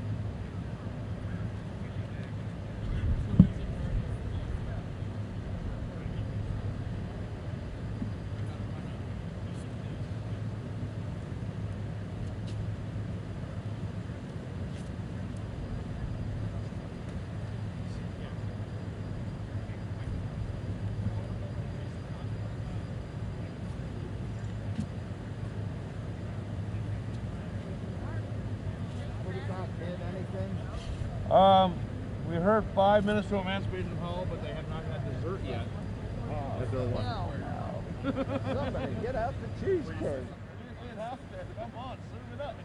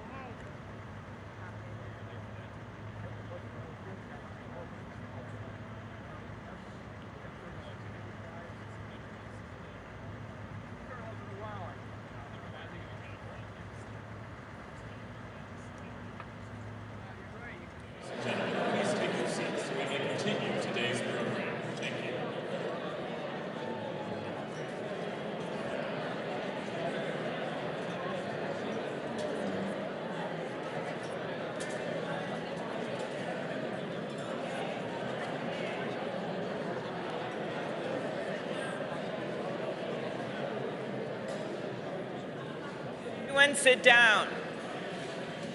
We're going to have a few toasts. And I hope everyone enjoyed the dinner. You are now eating the Minnesota apples in that dessert. At this time, I'd like to invite Leader Steve Scalise of Louisiana and Leader Hakeem Jeffrey of New York for the presentation of the flags to the President and the Vice President.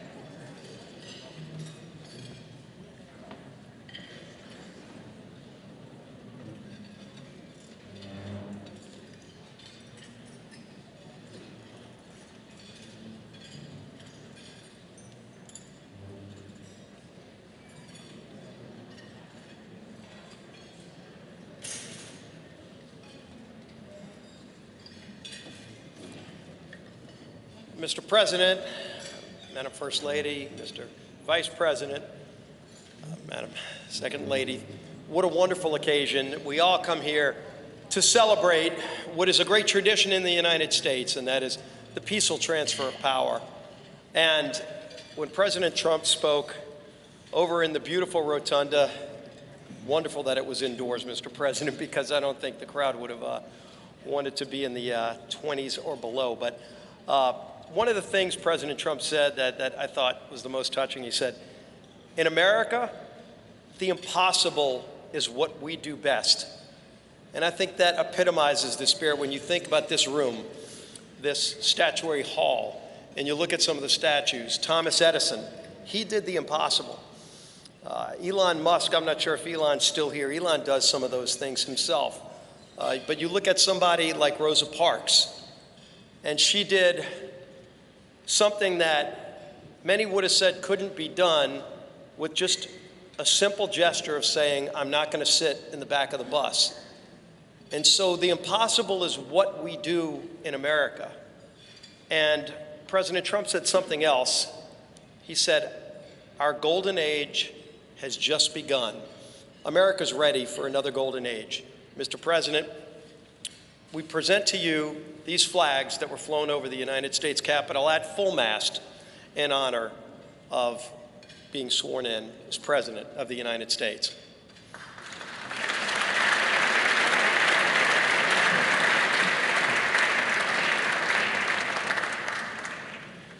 Thank you, Chairwoman Klobuchar, for your leadership of today's ceremonies. President Trump, Madam First Lady, congratulations. I have the honor of presenting the Vice President with our nation's highest symbol, the American flag. As a United States Marine, the Vice President put on the uniform to protect and serve America, like so many men and women before him in our nation's history. Old Glory was adopted in wartime by the Second Continental Congress in 1777. A full 12 years before the office of the Vice Presidency was even created, or the House of Representatives convened for the first time. The resolution said that the flag would be 13 stars, white in a blue field, representing a new constellation, out of many, one. Some 250 years later, from Appalachia to Anacostia, Middletown to Mar-a-Lago, the Bayou to Brooklyn, we remain one nation under God. To Vice President Vance, Usha, and family, may God bless and watch over you as you begin this journey. On behalf of the Congress, we present one of the flags that flew above the Capitol today to the 50th Vice President of the United States of America, James David Vance, and wish you Godspeed.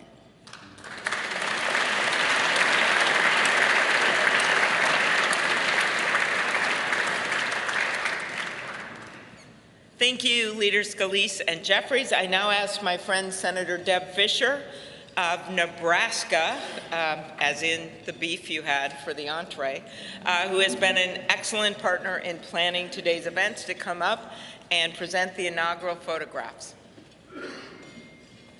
Well, my thanks to Chair Klobuchar for putting together and putting together again in the last 2 days the 60th inaugural ceremony here at the United States Capitol. Amy did a wonderful job along with all of the committee, all of our staffs, in order for this to come together and be a very memorable experience. It is a tradition that the committee give our new President and First Lady, our Vice President, and Mrs. Vance the official photographs taken at the swearing-in ceremony. And so it is such an honor to be able to have those presented to you. I hope you will display them with pride, with honor, and with a humbleness that I know you will carry with you every single day that you serve the people of this country. May God bless you all.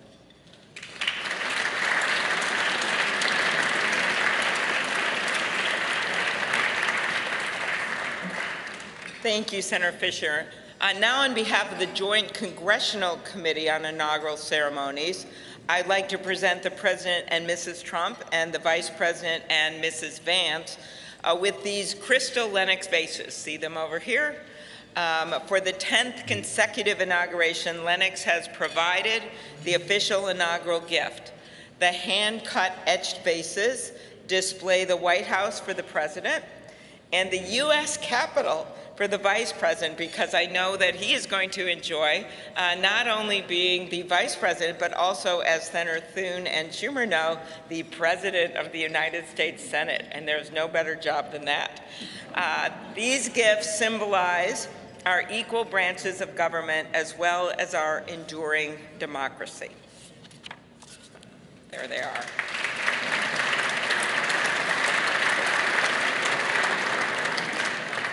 I will now invite Speaker of the House, Mike Johnson of Louisiana, to give the toast to the Vice President.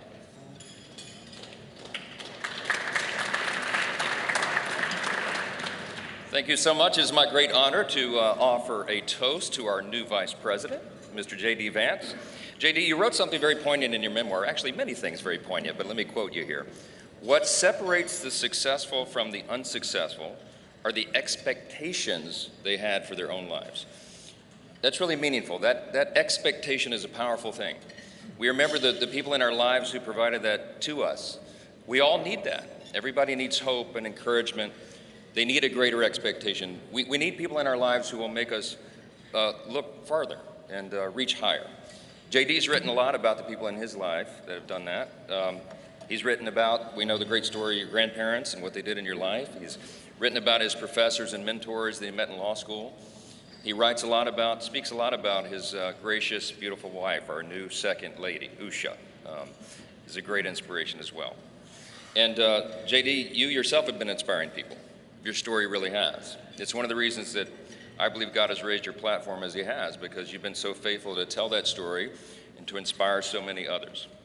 And so our hope and our prayer is, as you continue to do this, that as you go to help us execute on the America First agenda, that you also do what you've been doing so well all along, and that is providing a model for what is possible in America. What a great story, what an inspiring story you've had, and it's just getting started. I pray specifically that you inspire a lot of the young men in America. Some of them feel hopeless and stagnant sometimes, and you're a great example to all of them and to all of us, that if you work hard and you play by the rules and you do the right thing, you can make a better life. You're now the Vice President of the United States, my friend. So everyone, will you please join me in raising a glass to our own mentors, the people who inspired all of us, to the possibilities of our own future, to these great new horizons. What a perfect choice this was for the painting, the artwork today, and to the great example of our new Vice President, Mr. JD Vance. You're here.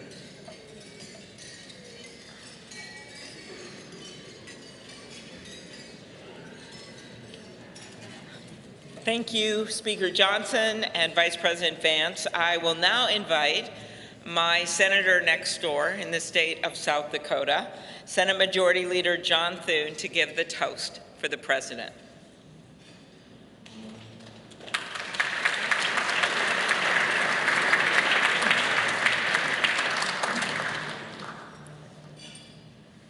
Well, Mr. President, Madam First Lady, congratulations. It is an honor for all of us to be able to be here today with you on this historic day as we celebrate your inauguration. Mr. President, one of the most important influences in my life when I was getting started in politics was Ronald Reagan. His philosophy of limited government, his belief in peace through strength, the strength of his convictions, were all things that appealed to me. But I was also drawn by his optimism and by his belief in America. And Mr. President, those are qualities that I see in you. One of the things that resonated throughout your campaign was the unshakable belief in our country and in her citizens. You remind us of everything that's possible in America. I'm looking forward to working with you over the next 4 years to build up our great country. It says in the scriptures that if you ask for wisdom, it will be given to you and given to you generously. And so I pray, and our prayer is, that God will richly bless you in the years ahead and grant you not only strength, but wisdom. And ladies and gentlemen, I ask you to join me in raising a glass to the President of the United States, President Donald Trump. Hear, hear.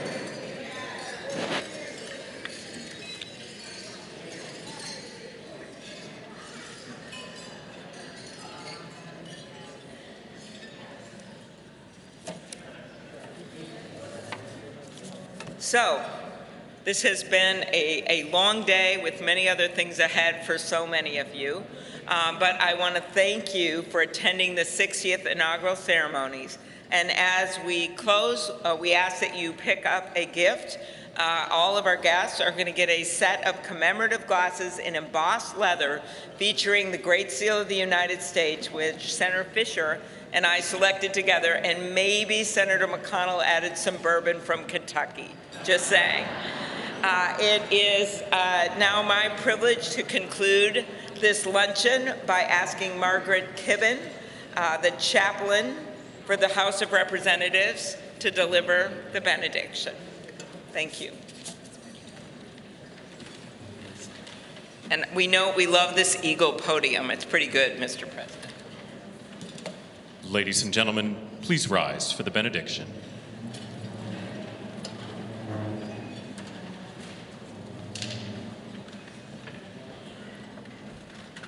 Would you pray with me? Holy and merciful God, having witnessed another successful moment in the experiment that you have entrusted into the hands of the American people, we pray your blessing on our 47th President of these United States, Donald J. Trump, and Vice President James D. Vance. Ensure that this mantle of singular responsibility that you have laid upon our President's shoulders remains secure in your will and safeguarded in your keeping. Uphold him as he preserves, protects, and defends the Constitution to the best of his abilities, relying on your divine help. God of power and might, grace and mercy, grant that your spirit of counsel has access to the President's heart to search it, to his mind to examine it, to his will to test it, that his faithfulness would bear witness to your truth. Surround him with angels and advisors who will serve as your agents to guide and guard him, caution and encourage him to remain upright and blameless in your sight. Buckle the belt of truth around his waist. Place the breastplate of righteousness over his heart. Fit his feet with readiness, that your gospel of wisdom and justice will shine forth throughout President Trump's administration. We offer this prayer to the one whose voice we follow, to guide all that we do and all that we hope for. Amen. Ladies and gentlemen, please be seated. Please remain at your seats as President Trump, Vice President Vance, the Joint Congressional Committee on Inaugural Ceremonies, and the official party depart National Statuary Hall.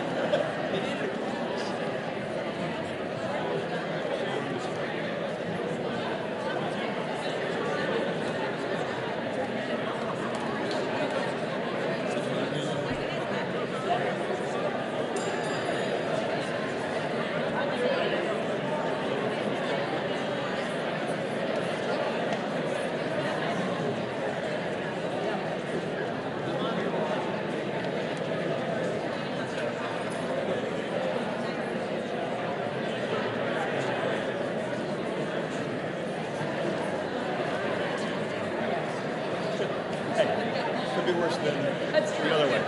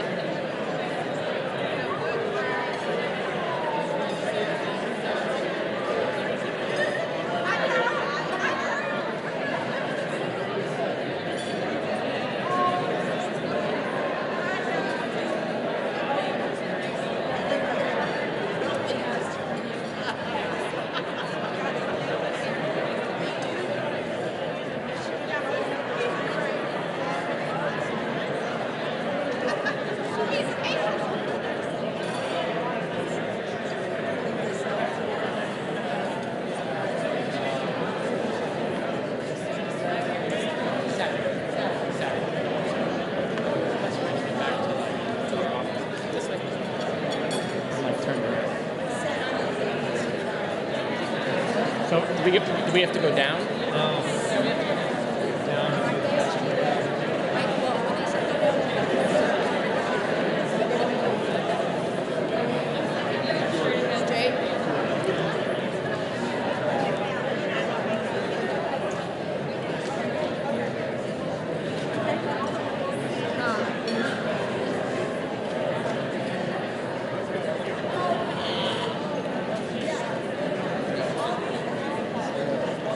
Just a little step to the governor's mansion, and then 1600 Pennsylvania.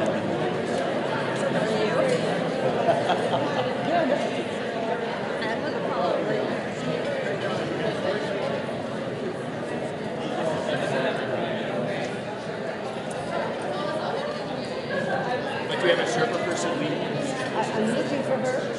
Yeah, I'm looking for my guy too. Hey, Linda?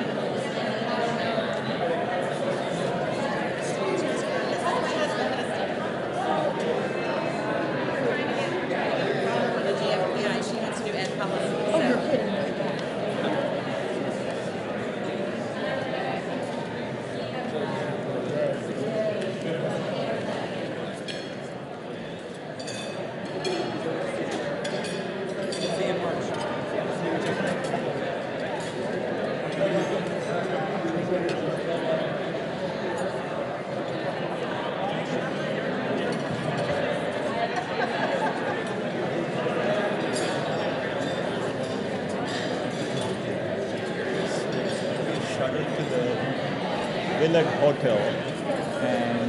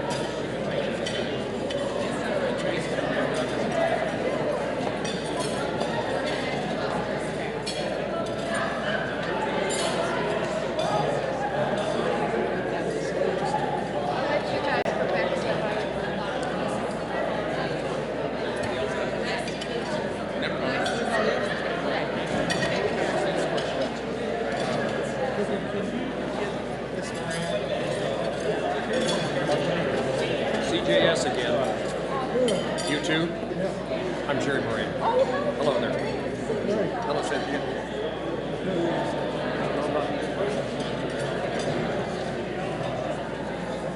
Seems fun.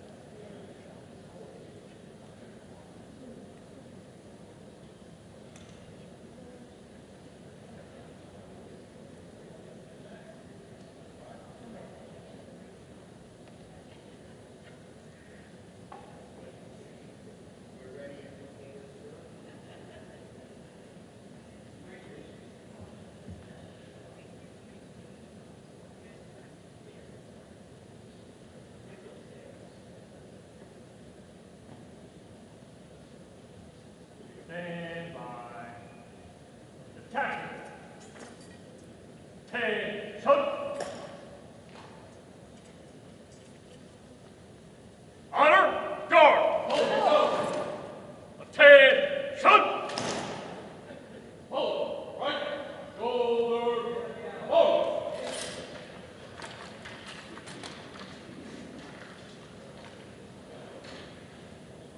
Hold. Ready. Hold.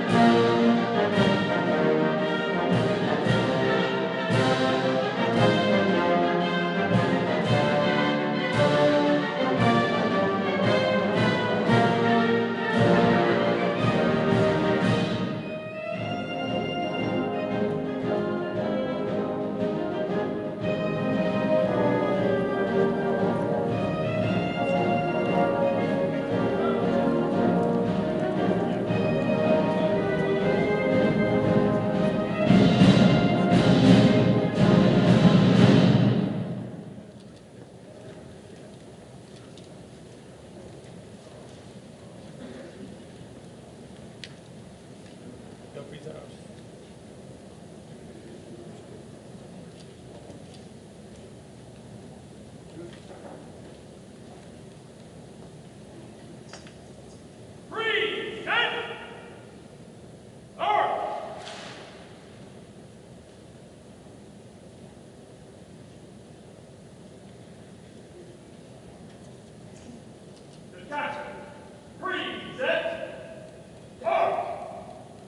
Present.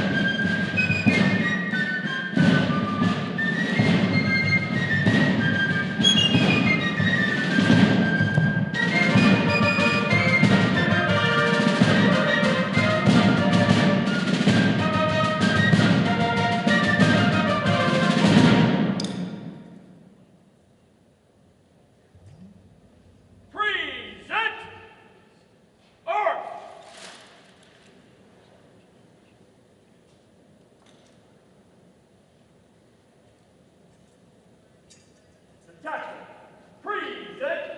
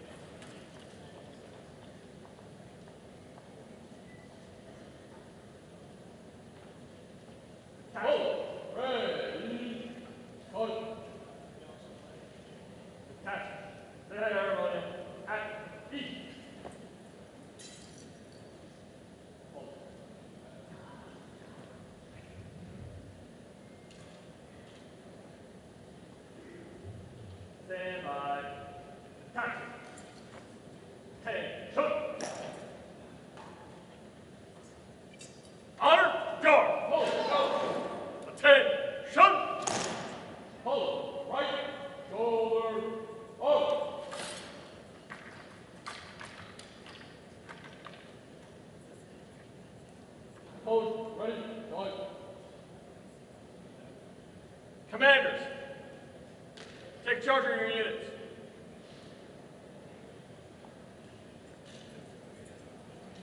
Right. Back. Forward. Forward. Forward. Right. Hands. Forward. Left. Forward. Nine. Halt. Forward. Oh!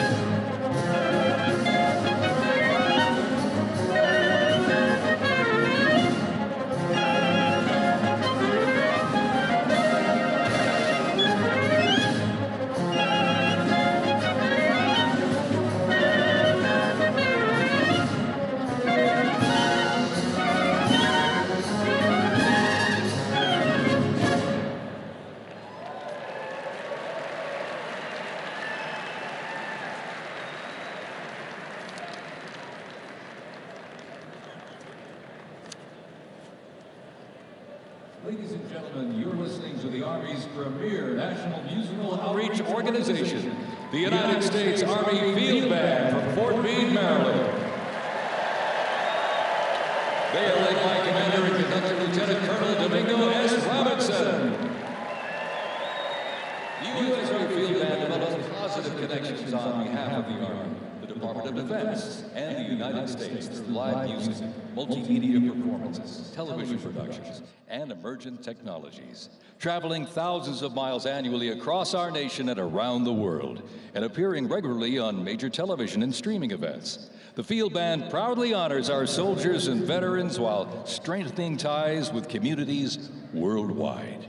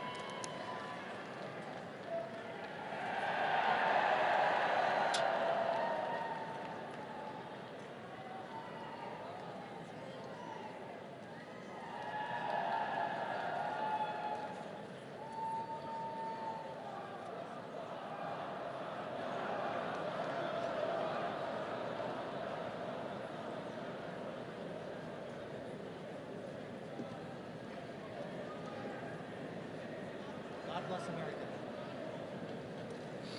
God bless America.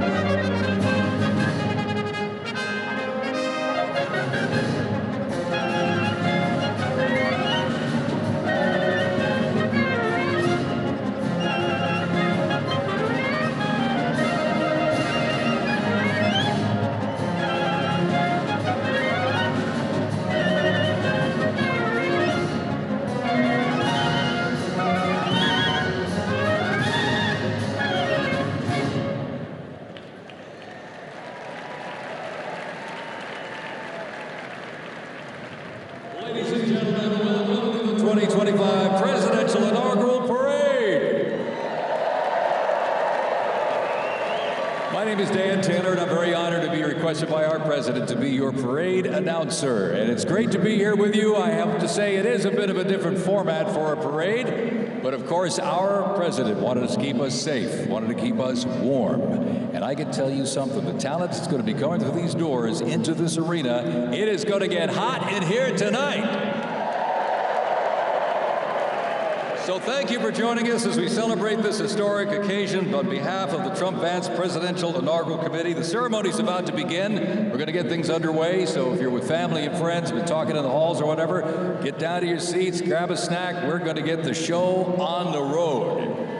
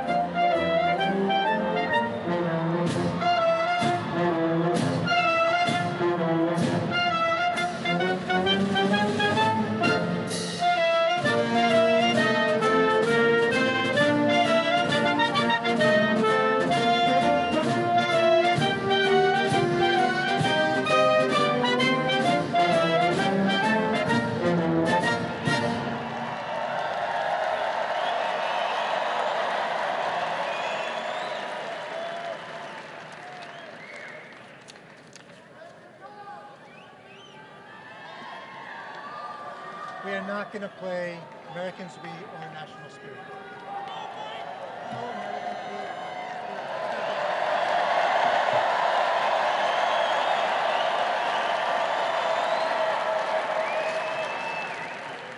Next up, the Herald will play Honors.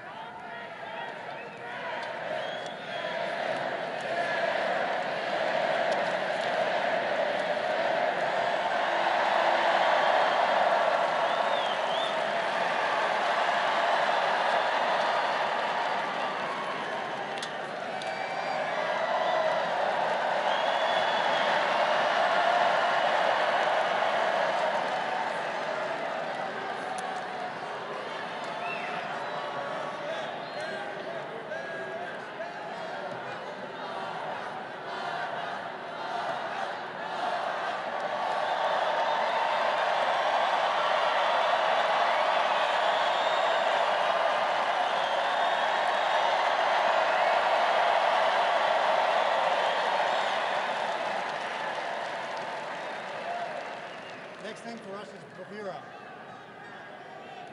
Next thing for us is bravura.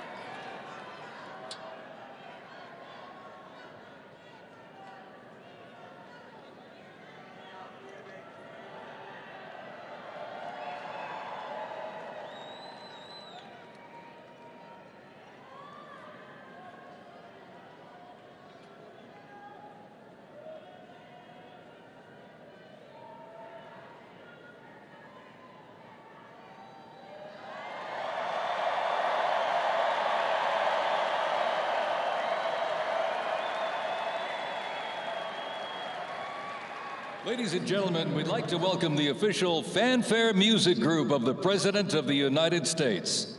Under the direction of Major Aaron Morris, the U.S. Army Band Herald Trumpets performing their fanfare that's actually written for the 47th President of the United States. Listen to this, it's amazing. This is Brass and Glory.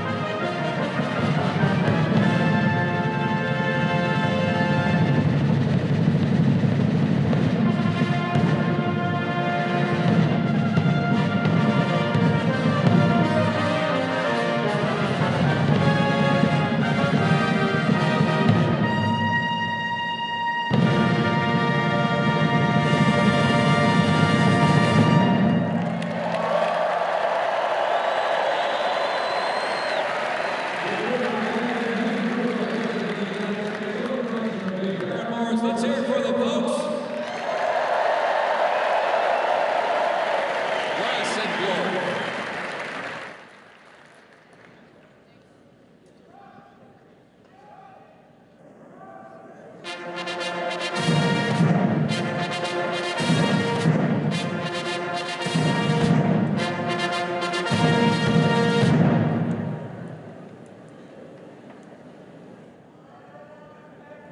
Ladies and gentlemen, please welcome the 50th Vice President of the United States of America, Vice President JD Vance, accompanied by the Second Lady, Mrs. Usha Vance.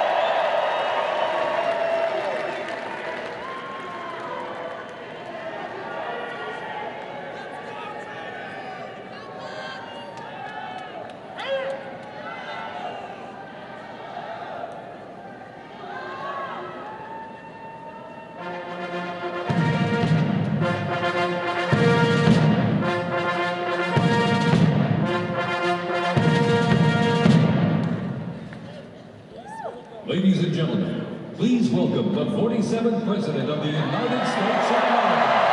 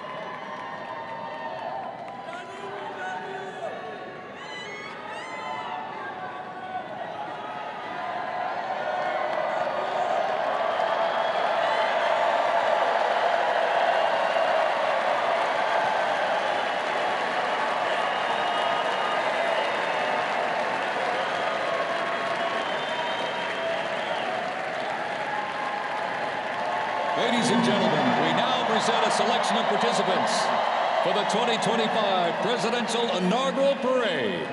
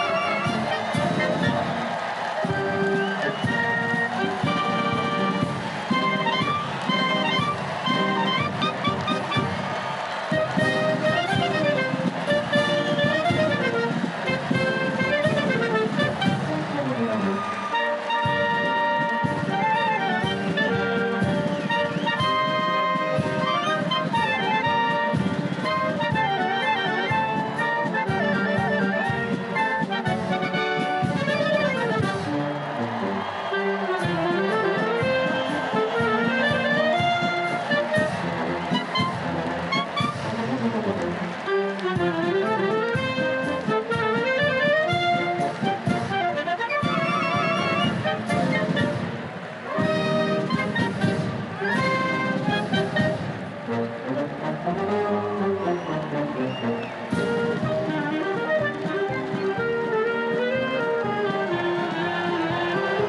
and gentlemen, the heroes of Butler County are here.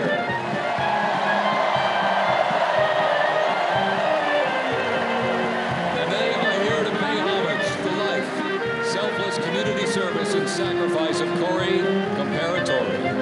Mr. Comparatori, a 10-year U.S. Army Reserve veteran and past fire chief to the Buffalo Township Volunteer Fire Company, who died during the assassination attempt on the life of President Trump in Butler, Pennsylvania, July 13th, 2024. Their formation consists of Pennsylvania State Police, local police, county sheriffs, emergency services unit, EMS, 911 radio dispatch, and hospital personnel, who all heroically stepped into action during the horrific attack.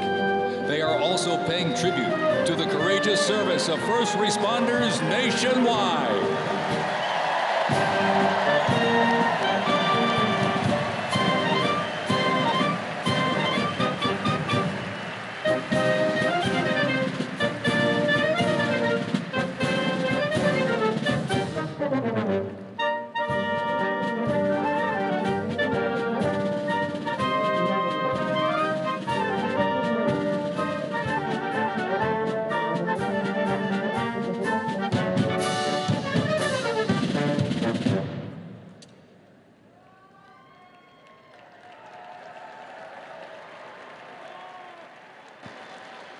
Ladies and gentlemen, at this very special event, let us now take a moment of silence in honor of Corey Comparatori.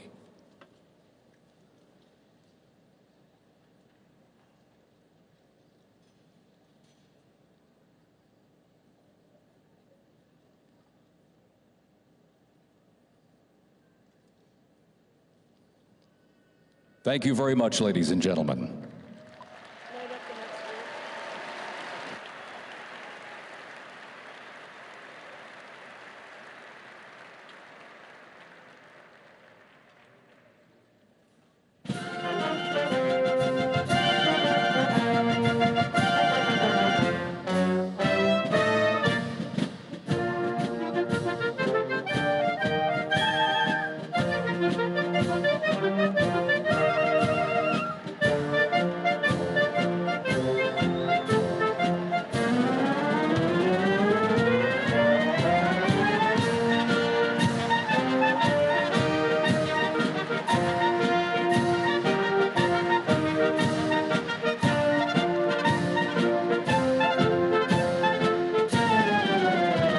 Present to you the New York Military Academy from Cornwall-on-Hudson, New York.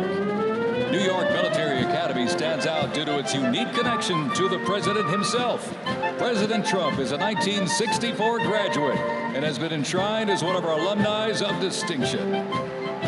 This historic academy has been named the Junior Reserve Officer Training Corps, that's JROTC, and are marching with their cadet dress uniforms. Look at these, all modeled after post-World War I General Blackjack Pershing's gray uniform.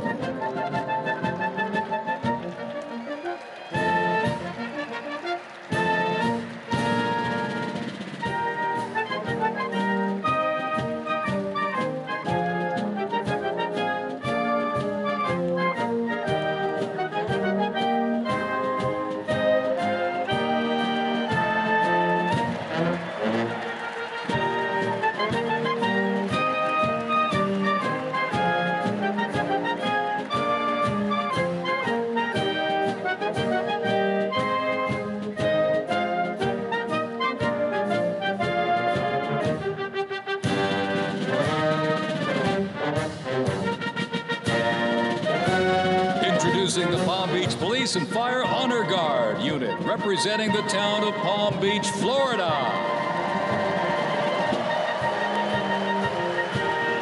This group consists of police officers and firefighters from the town of Palm Beach, home to some of the most prestigious people in the world, including President Donald J. Trump.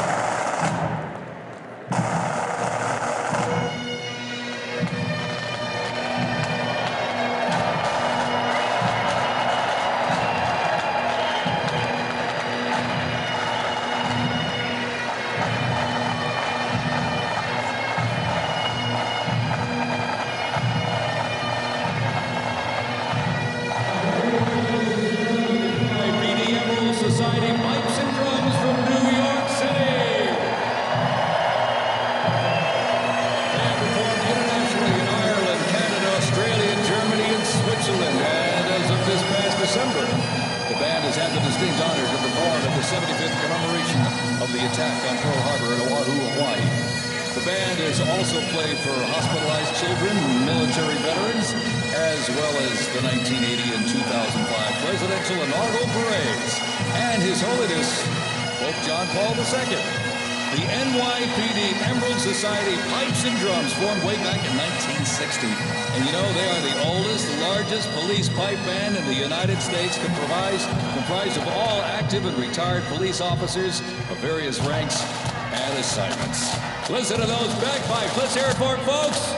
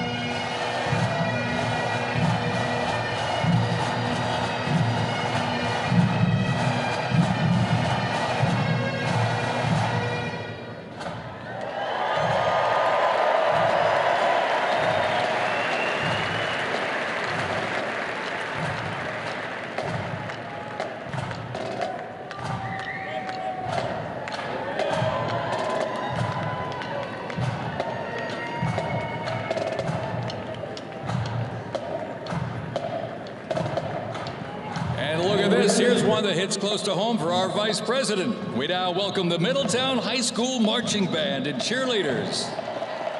They're traveling all the way from Middletown, Ohio to proudly represent their school, our nation, and outstanding alumni, including our new Vice President of the United States, JD Vance.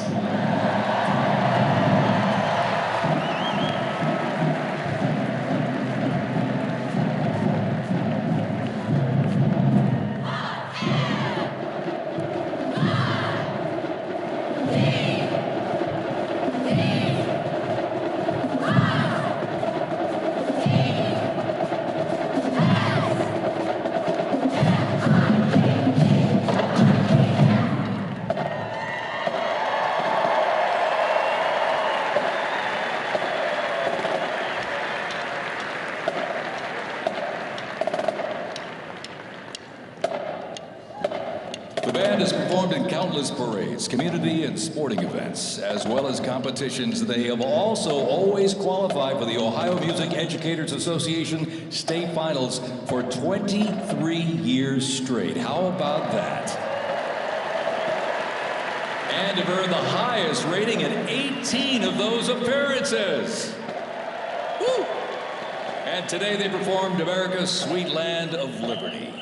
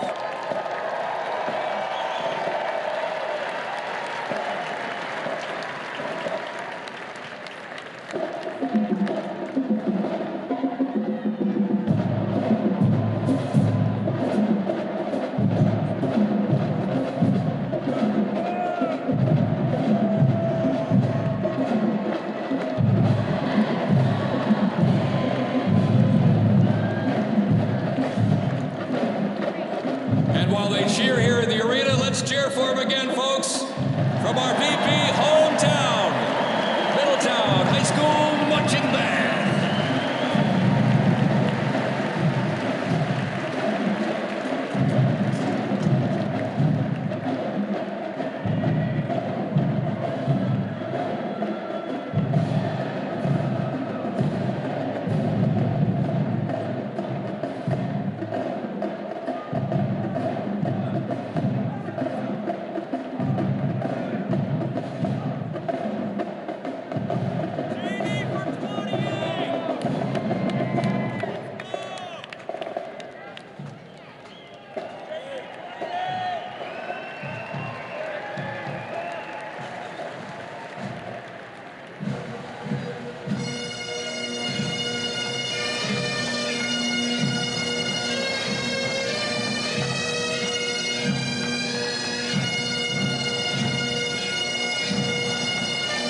Ladies and gentlemen, entering the arena right now, traveling from Boca Raton, Florida, the Florida Firefighters Pipes and Drums.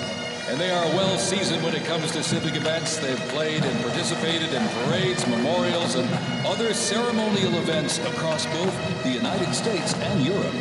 Today, they are wearing their most notable uniforms. What a great photo opportunity. Consisting of the Glengarry headgear and kilts. And they are proud to honor their fallen brothers and sisters each and every day.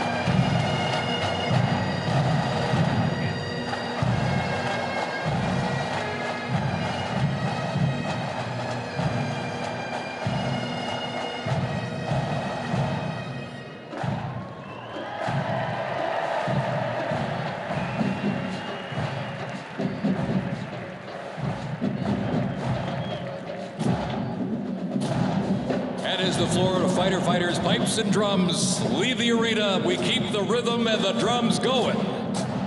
Please welcome the Stewart's Creek High School Marching Band. Traveling all the way from Smyrna, Tennessee, they are proud to represent the volunteer state in the 2025 Presidential Inaugural Parade.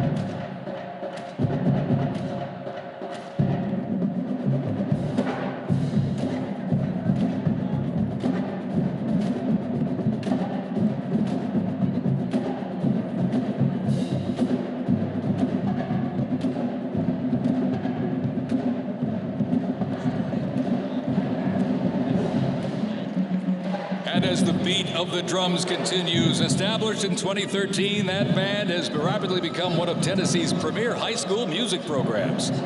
This band has participated in numerous civic events that honor significant moments in our nation's history, like the 75th anniversary of the attack on Pearl Harbor, Captain Jeff Cuss, United States Marine Corps Memorial Dedication, Chicago Thanksgiving Day Parade, and a Lincoln Memorial performance as well. The Stewart's Creek High School Marching Band, everybody. Make them feel welcome here in D.C.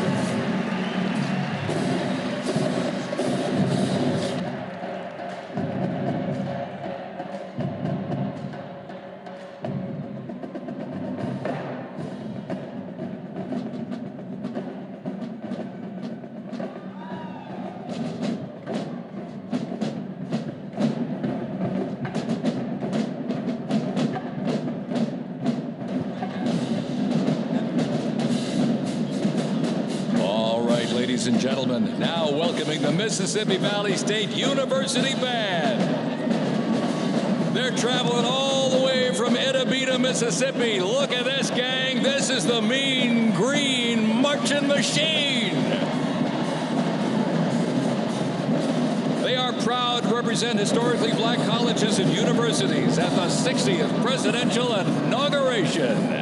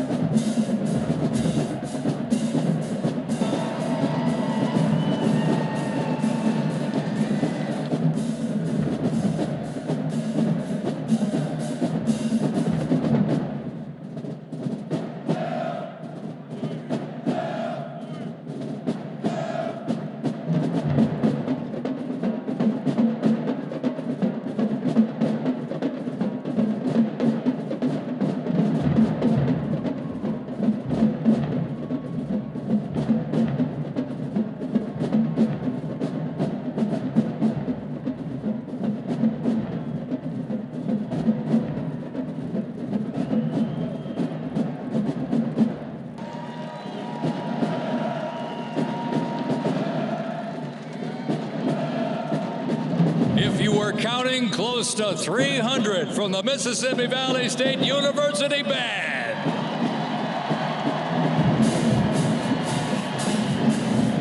You know, since its founding, the band has consistently played a significant role at their university and across the United States. They have performed for athletic events, Mardi Gras parades, Rose Bowl parades, and many, many more.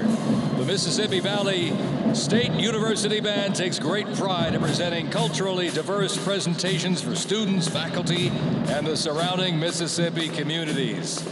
Take a look at that brass out there. Woo! That's just part of the big green marching machine. The Mean Green Marching Machine from Inauguration, Mississippi, ladies and gentlemen.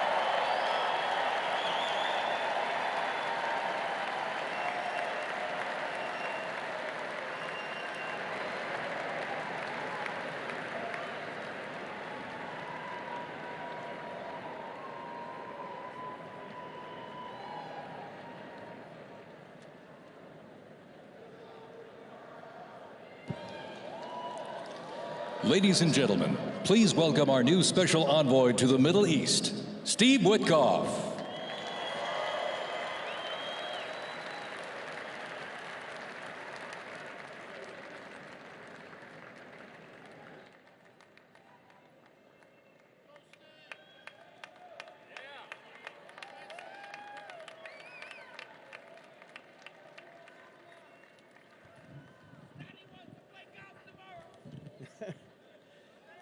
Good evening, everybody. I was appointed by President Trump to be the special envoy for peace in the Middle East.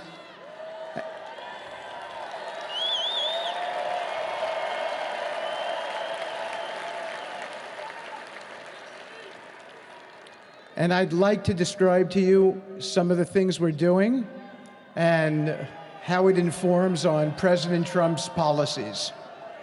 First of all, it is an honor to stand before you today as I reflect on the enormity of the role that President Trump has tasked me with. I am constantly reminded of the privilege it is to serve under the leadership of my boss, President Donald J. Trump.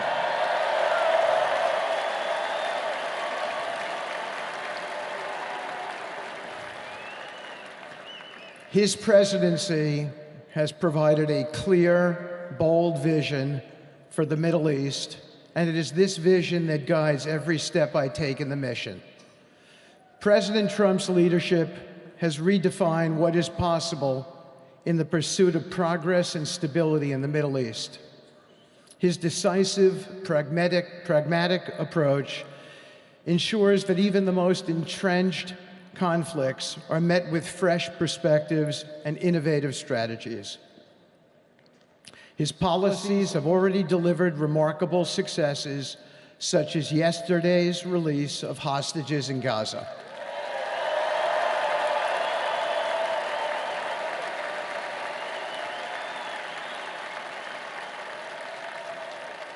Thank you.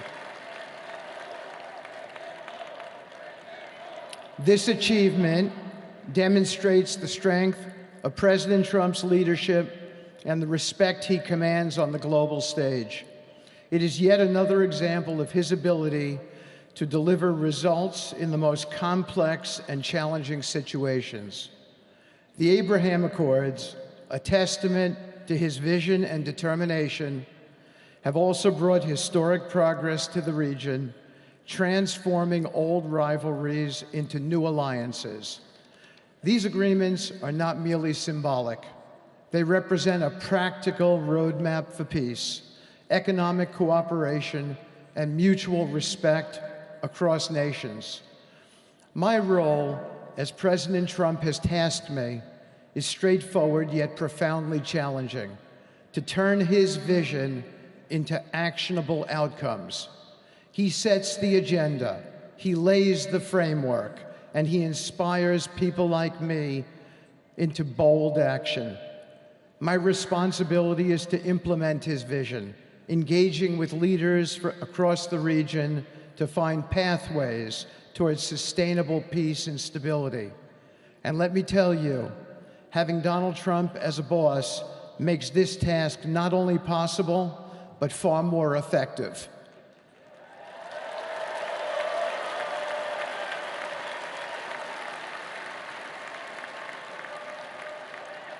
President Trump's reputation as a leader who delivers results resonates far beyond Washington. Leaders in the Middle East know he means what he says. His ability to cut through bureaucratic gridlock and focus on tangible results is the game changer. It allows me to approach delicate negotiations with the confidence that the full weight of the United States is behind me.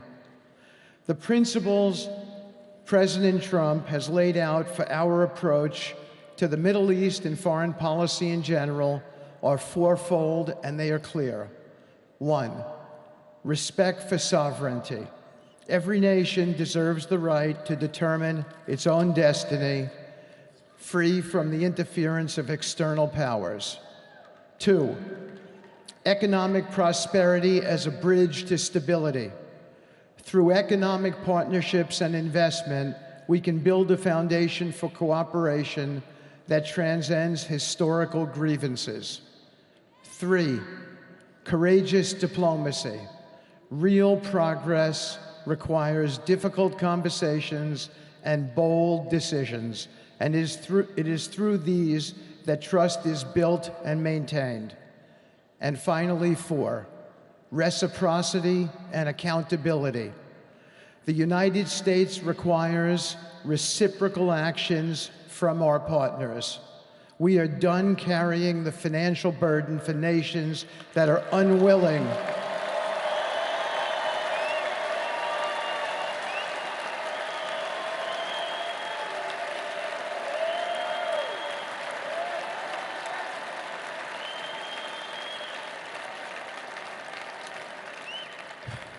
We are done carrying the financial burden for nations that are unwilling to fund their own progress. The days of blank checks are over.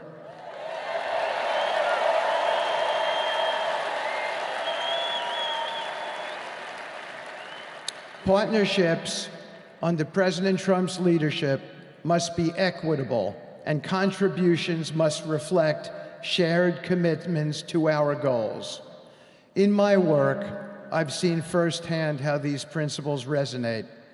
They provide a foundation that transcends politics and speaks to the shared humanity of all people in a region. Leaders across the Middle East recognized that this Trump administration is serious about results, not symbolic gestures, but real, meaningful progress that improves lives. Thank you.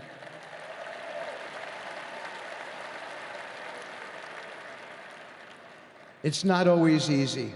There are moments of deep challenge and frustration. Decades of mistrust cannot be undone overnight. Yet I take comfort in knowing that I am not in this alone.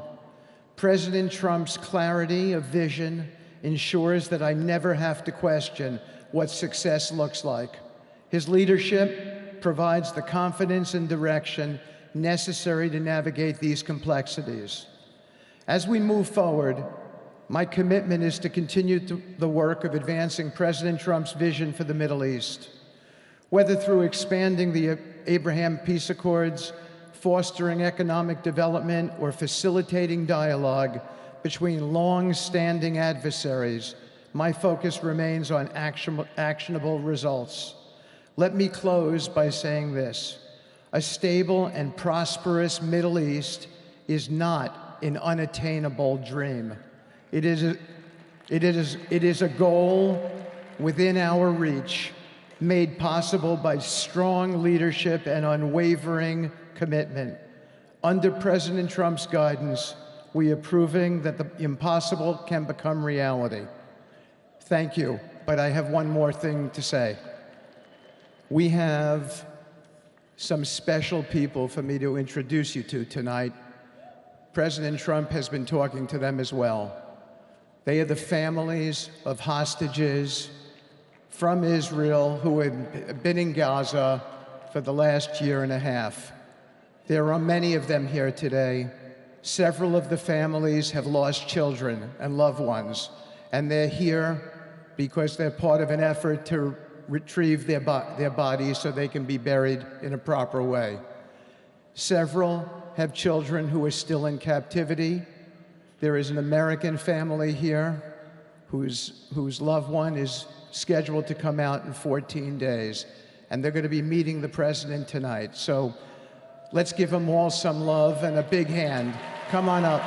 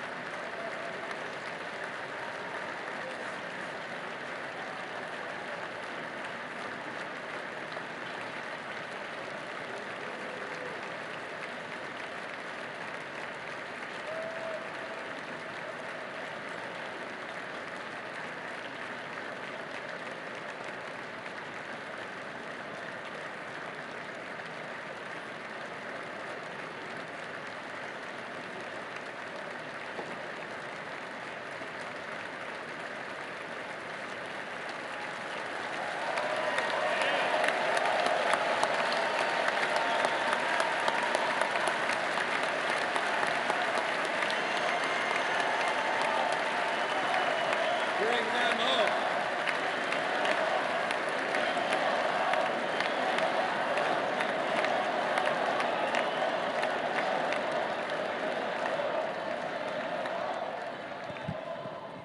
And now, I get to introduce my dear friend and the President of the United States, Donald J. Trump.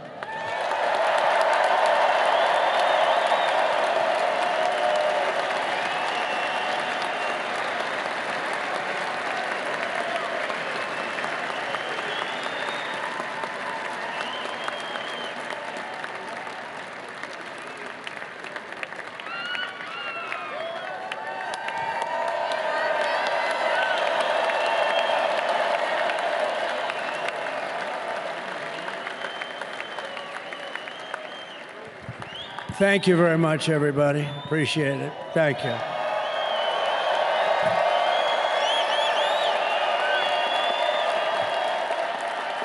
So now the work begins. We won, but now the work begins. We have to bring them home. And you know, tonight I'm going to be signing on the J6 hostages, pardons, to get them out. And as soon as I leave, I'm going to the Oval Office and we'll be signing pardons for a lot of people, a lot of people. And thank you to Steve Witkoff. He's a great guy. He's a friend of mine. He's been a very successful man. He's a great negotiator. He's a wonderful guy. People love him. And he's got a tremendous power of persuasion. And that's what we need. We don't need stiffs. We don't need stiffs. We got a lot of stiffs. You just had a whole load of them. And to the former hostages with us today, welcome. And welcome home. Some of the folks are former hostages. Not a good situation. The three young ladies that came home yesterday, you saw that. More coming home every day now. They're coming home. But they were hurt. They were hurt. They were hurt. One had her head blown off, fingers on her hand, and her hand indeed was blown off. She was trying to defend herself from a bullet being fired. Do you believe this? A bullet knocked off her hand. I don't know. You look at it, it's a disgrace. We never stopped praying for you, and we're so glad that you're reunited with your friends and families, and God bless you all. And some of them are just saying, no, my son is gone. But please just bring home his body, right, Steve? Many of you have told me that your son is gone, but bring home his body. It should have never happened. 3 years, it's ridiculous. Should have never happened. Wouldn't have happened. I also want to express my tremendous gratitude to the hundreds of thousands of proud American patriots who came from all across the country to join us in this celebration. It's a celebration of a big win.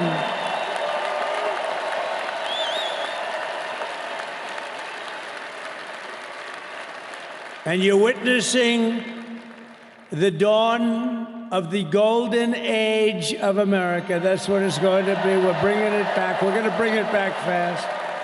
We're going to bring it back fast.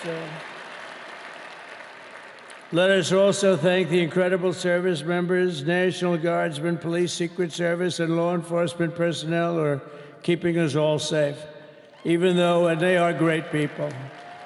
New York's finest. I grew up with New York's finest, and we got to give them their authority back. You won't have any crime.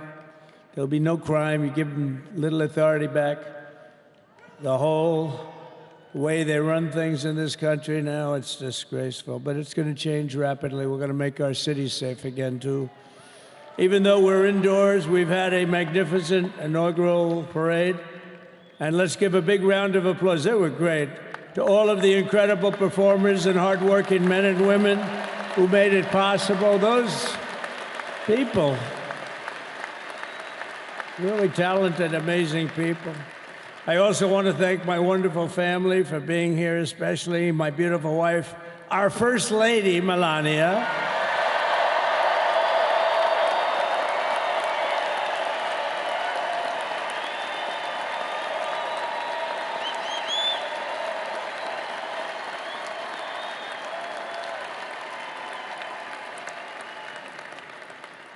They love our First Lady. And also, JD. How good has JD been? And his beautiful wife, Usha. How good is JB? JD has been great. He's another good negotiator, Steve. He's a great negotiator, too. We need negotiators in this country. But so many of the people on the stage behind, not only family members, as an example, Lara Trump, the wife of Eric. She was the head of the Republican Party, along with my friend Michael. Stand up, the two of you. What a job. What a job they did. They worked so hard. They knew there'd be rigging, but they said, we're going to make it too big to rig, and we did. We made it too big to rig. We won every swing state by a lot. We won the popular vote by millions and millions of votes. We won the whole ball of wax. And now we're going to go and drill, baby, drill, and do all the things that we've wanted to do and bring your costs down, your prices down, and make our country safe.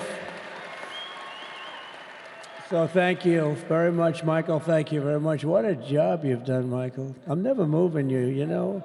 He was thinking about getting a nice job in the administration. I said, no, I'm leaving you right where you are. You've done a very good job. We're not moving you, Michael. I'm sorry. Anyway, thank you very much. Appreciate it. Appreciate it very much. Right here with us also in the arena, I'm about to sign some very important executive orders of our new administration.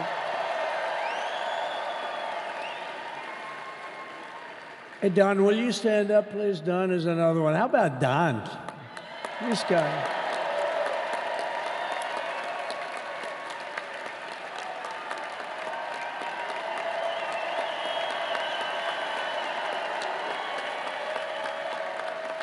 He's a popular one. He goes out and speaks. He gets a big crowd.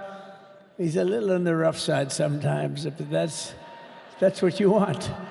He's done a fantastic job, and he loves our country. Thanks, Don. Great job. You've done a great job. And Ivanka.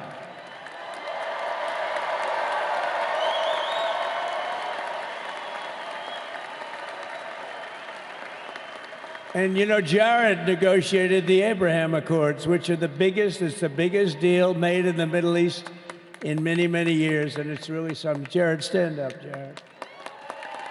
The Abraham Accords.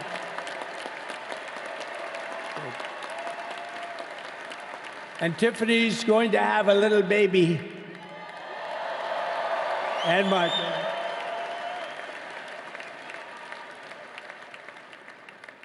And then I have a very tall son named Barron. Has anyone ever heard of him?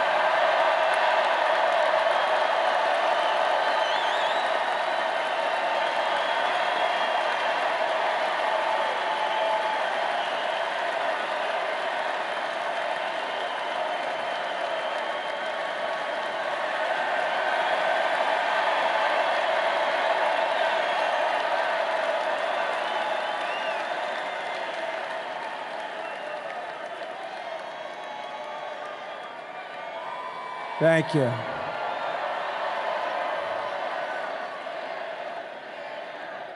He knew the youth vote. You know, we won the youth vote by 36 points. And he was saying, Dad, you got to go out and do this one and that one. And we did a lot of them. And he respects them all. He understood them very well. And he said, Dad, you got to go out, do Joe Rogan, do all these guys. And we did. We did. And Joe Rogan was great. They were all great, right? Aaron, they were all good. He understood the market. Another famous one, how about Kai? Stand up, Kai.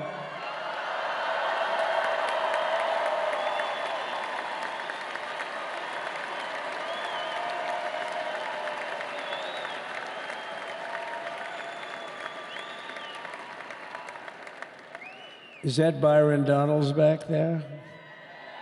Stand up, Byron. Stand up. What a future this one has. What a future. That's great, Byron. Thank you very much. And how about Lutnick, Secretary of Commerce? He's going to take in more money. than any country has ever even thought about. He's going to take in some money. And we have many others. Look, I'm not going to go through it, but we're going to sign some orders right now, and that's really what I want to do.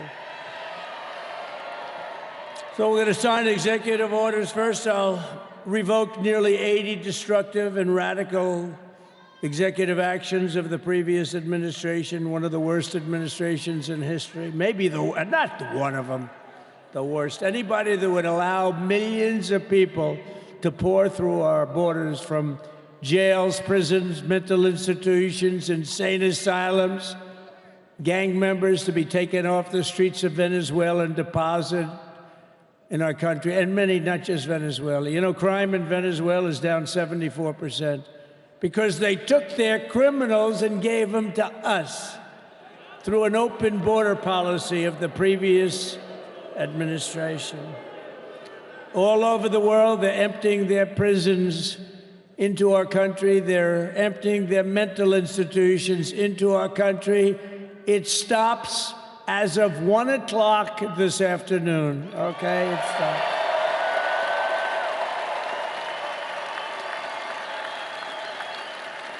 So I'm revoking nearly 80 destructive, radical executive actions of the previous administration. They'll all be null and void within about, what, 5 minutes? Is that them over there? 5 minutes?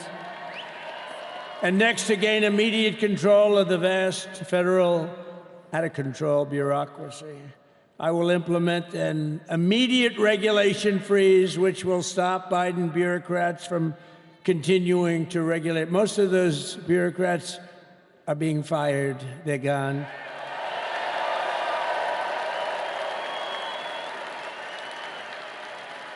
Should be all of them, but some sneak through, but we have to live with a couple, I guess. I'll also issue a temporary hiring freeze to ensure that we're only hiring competent people who are faithful to the American public. And we will pause the hiring of any new IRS agents. We will also require that federal workers must return to the office in person. And we're going to take the 88,000 people that they hired to go after you with guns. By the way, they're allowed to use guns and harass you like they were so many other people. Remember this? Okay, remember? Do you remember a little statement about tips? Does anybody remember that little statement? I think we won Nevada because of that statement. But they went out and harassed you over the tips. In other words, we are restoring control of our government to the people. We're going to take those 88,000. Let's see if they'd like to work on the border, because that's where we want them, really.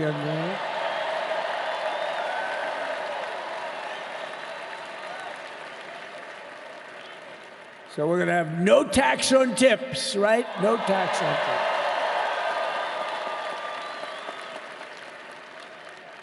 And we may have, like the Speaker of the House, is he here? He's done such a good job. Is Mike here? He's around here someplace. I saw him just a little while ago. Hello, fellas. Look at you guys. Yeah, I know it. He's great. He's doing great. They're all doing good. The Republican Party has never been unified like it is right now. They want to save our country. And we're going to more than save it. We're going to make it greater than it's ever been before by a lot. Next, I'm going to sign a presidential memorandum directing every member of my cabinet to marshal every power at their disposal to defeat inflation and rapidly bring down the cost of daily life, because your costs have gone through the roof in the last 4 years. Perhaps you didn't notice. Does anyone notice their costs are like double, triple, quadruple? You can't buy bacon. Apples have doubled in price. You want an apple, anybody? Pay twice what you did 2 years ago. We'll put more money in your pocket, and we'll bring back the American dream and to reduce energy costs and liberate our economy. So we have more oil and gas than any country in the world, and we're going to use it. We're not going to do the wind thing. Wind. Big, ugly windmills, they ruin your neighborhood. They ruin you. If you have a house that's near a windmill, guess what? Your house is worth less than half. And did you see up in New England with the whales? You see what's happening? So they had 2 whales killed in about 14 years. Last year and the year before, total, they had 28. So if you're into whales, you don't want windmills either. And they're the most expensive form of energy that you can have by far. And they're all made in China, by the way, practically all of them. And they kill your birds and they ruin your beautiful landscapes. But other than that, I think they're quite good, right? Now, remember when we used to joke and kid when we were kidding, but we don't kid anymore? They want to watch the debates on television. They want to watch your favorite president on television. But the wind isn't blowing, so we can't watch television that night, Gladys. Remember? Gladys, I'm sorry, the wind is just not blowing. We're not watching Trump tonight. But I'm immediately withdrawing from the unfair, one-sided Paris Climate Accord ripoff. The United States will not sabotage our own industries while China pollutes with impunity. You know, China, I mean, look, they use a lot of dirty energy, but they produce a lot of energy. And when that stuff goes up in the air, you know, it doesn't stay there. It's not like you got a wall. We love walls, don't we? Not like you have a wall around and it doesn't. It floats into the United States of America after 3.5 to 5.5 days. It floats across the oceans and it comes right over your neighborhood and it falls into your neighborhood. So they all say, we have to fight for cleaner air, but the other dirty air is dropping all over us. So what the hell are they talking about? Unless everybody does it, it just doesn't work. You know, we had the cleanest air and the cleanest water that this country's ever had under the Trump administration, and we didn't do anything to stop jobs and stop production, believe me. You're going to see a lot of companies come pouring back because tariffs. I always say tariffs is the most beautiful word to me in the dictionary. Then I was reprimanded by the fake news. They said, what about love, religion, and God? I said, I agree. Let's put God number one. Let's put religion number two. Love, I don't know. We got to put that number 3, I guess, right? And then it's tariff. Because tariffs are going to make us rich as hell. It's going to bring our country's businesses back that left us. And I'll also sign an executive order to immediately end federal government censorship of the American people. In America, we believe in free speech, and we're bringing it back starting today to stop the weaponization. Oh, do I know about that? These creeps. Deranged Jack Smith. You ever hear of him? Deranged. He's a deranged prosecutor. He's sick. They suck him on me. He's now been reduced to getting on an airplane, going back to The Hague or wherever the hell he came from. We got to get rid of that guy. Hey, was he one of the many people that got a pardon today? Did they pardon Jack Smith? You know, did you know that Biden, while I was making my speech, pardoned his whole family?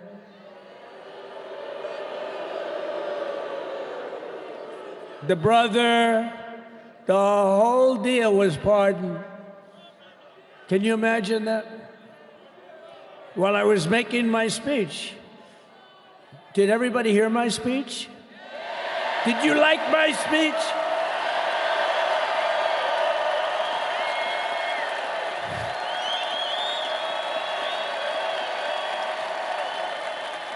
Thank you. I mean, the only thing wrong with it is I had a lot of tough things to say, and I have some great people that work for me. Sir, this is such a great speech. It's so unifying. Don't talk about Biden with his pardons of his family. We want a unified country. They said, don't talk about the J6 hostages that you're going to be releasing today. Sir, don't put that in your speech, please. I said, but I want to put it in my speech. I said, sir, it won't be unified like it is. It's so beautiful the way it is. And it is getting great reviews. You know, if I put things like that in, I'll get terrible reviews. One little paragraph that's a little bit wrong, the fake news goes crazy, right? So I said, all right, I won't put it in my speech, but you know what? I'm speaking in front of a hell of a lot of people at a place called Capital One Arena, and I'll talk about it there. So we're going to be going over the beautiful Oval Office, one of the great offices in history. Even if it wasn't beautiful, it's the Oval Office, but it is beautiful. And we love the Oval Office. It all starts with the wars start and end there. Everything starts and ends at the Oval Office. We love it. But we're going to go to the Oval Office. We're going to release our great hostages that didn't do, for the most part, they didn't do stuff wrong. You take a look at what went on, and look what happens in other parts of the country. In Portland, where they kill people, they destroy the city, nothing happens to them. In Seattle, where they took over a big chunk of the city, nothing happened. Minneapolis, where they burned down the city, nothing happened. Essentially, nothing happened. All they want to do is go after the J6 hostages. A 76-year-old grandmother was arrested the other day because she was looking, I think because she was looking at the Capitol or something like that. No, we're not going to put up with that crap anymore.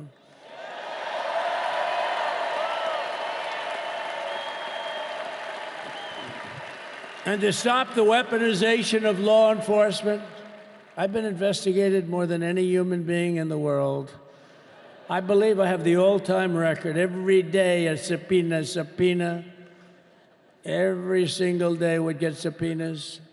I was more than any person. Alphonse Capone, remember I used to talk about it? Now, Alphonse Capone, Scarface, he was a pretty rough guy. He was investigated about 1/100th what Trump was investigated. My father's looking down at me, my mother, how the hell did this happen? You know what it is? They investigated their political opponent, the opponent of Biden, and then ultimately Kamala. Has anyone ever heard of Kamala?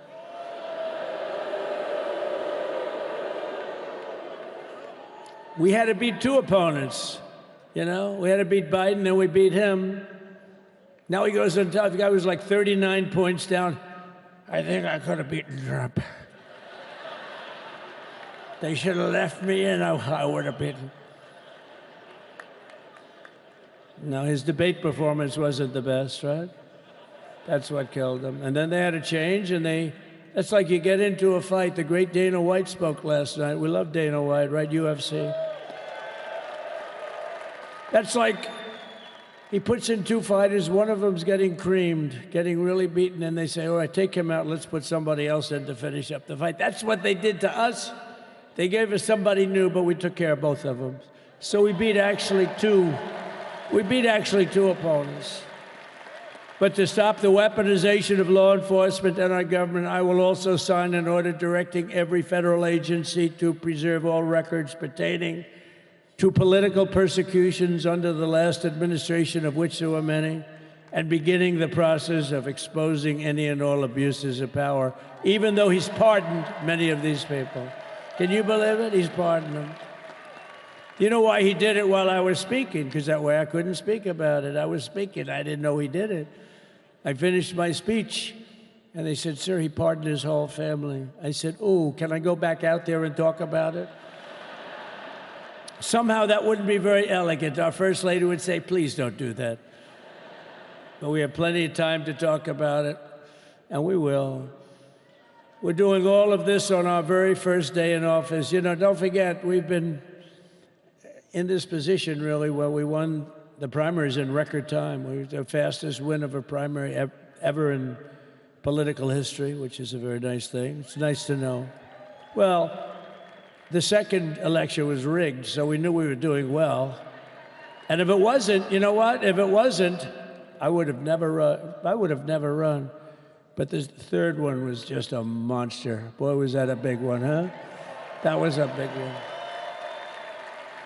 On the second one, we got like 10 or 12 million votes more than the first one. How about that? We did great on the first one. We did much better on the second one. But bad did we do well on the third one. So we're gonna have some fun. It's very simple. We're gonna make our country great. We're gonna make our country great again. We're gonna make America great again. How good a name is MAGA, though, right? You know? I was going to say, keep America great, but unfortunately it wasn't great. Can't say keep it great. It will be great again, but CAG, keep America great, CAG, I don't think it's ever going to replace MAGA. Does anybody like CAG? I don't think so.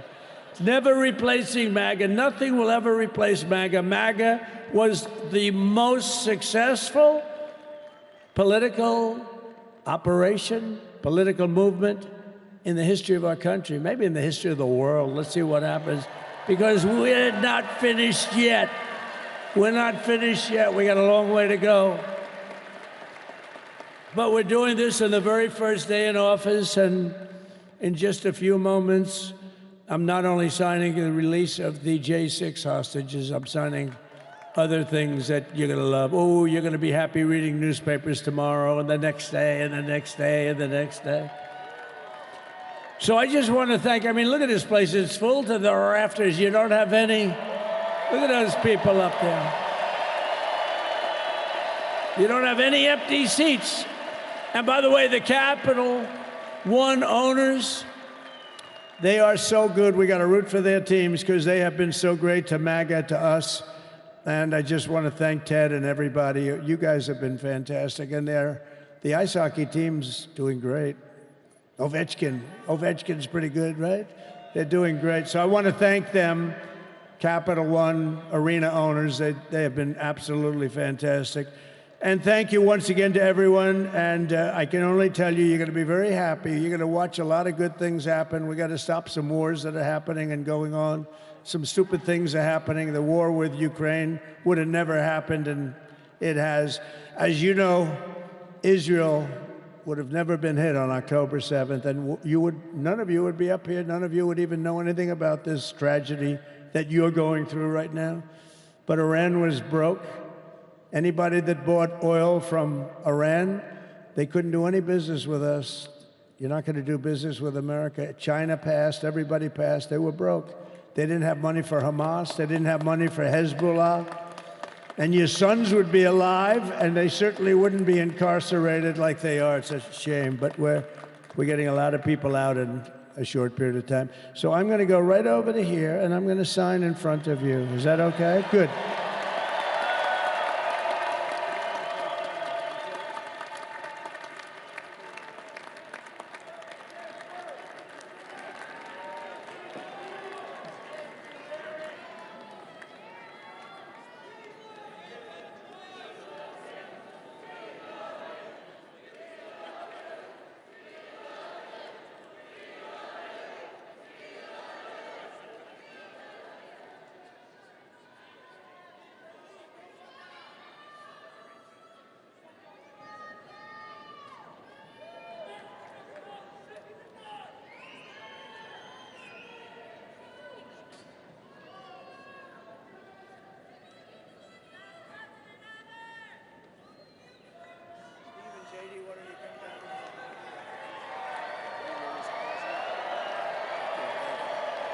You have that other one to sign? Sorry, what's it? You have the other one to sign? We don't have it over here yet, sir. We'll have it for you back at the Oval. The first is the rescissions of 78 Biden-era EOs and presidential memoranda. You want to call it out? Do you want to say it? You want to say it? Oh, if you want me to, sir. Why don't you say what I'm signing? Sure. The first item that President Trump is signing is the rescission of 78 Biden-era executive actions, executive orders, presidential memoranda, and others.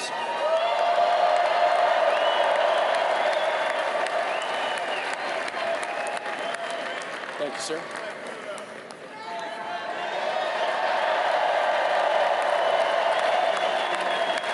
Thank you. The second item, President Trump, is a regulatory freeze, as you announced in your speech, preventing bureaucrats from issuing any more regulations until we have full control of this, the government and this administration.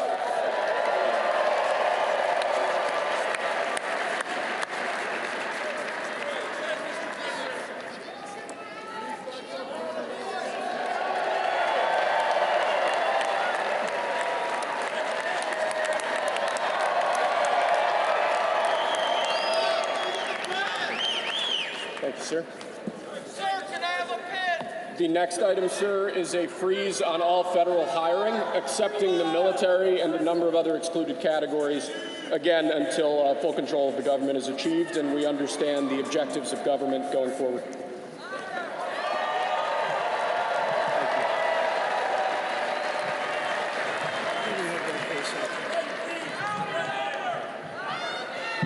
Could you imagine Biden doing this? I don't think so.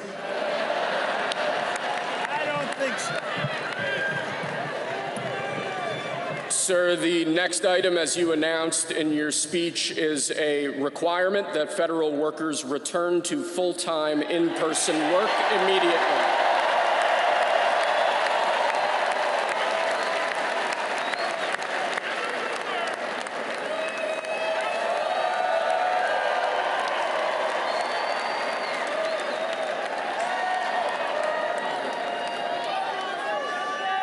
Thank you, sir. Next, we have a directive to every department and agency in the federal government to address the cost of living crisis that has cost Americans so dearly.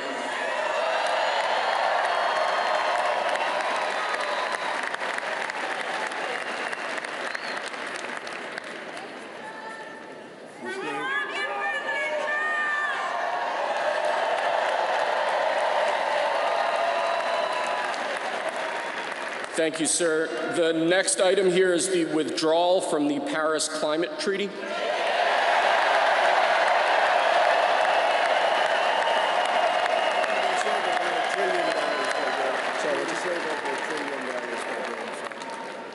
Yes, sir.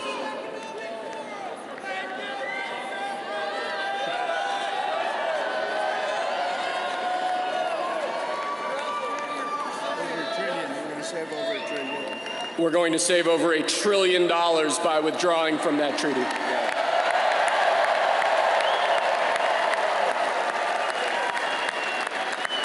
And the next item, sir, is a letter that will be transmitted to the United Nations explaining that we are withdrawing from the Paris Climate Treaty.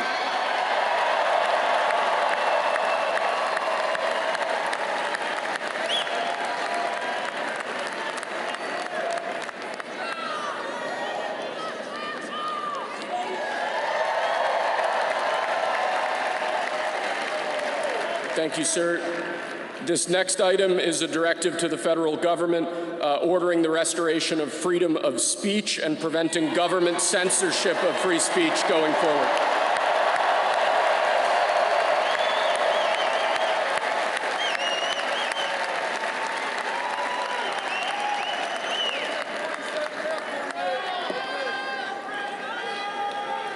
And lastly, sir, before we go back to the Oval Office to sign a large number of other items, is a directive to the federal government ending the weaponization of government against the political adversaries of the previous administration, as we've seen.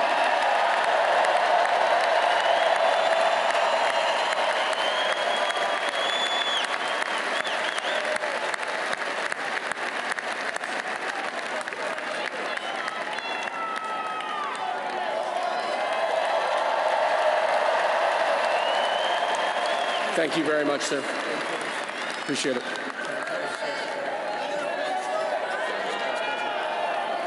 Pretty fun job.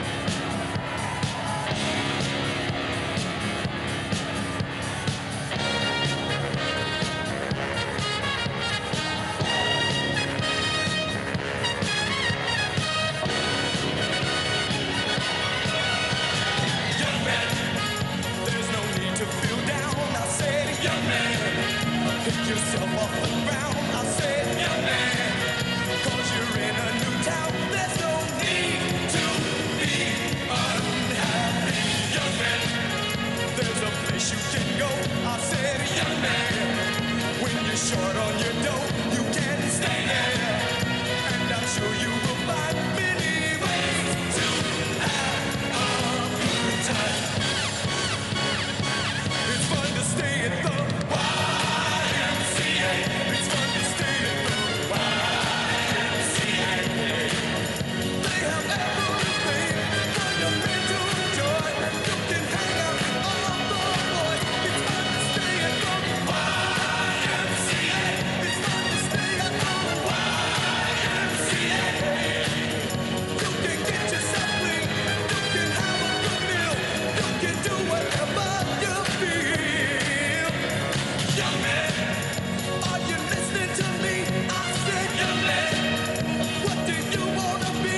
I said, young man, you can make real your dreams, but you got to know this one thing. No man does it all by himself. I said, young man, put your pride on the shelf and just go there to the YMCA.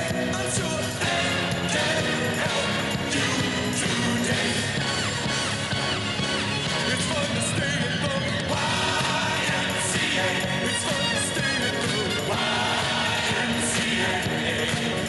They have everything for your men to enjoy. You can hang out with all the boys. It's fun to stay at the YMCA. It's fun to stay at the YMCA. You can get yourself clean. You can have a good meal. You can do whatever you feel. Young man, I was once in your shoes. I said I was down and out with the blues. I felt no man cared if I were alive. I felt the whole world was so tired. That's when someone came up to me and said, young man, take a walk up the street. It's a place there called the YMCA. They can start you back on your way. It's fun to stay at the YMCA. It's fun to stay at the YMCA. They have everything for your men to enjoy. You can hang out with all the boys. YMCA. It's fun to stay at the YMCA.